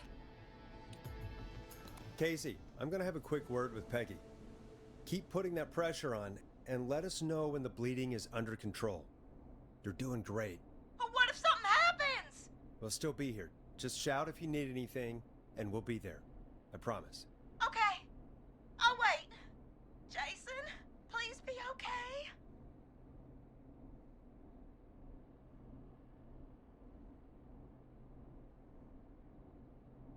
What's up, Peggy? Oh.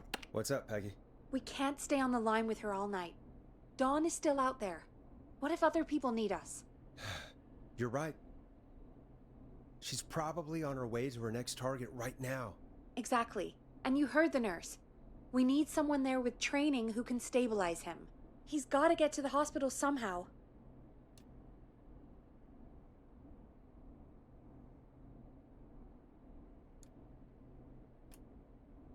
Somebody nearby. I think she said she couldn't Maybe drive. drive them to the hospital? You know, that's exactly what I was wondering. Do you have anybody in mind? I might. A little before you started working here, KFAM did a mandatory first aid training course. Me and Karen missed it because we were away on a producer getaway. You skipped it, didn't you? Never mind. So, how does KFAM's first aid course help us? Casey said they're at 25 Nancy Drive, right? Yeah? Why? They put up a bunch of cheap houses around there about 10 years ago. So a bunch of people here at the station live around there. Do you think any of them could help Casey and Jason? Probably, but I don't know who lives there. And since I missed the training day, I don't know who knows first aid. Could you call them and ask? I don't know everybody's numbers. I've only ever called Karen. Everybody's personnel info is probably in Reggie's office. Got it. I'll look through their files in Reggie's office. It's a life or death situation. I'm sure they won't mind. Right. But there are a couple of problems with that. Naturally. It's sensitive information, so Reggie probably locked it in his safe. Great. Great. Do you have any idea what the combo for the safe could be? Not a clue. Reggie's a serial note taker, though. Maybe something in his office will give it away. Right. There is something else. I'm not gonna like this, am I? Have you ever heard, "The future is floppy"? Peggy, what the hell are you talking about? I'm talking about floppy disks. Floppy disks are like these futuristic things that have information on them. You put them in a computer and they do something. Peggy, I know what a floppy disk is. Anyway, Reggie decided that the future is floppy and started phasing out our physical records and replacing them with these floppy disks. I imagine it's the same for our personnel files. That's good to know. Since we haven't heard anything from Casey, I'm guessing Jason's okay for now. I'll check out Reggie's office and see what I can find. You'll need a key for that. I'll just slide it under my door now. Thanks, Peggy. I'll just have to look around.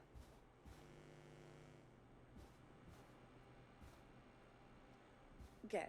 I'll patch my mic down to the office, so you'll hear me over the intercom.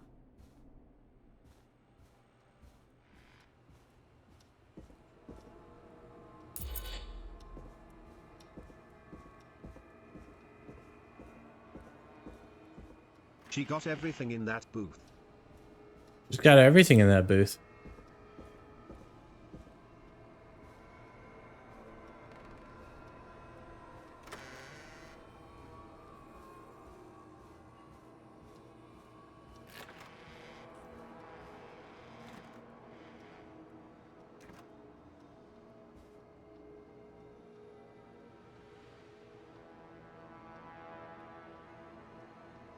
Okay, so Reggie's first aid certified. Looks like I need a 4-digit code. 4-digit code.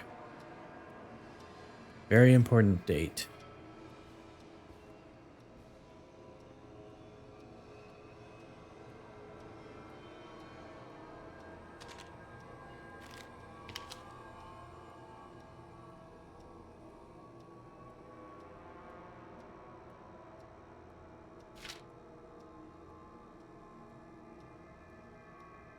You're reading this, stop stealing my post-it notes.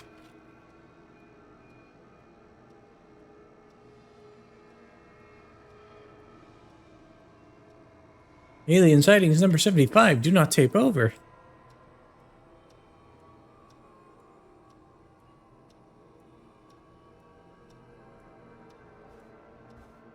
Very important.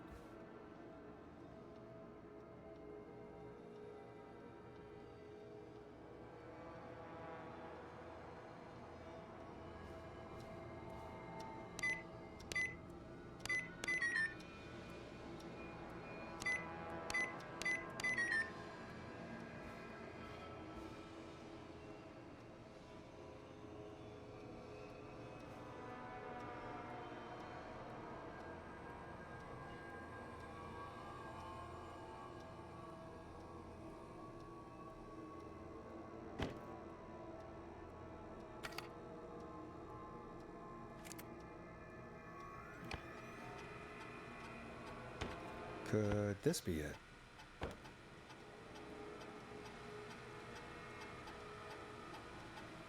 Pizza delivery killer who kills with pizza cutter. Free slice on me. Terrifying.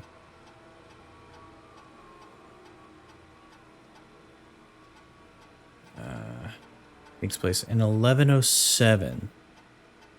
That's probably it. Wait.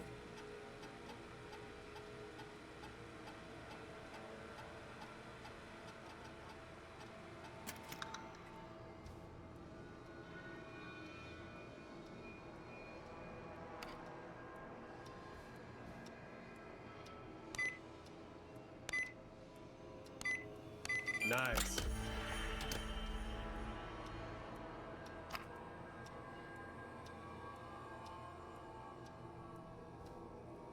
Edges.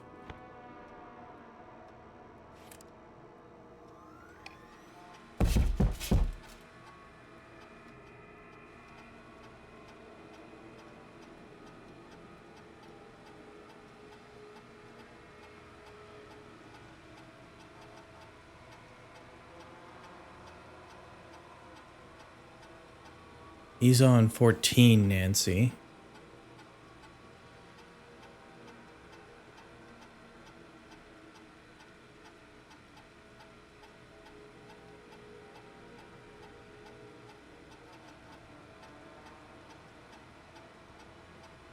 He was a war medic. He has a bunch of medical equipment. Hey, Peggy, you there? Yeah, I'm here. Did you find what we need?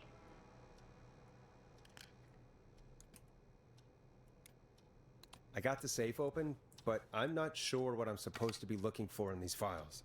We need to know who can do first aid, and we need them to be close to Nancy Drive. Anything further away than a street or two is probably too far. Anyone who ticks those 2 boxes is our best bet. Got it. I'll take another look at the files. I'll let you know when I find something, or don't.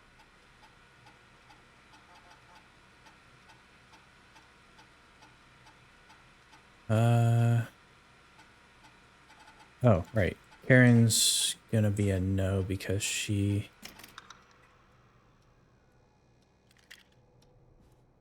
skipped the training.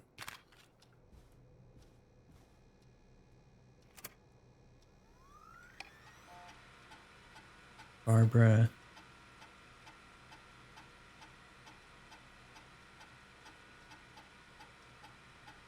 Daisy Murphy, Penelope, Freddie, and Lord Winston. 5 cats!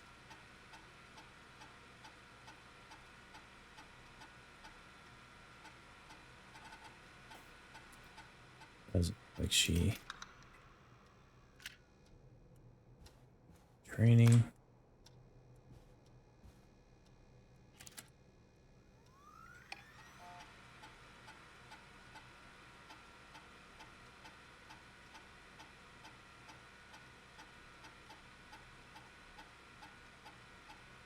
Both of them ended up missing most of the first aid training. Just checking to make sure my options. Hey, Peggy. I think Reggie's on to you and Karen.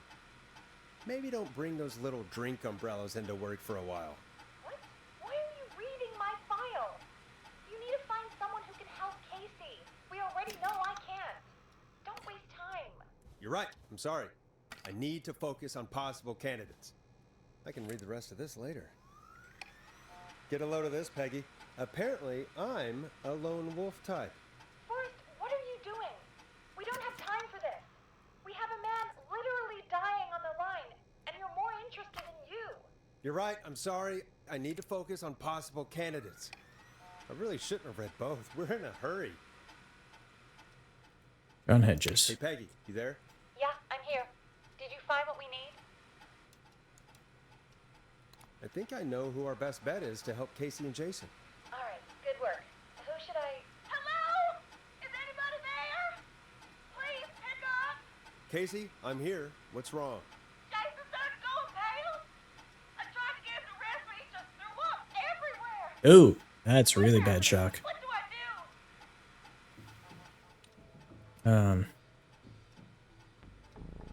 God, it sounds like he's going into shock. Casey, just stay calm. It's going to be okay. But the bleeding seemed to slow down. Did I mess up? Jason, I'm sorry. Casey, calm down. You've done everything right. I need you to listen to me, okay? For Jason. What did the nurse say to do about shock? Casey, I need you to elevate Jason's legs. We need to get the blood flowing to his vital organs. Got it. Jason, stay with me. I'm just gonna move you. This might hurt. Okay. I propped his legs up on some boxes. I'm looking at my notes. We need to get Jason as warm and comfortable as possible. Do you have anything you could use nearby, Casey? Yeah. I still have some laundry next to me. I'll wrap him in some blankets. Just give me a second. Sorry. Jason's bleeding through his bandages. Should I get him new ones? Or... Oh, God. Don't remove the bandage. Apply another one on top of it.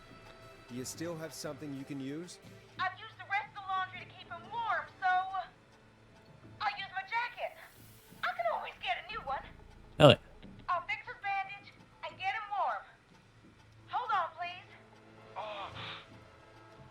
Yeah, at this point, it doesn't matter if it's a clean, totally clean, because it's piled on top of stuff that's already in contact with the wound. Just relax now, okay? Oh, he's scared. He's not doing well. Is he gonna...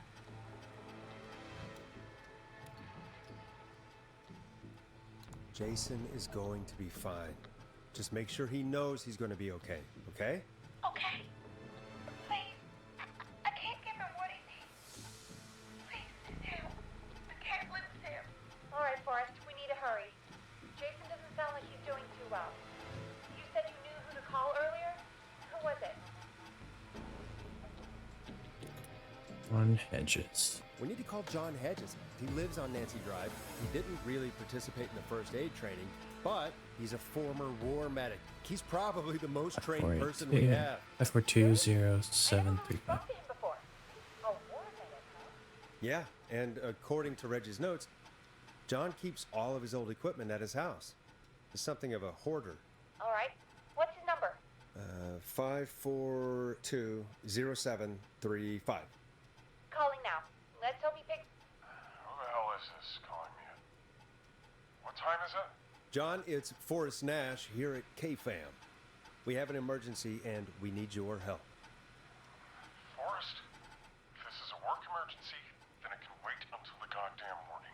Just leave me a note like everybody else. A man has been stabbed by the Whistling Man, or... Never mind. He's lost a lot of blood, and he's passed out. We need you to help him. The Whistling Man? What kind of joke is this? John, we're not kidding. A man is gonna die if we don't help him right now.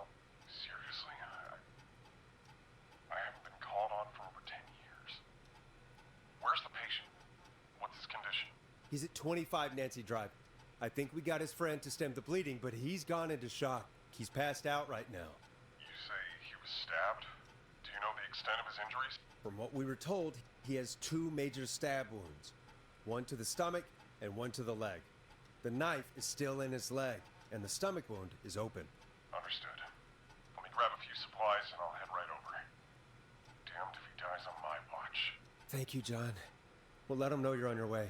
Good luck. Hello, Casey. Are you there? How are we doing? Bad. Jason seemed really weak and then just started thrashing. What about now? Is he still thrashing? He's passed out. Please tell me you found someone to help. It's just a Casey, few help is on houses the over. way. My colleague will be there soon. You hear that, Jason? Someone is coming. You're gonna be just fine. Just hold on for me, okay? Just hold on. Come on. Hello, Casey. This is John Hedges. I'm here about Jason. Please let me in. I'm guessing that's Jason there. Casey, I'm gonna need your help. Forrest, Peggy, don't you two worry. We've got this from here. Okay. Forrest, we'll call you back later. I have to go now. Good luck, everyone. God, I hope he's gonna be all right. And with that, the show moves on. We're sending our best wishes to Jason. Well, after all that excitement, I think we could use some music. Come back upstairs when you're ready.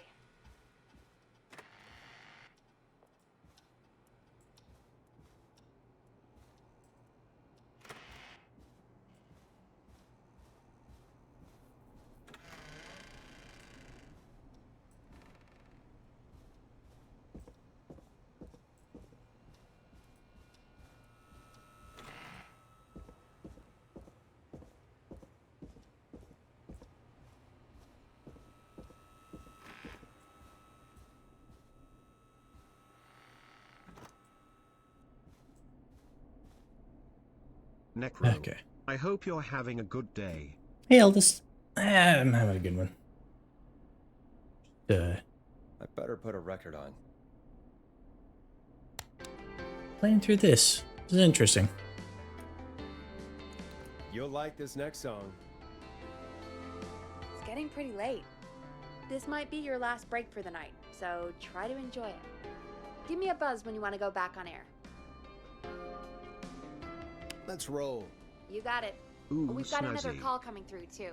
Yeah, it's a Time to turn the horror music off. kind of mystery game. You're a DJ on like midnight radio. Gotta call it. Welcome back to 189.16, The Scream. You're trying to help everyone else in town survive this bloodbath of a night. Forrest, it's me, Roller Ricky. Oh, and Maxie's here too. Good to hear from you again. How are you both doing? Oh, we're good, man. Thanks to you. You're like our guardian angel. That wouldn't be a bad look for you, Forrest. A little White Wing Halo number? Maybe something for the K-Fam Halloween party. All right, everyone, let's calm down. Ricky, I'm just glad we could help you and Maxie. Is there anything else we can help you with, Ricky? Actually, I think I have some info that might help you. Oh? What's that? You see, man, me and Jason know each other. You know each other? Yeah, we went to Gallows High and played on the football team together. He was a gnarly offensive linesman, and I was our star wide receiver. Runner Ricky, they called me. All right, and what does that have to do with tonight? Well, because George, the guy who drowned, he was on our team too. Keep talking. What happened? We had our first team party on the night he drowned. He seemed like such a good dude. Ricky, were you there when George drowned? No, man. Once the party turned, I beat feet out of there. Man, I remember George and his girl there. There was a whole lot of love, man. I could see it, you know?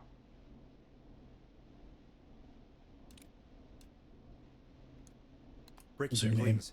What was her name? I never got her name, man. He just called her Bean. I didn't really know her before or see her after that. Then what did she look like? Please, tell us anything you remember. I just remember a pretty girl, man. I'm sorry.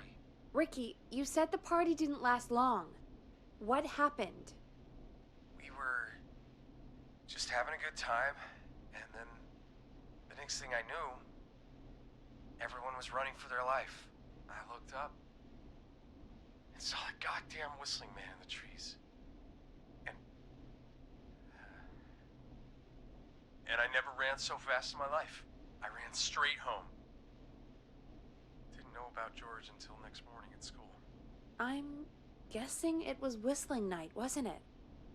That the whistling man was just another kid. Yeah. I don't know how George died, but I always felt like if anyone deserved to die that night, it should have been me. And Ricky, it wasn't your fault. You're not a bad person. I know that now, ma'am. It took a long time to learn, but yeah, just thought I'd tell you all what I know. Thank you, Ricky. This helps. Thank you. You got it, man. Anyway, I think it's time for me and Maxie to free up your phone lines. Thanks for listening, man. I'll let you to it. Night, Ricky. All right, folks. Looks like we got a new lead in the case. If anyone has any info about this mysterious bean, please call in. If she was George's girlfriend back then, she's probably in her mid to late 30s now. Huh. Oh, we have another call coming in, but hang on. What's up, Peggy?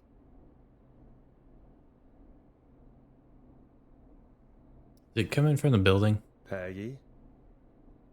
You're gonna want to take this call off the air. Who is it? Just do it. All right, folks, it's time for another track. Here's one to help you sit back and relax. We'll be right back after this. A classic backed by popular demand. This is Long Ride Home by the Barn Finds. I hope this is good news, Peggy. Who have we got? Find out for yourself on line 1. Hello? Forrest, I'm glad I got back through to you. Sounds like it's been a busy night, huh? Surprise! It's Leslie, our 911 operator, leading the charge from Henderson to come save us. It's so good to hear from you. Are you okay? I am. I'm driving back with an officer from Henderson now. We got back into radio range a little while ago. We've been listening in, but haven't been able to get through until now. Ever since you found Sheriff Matthews, it's only gotten worse. It's been a long night. Well, it shouldn't be too much longer now. I'm glad I got through to you. I wanted to let you all know what's going on. I made it to Henderson. Turns out somebody had cut the phone lines, and they had no idea what was happening. After I told them, well, their sheriff sent a goddamn squad back with me to stop this. That's great news. That's crazy about the phone lines, though. Do you think the whistling man cut them? Not on their way over, yeah. I don't know how the whistling man did it. But that doesn't matter right now. Listen, we're coming in hot, but we need your help. I know Gallows Creek isn't a big town, but if we don't know where the whistling man is, we can't get him. Her. That's where you come in. You can count on us. What do you need? It might be a long shot, but here goes. The whistling man already called up a few times. I bet she calls again. We're still a little ways out of town, so if she calls, stall her. Buy as much time as you can for us to get in. And while you're talking to her, try to figure out where she is. We'll be listening in, so once her location is known, we'll head straight there and end this nightmare. I'll do my best. I know you will. Heck, I can see Cool. the headlines now. Forrest Nash's interview of a lifetime. Anyway, I'll radio the other cars and tell them the plan is a go. Hopefully the next time I see you, it'll be with our killer behind bars. Take care now. We'll see you soon, Leslie. Oh, thank God. It sounds like this is almost over. We're nearly through this.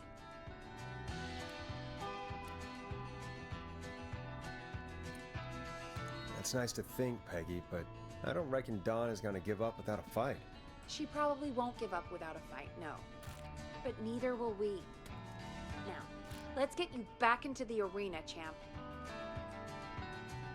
Okay, Forrest, shut the music off.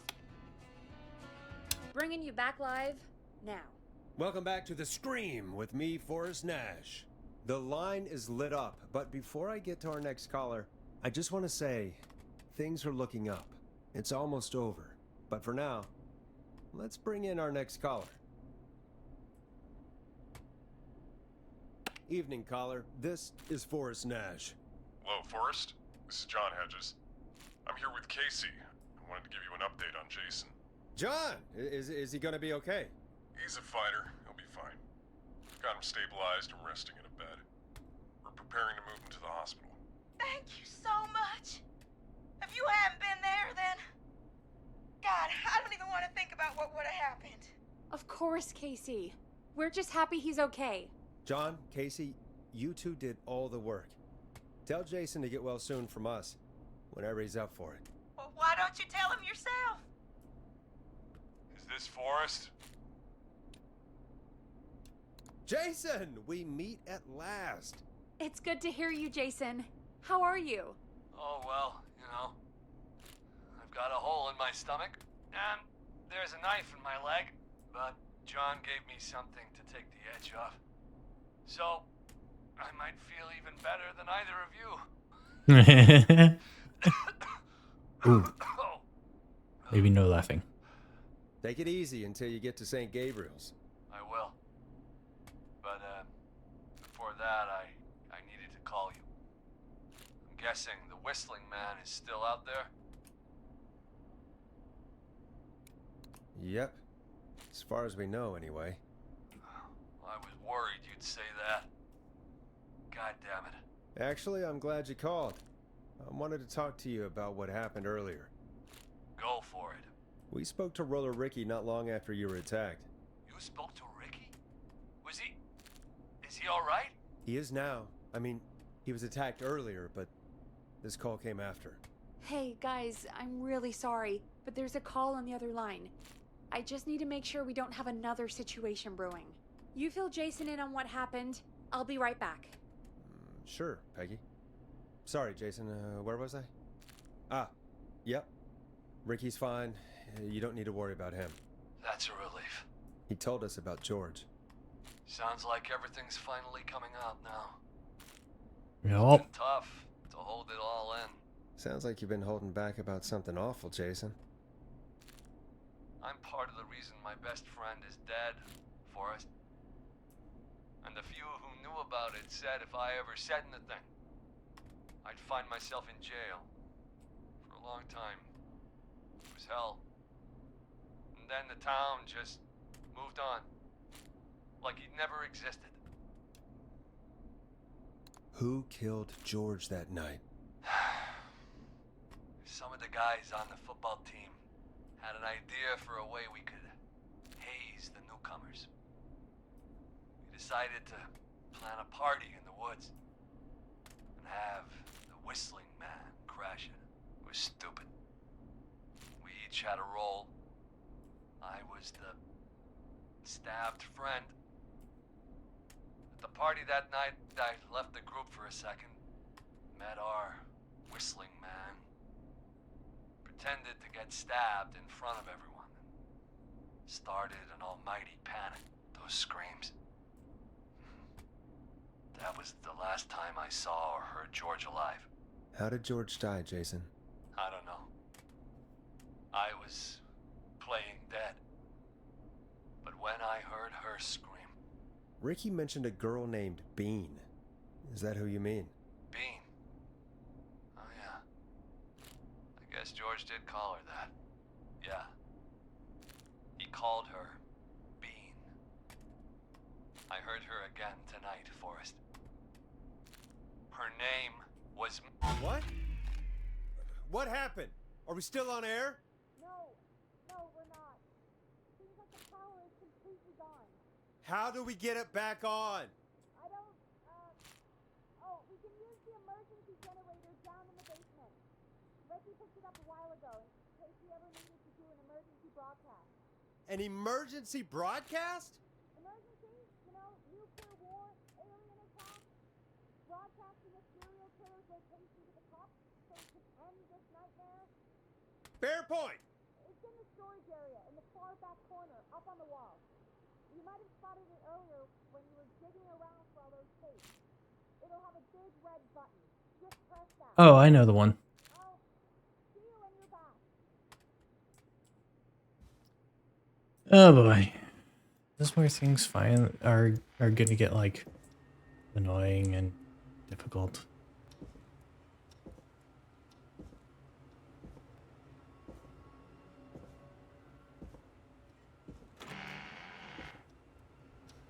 Starts with a M. Starts with an M.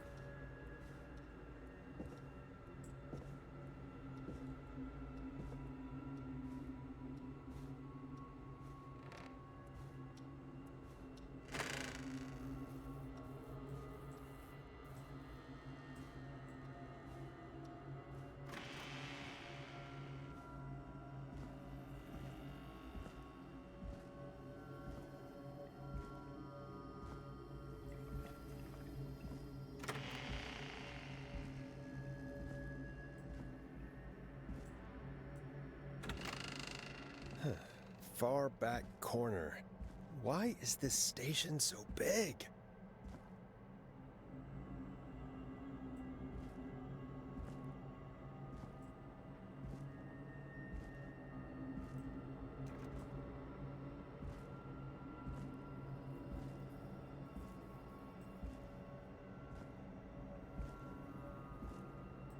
That must be it. Boom! We've got power.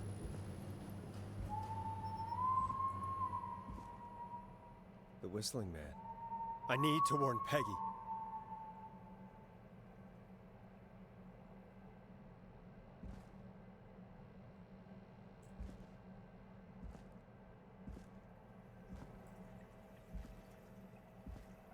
Okay.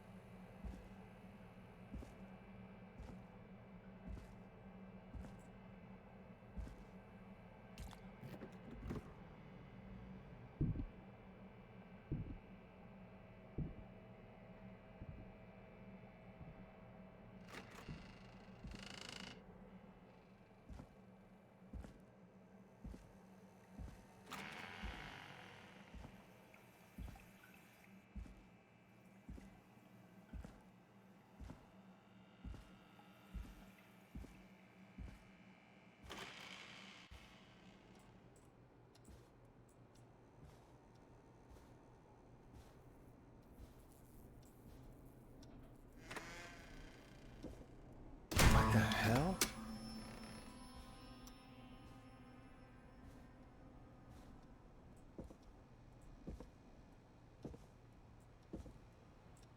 Okay, that was actually a good jump scare.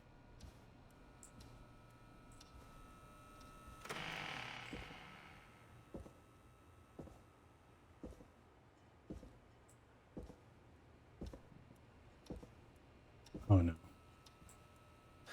Oh no.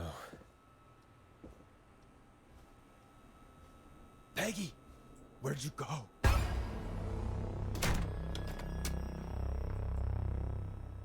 No way. This can't be happening.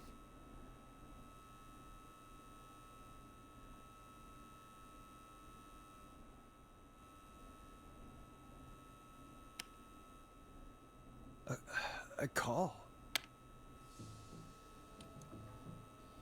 Where's Peggy, Don? Have some patience, Forrest. It's almost the end of the night. almost the end of the show, but it's not over just yet. Got a little time still. So let's make the most of it.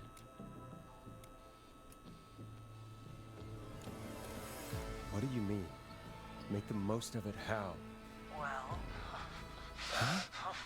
I thought we'd end tonight's Whistling Man special with a special guest. The one who started it all.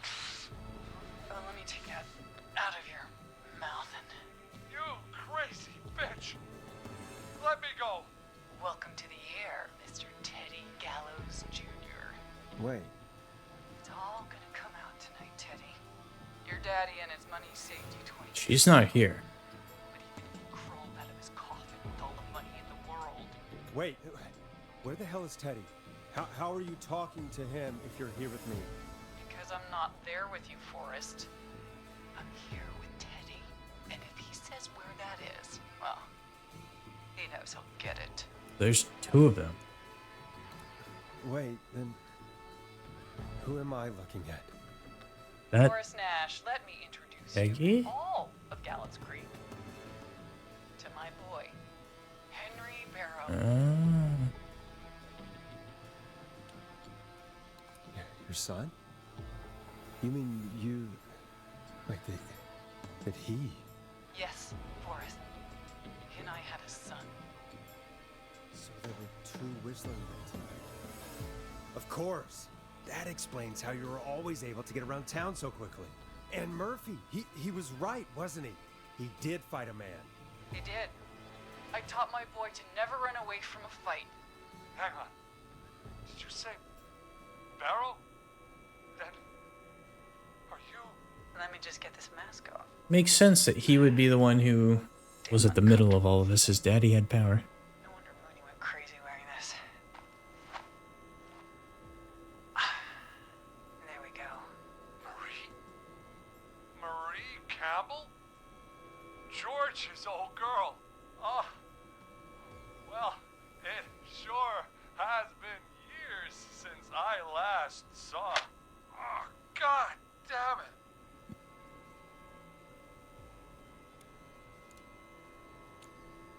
Marie Campbell. So, not Dawn, huh? Daddy kind of had it coming. Not Dawn. What are you going to... Everyone's gonna know now what Teddy did. He killed George that night. This night. 20 years ago. Listen to me.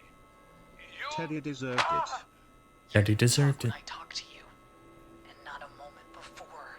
Meanwhile, Forrest, I'm gonna give you the chance to talk. You're gonna help me reveal what really happened to George all those years ago.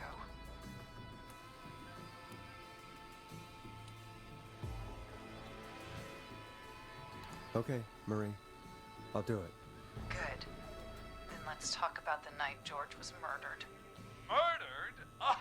Listen,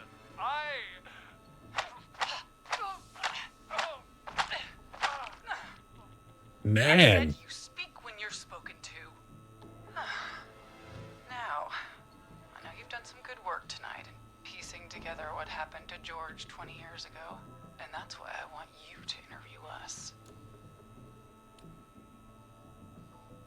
Interview you.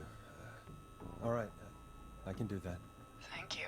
I want you to help me and Teddy tell the story, Forrest. Do a good job. And hell, you might be the only one to leave here alive.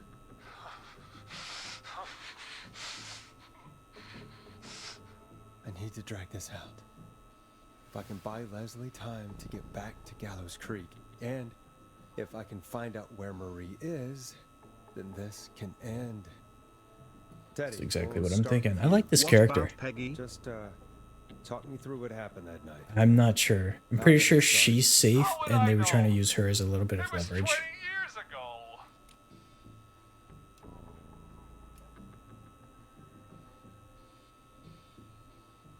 Teddy, be honest with me, or we're both going to die.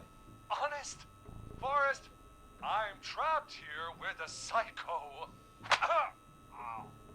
What the hell? God damn it. Okay. Our first team party was coming up. the date it was scheduled for, I had an idea for a way we could prank the new guys.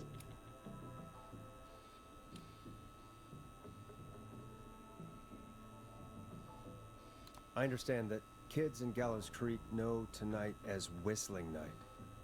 I'm guessing that's what you mean? Well, we didn't have a name for it then. It was just the night that Mooney went missing. But Whistling Night is what they'd call it later. Wait. You mean this was the first Whistling Night? Keep talking, Teddy. We went up near Whistling Point. God, who was there? Me, Jason, and George, of course. But George didn't come alone. He brought Marie. And Roller Ricky. He was there too, wasn't he? Yes, Ricky was there too. Runner Ricky, our wide receiver. I helped him off the bottle, you know.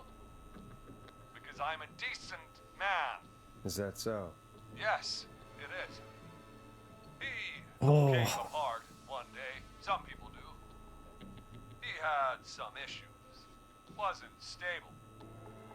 I didn't want him to hurt his chances in life. So, I helped him keep himself together. You were afraid he would talk about that night, weren't you? Keep talking. About midway through the night, we put the prank into action.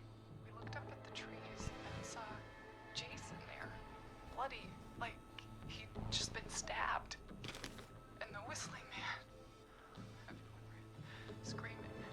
George and I and Ricky, we got left behind. But Ricky was in on it too. I know he was. He and Teddy were as close as anybody. Teddy must have told him the plan.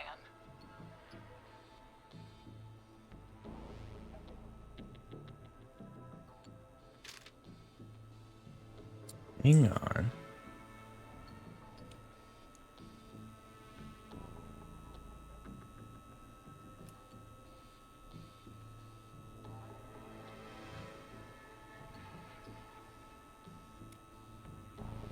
No, Marie, you're wrong. Ricky didn't know. What? Did you miss that part of the broadcast? I spoke to him earlier. He had no idea what was happening. He said he was as terrified as anybody. Isn't that right, Teddy? You didn't tell him, did you? Ricky never could keep his mouth shut. If we told him, he would have given everything away. But he... well... It doesn't matter. He didn't run his mouth enough to tell anybody about it afterwards. He's still guilty. It was just a stupid prank. How can you still say it was just a prank? Oh, come on. Oh, God damn it. You made George think Jason had been murdered. He thought his best friend was dead. And so tonight you stabbed him for real? It's the role he wanted to play. Jason's still alive, Marie. He was with a friend. We talked her through how to stop the bleeding and got him professional help just in time. Oh. Well, shame he didn't have the good sense to die earlier. He's gonna regret that. Enough about him. Me and George took off running, but somehow we got separated in the woods. I ended up near the bottom of Whistling Point, and when I noticed George wasn't with me, I panicked. And then, I don't know how he snuck up on me, but the Whistling Man grabs me. I scream, and he starts laughing, telling me it's just a joke. I could stall for time here.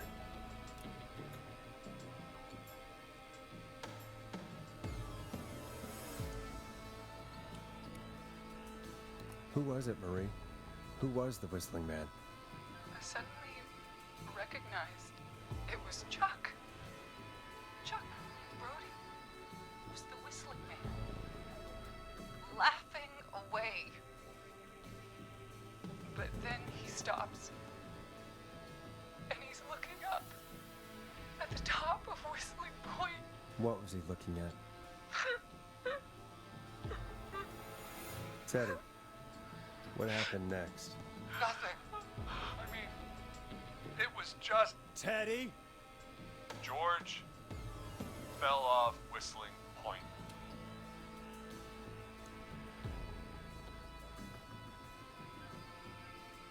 Where were you when it happened? You pushed him. You were up there. You were dressed as the Whistling Man too, and I didn't push him, god damn it! I just chased him up there and he kept backing up. When I saw he was about to go over, I reached out. That's what you saw. You liar! It's not my fault. He didn't know it was a joke. If he'd had any brains, he would have realized. Ugh. You bitch. No one's going to believe this. After all you did.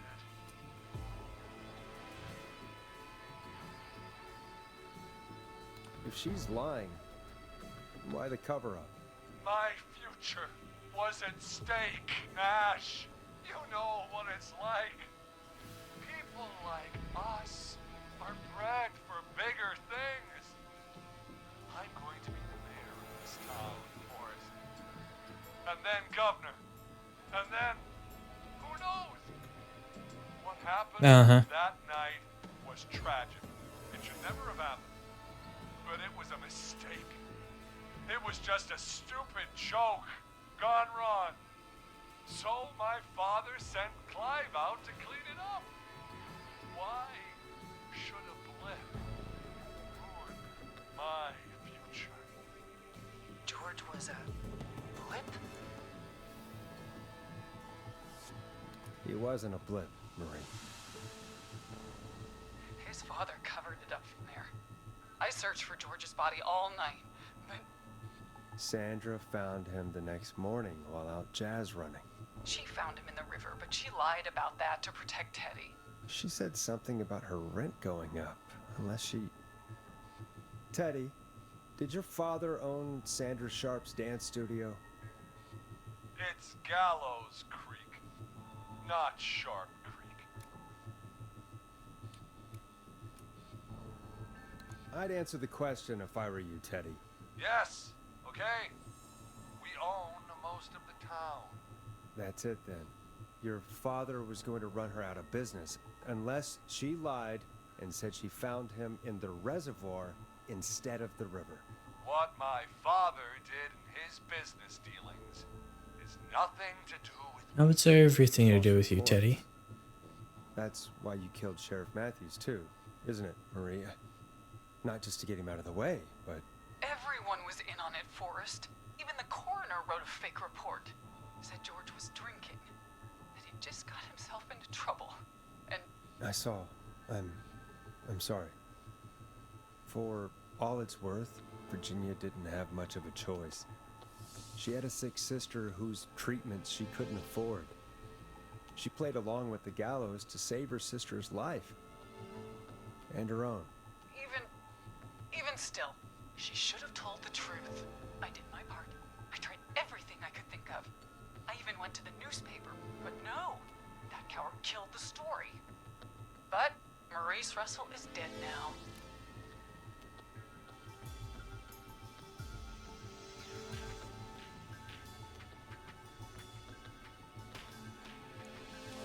This has to stop, Marie. Never should have started. He shouldn't have pushed my George on the cliff. He should have been punished.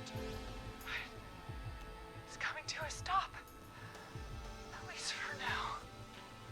Here, where George and I first met, before he joined the football team, was right after he shot the winning throw. Wait a sec.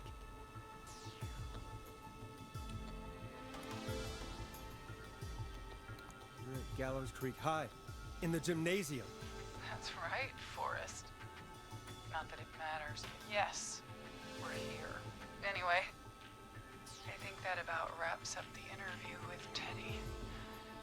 So... Marie? Where? Peggy! Teddy? You gotta help me.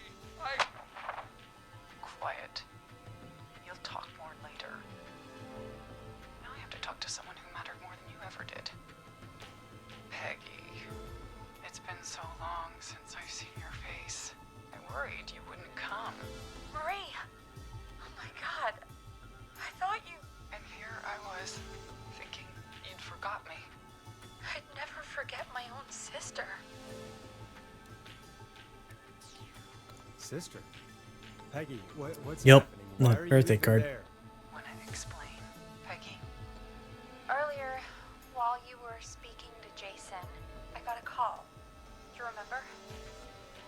Well, it was from Dawn.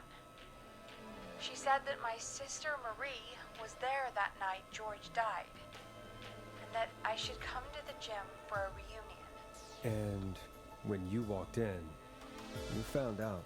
That my sister is the Whistling Man. Good to see you too, Peggy. Why didn't you tell me any of this? She said that it was my last chance to see my sister. I knew if I told you, you'd try to stop me or come with me when we need you on the radio. And I just... I'm sorry. This has to be a lot for you. I just... What happened to you, Marie? You just disappeared one day. Disappeared? I was thrown out, Peggy. I begged Mom and Dad to do something about what happened that night, but did they care? No, they told me to stay quiet. They only cared when they learned I'd been with George, and... Marie, I'm so sorry. I never knew. It's not your fault. Really, it's Mom and Dad I should be seeing right now. But since they're dead and gone, well... I'll have to settle for the next best thing.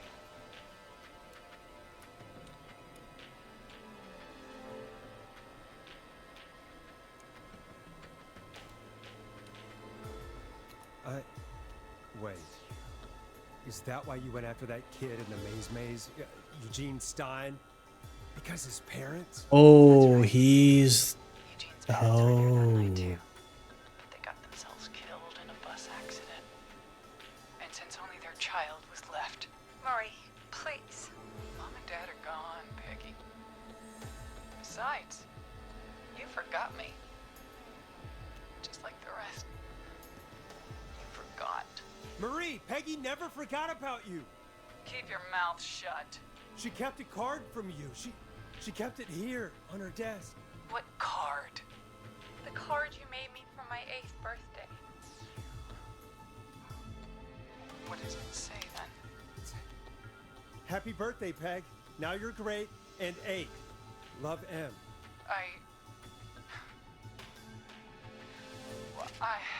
Henderson police! Freeze! No! Henry! Get out of there! Peggy! We have 2 wounded, and we're in pursuit of the suspect. Henderson police! Freeze! Forrest! Leslie, how's Peggy? She's been cut pretty bad, but we're here now. I'll be okay. God, Marie! Hey, officer! I need you to look after Peggy. She needs help. Now, we got here just in the nick of time. Where's Marie? She bolted right as we got here. The police are right on her heels. It won't be long now. It's over, Forrest. Well, folks, it was a long And I only got like night 2 people put killed. together. I'm gonna head off to go check on Peggy. This has been Forrest Nash.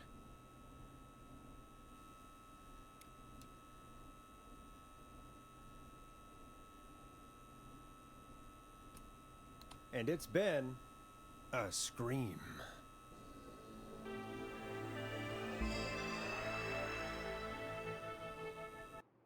Okay, we didn't go too far over. Oh no, we got a bunch of people killed.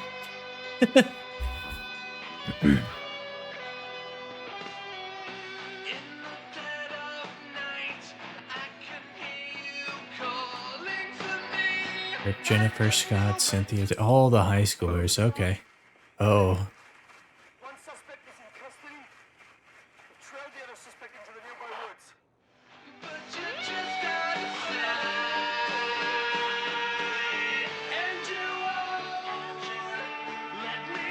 Jesus. Yeah. That's the news guy, I think, and that was the guy that I guessed wrong with the gas station. It's a killer frequency.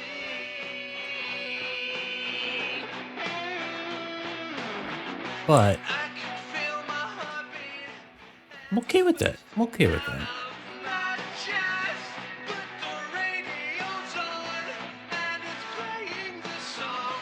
That was a very good game.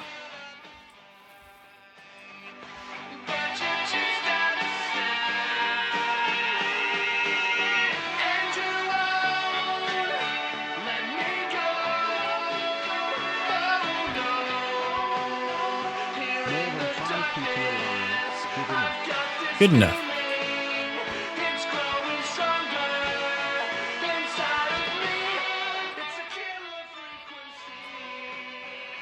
I also got a lot better at figuring out the game logic after those first couple, or after those ones.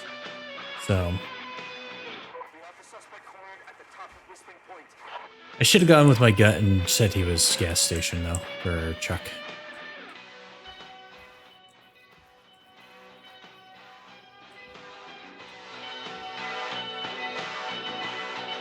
Wait, why did she kill all the high school kids?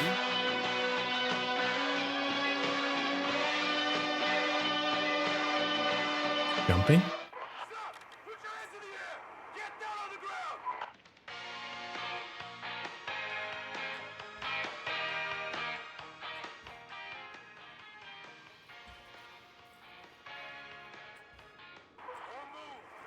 Nobody else has to get hurt.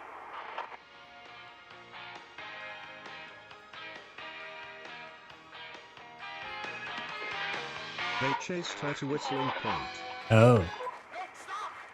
I missed that. Oh. Officer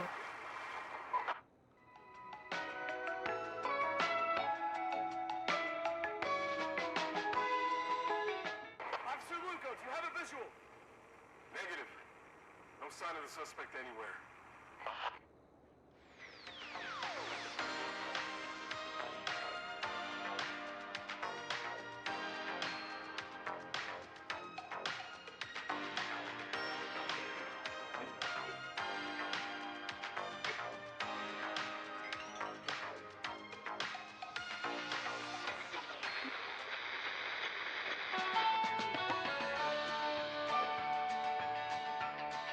Huh.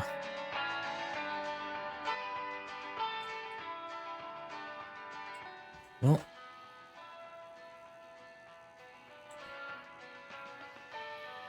Oh, I don't want to skip the epilogue and credits. I just want to skip the credits, but they're kind of interwoven.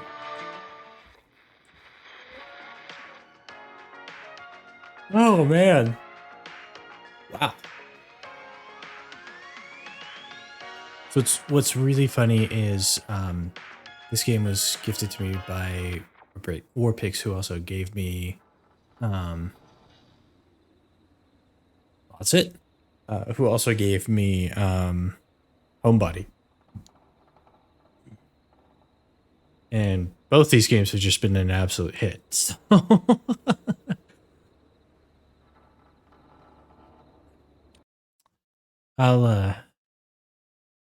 I'll probably be revisiting that in my own time to see if I can get a better run. Maybe record it and upload it, but Man, should have checked if Ponty was on the ball. No, I don't think he was. But that was a crazy well designed game. I'm gonna need to look up the voice actor for Forrest and his other roles that he's played, because his voice seemed kind of familiar, but like fantastic job acting.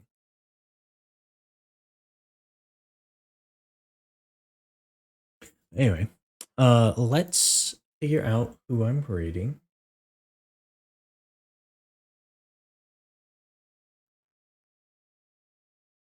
Was you really still going?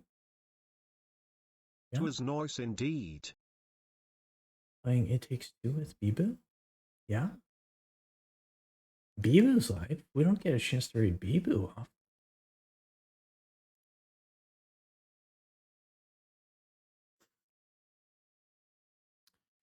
But yeah, wow, man. So now I get to just tell him that it's a single VOD and he'll get to just watch one video for it. But holy shit, was that worth it? And like, it wasn't really that scary a game, but it was definitely like very interesting. And then it got real spooky right at the end and got me with like one really good jump. But like the tension was just constantly there. So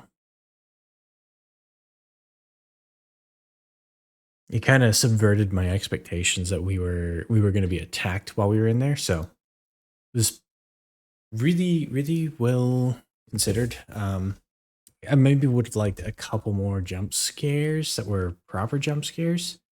Because there was a knock at the door when you were in the boss's office, and then there was the explosion, and there was a couple other things that happened, but like they just felt like tension building, not actual scares for me. But I also, yeah, all the decisions are crazy, and the fact that every decision actually kind of felt like it was impactful, and if I made the wrong decision at any point, it would screw up the whole situation, which it clearly did with the newsman. And like looking back at some of the ones that I got people through fully, it's like, oh yeah, no, it easily could have been they screwed. Rip Hot Dave. That's all there is. Rip Hot Dave. But yeah, so let us go ahead and raid over to Butterfly. And I'll figure out what we're doing tomorrow. I haven't really thought about it because I thought maybe this was going to be maybe a couple streams. But we've got a few other games that I want to get through, so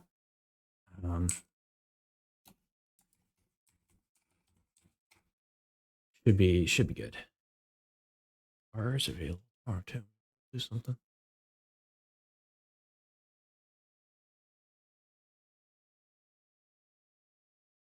But anyway. Thank you for joining me tonight, everyone. It has been fun. I really loved tonight. And I do want to try and make it so that we do more games in the future. Got a resub from Psychotic. Always good to see Psychotic around here. And got a gifted sub from Indy, which I rarely see Indy around here, but it was awesome. So. Or Pix, I know you're going to be watching the VOD, so thank you for the game. It was a fantastic experience. I really appreciate it. But we're going to go over to By Butterfly, part of the Sus Squad. So always show the support over there. They're fantastic people. Supporting a fantastic cause. And yeah. We say every time, be excellent to each other, be excellent to yourselves. I'll see you around.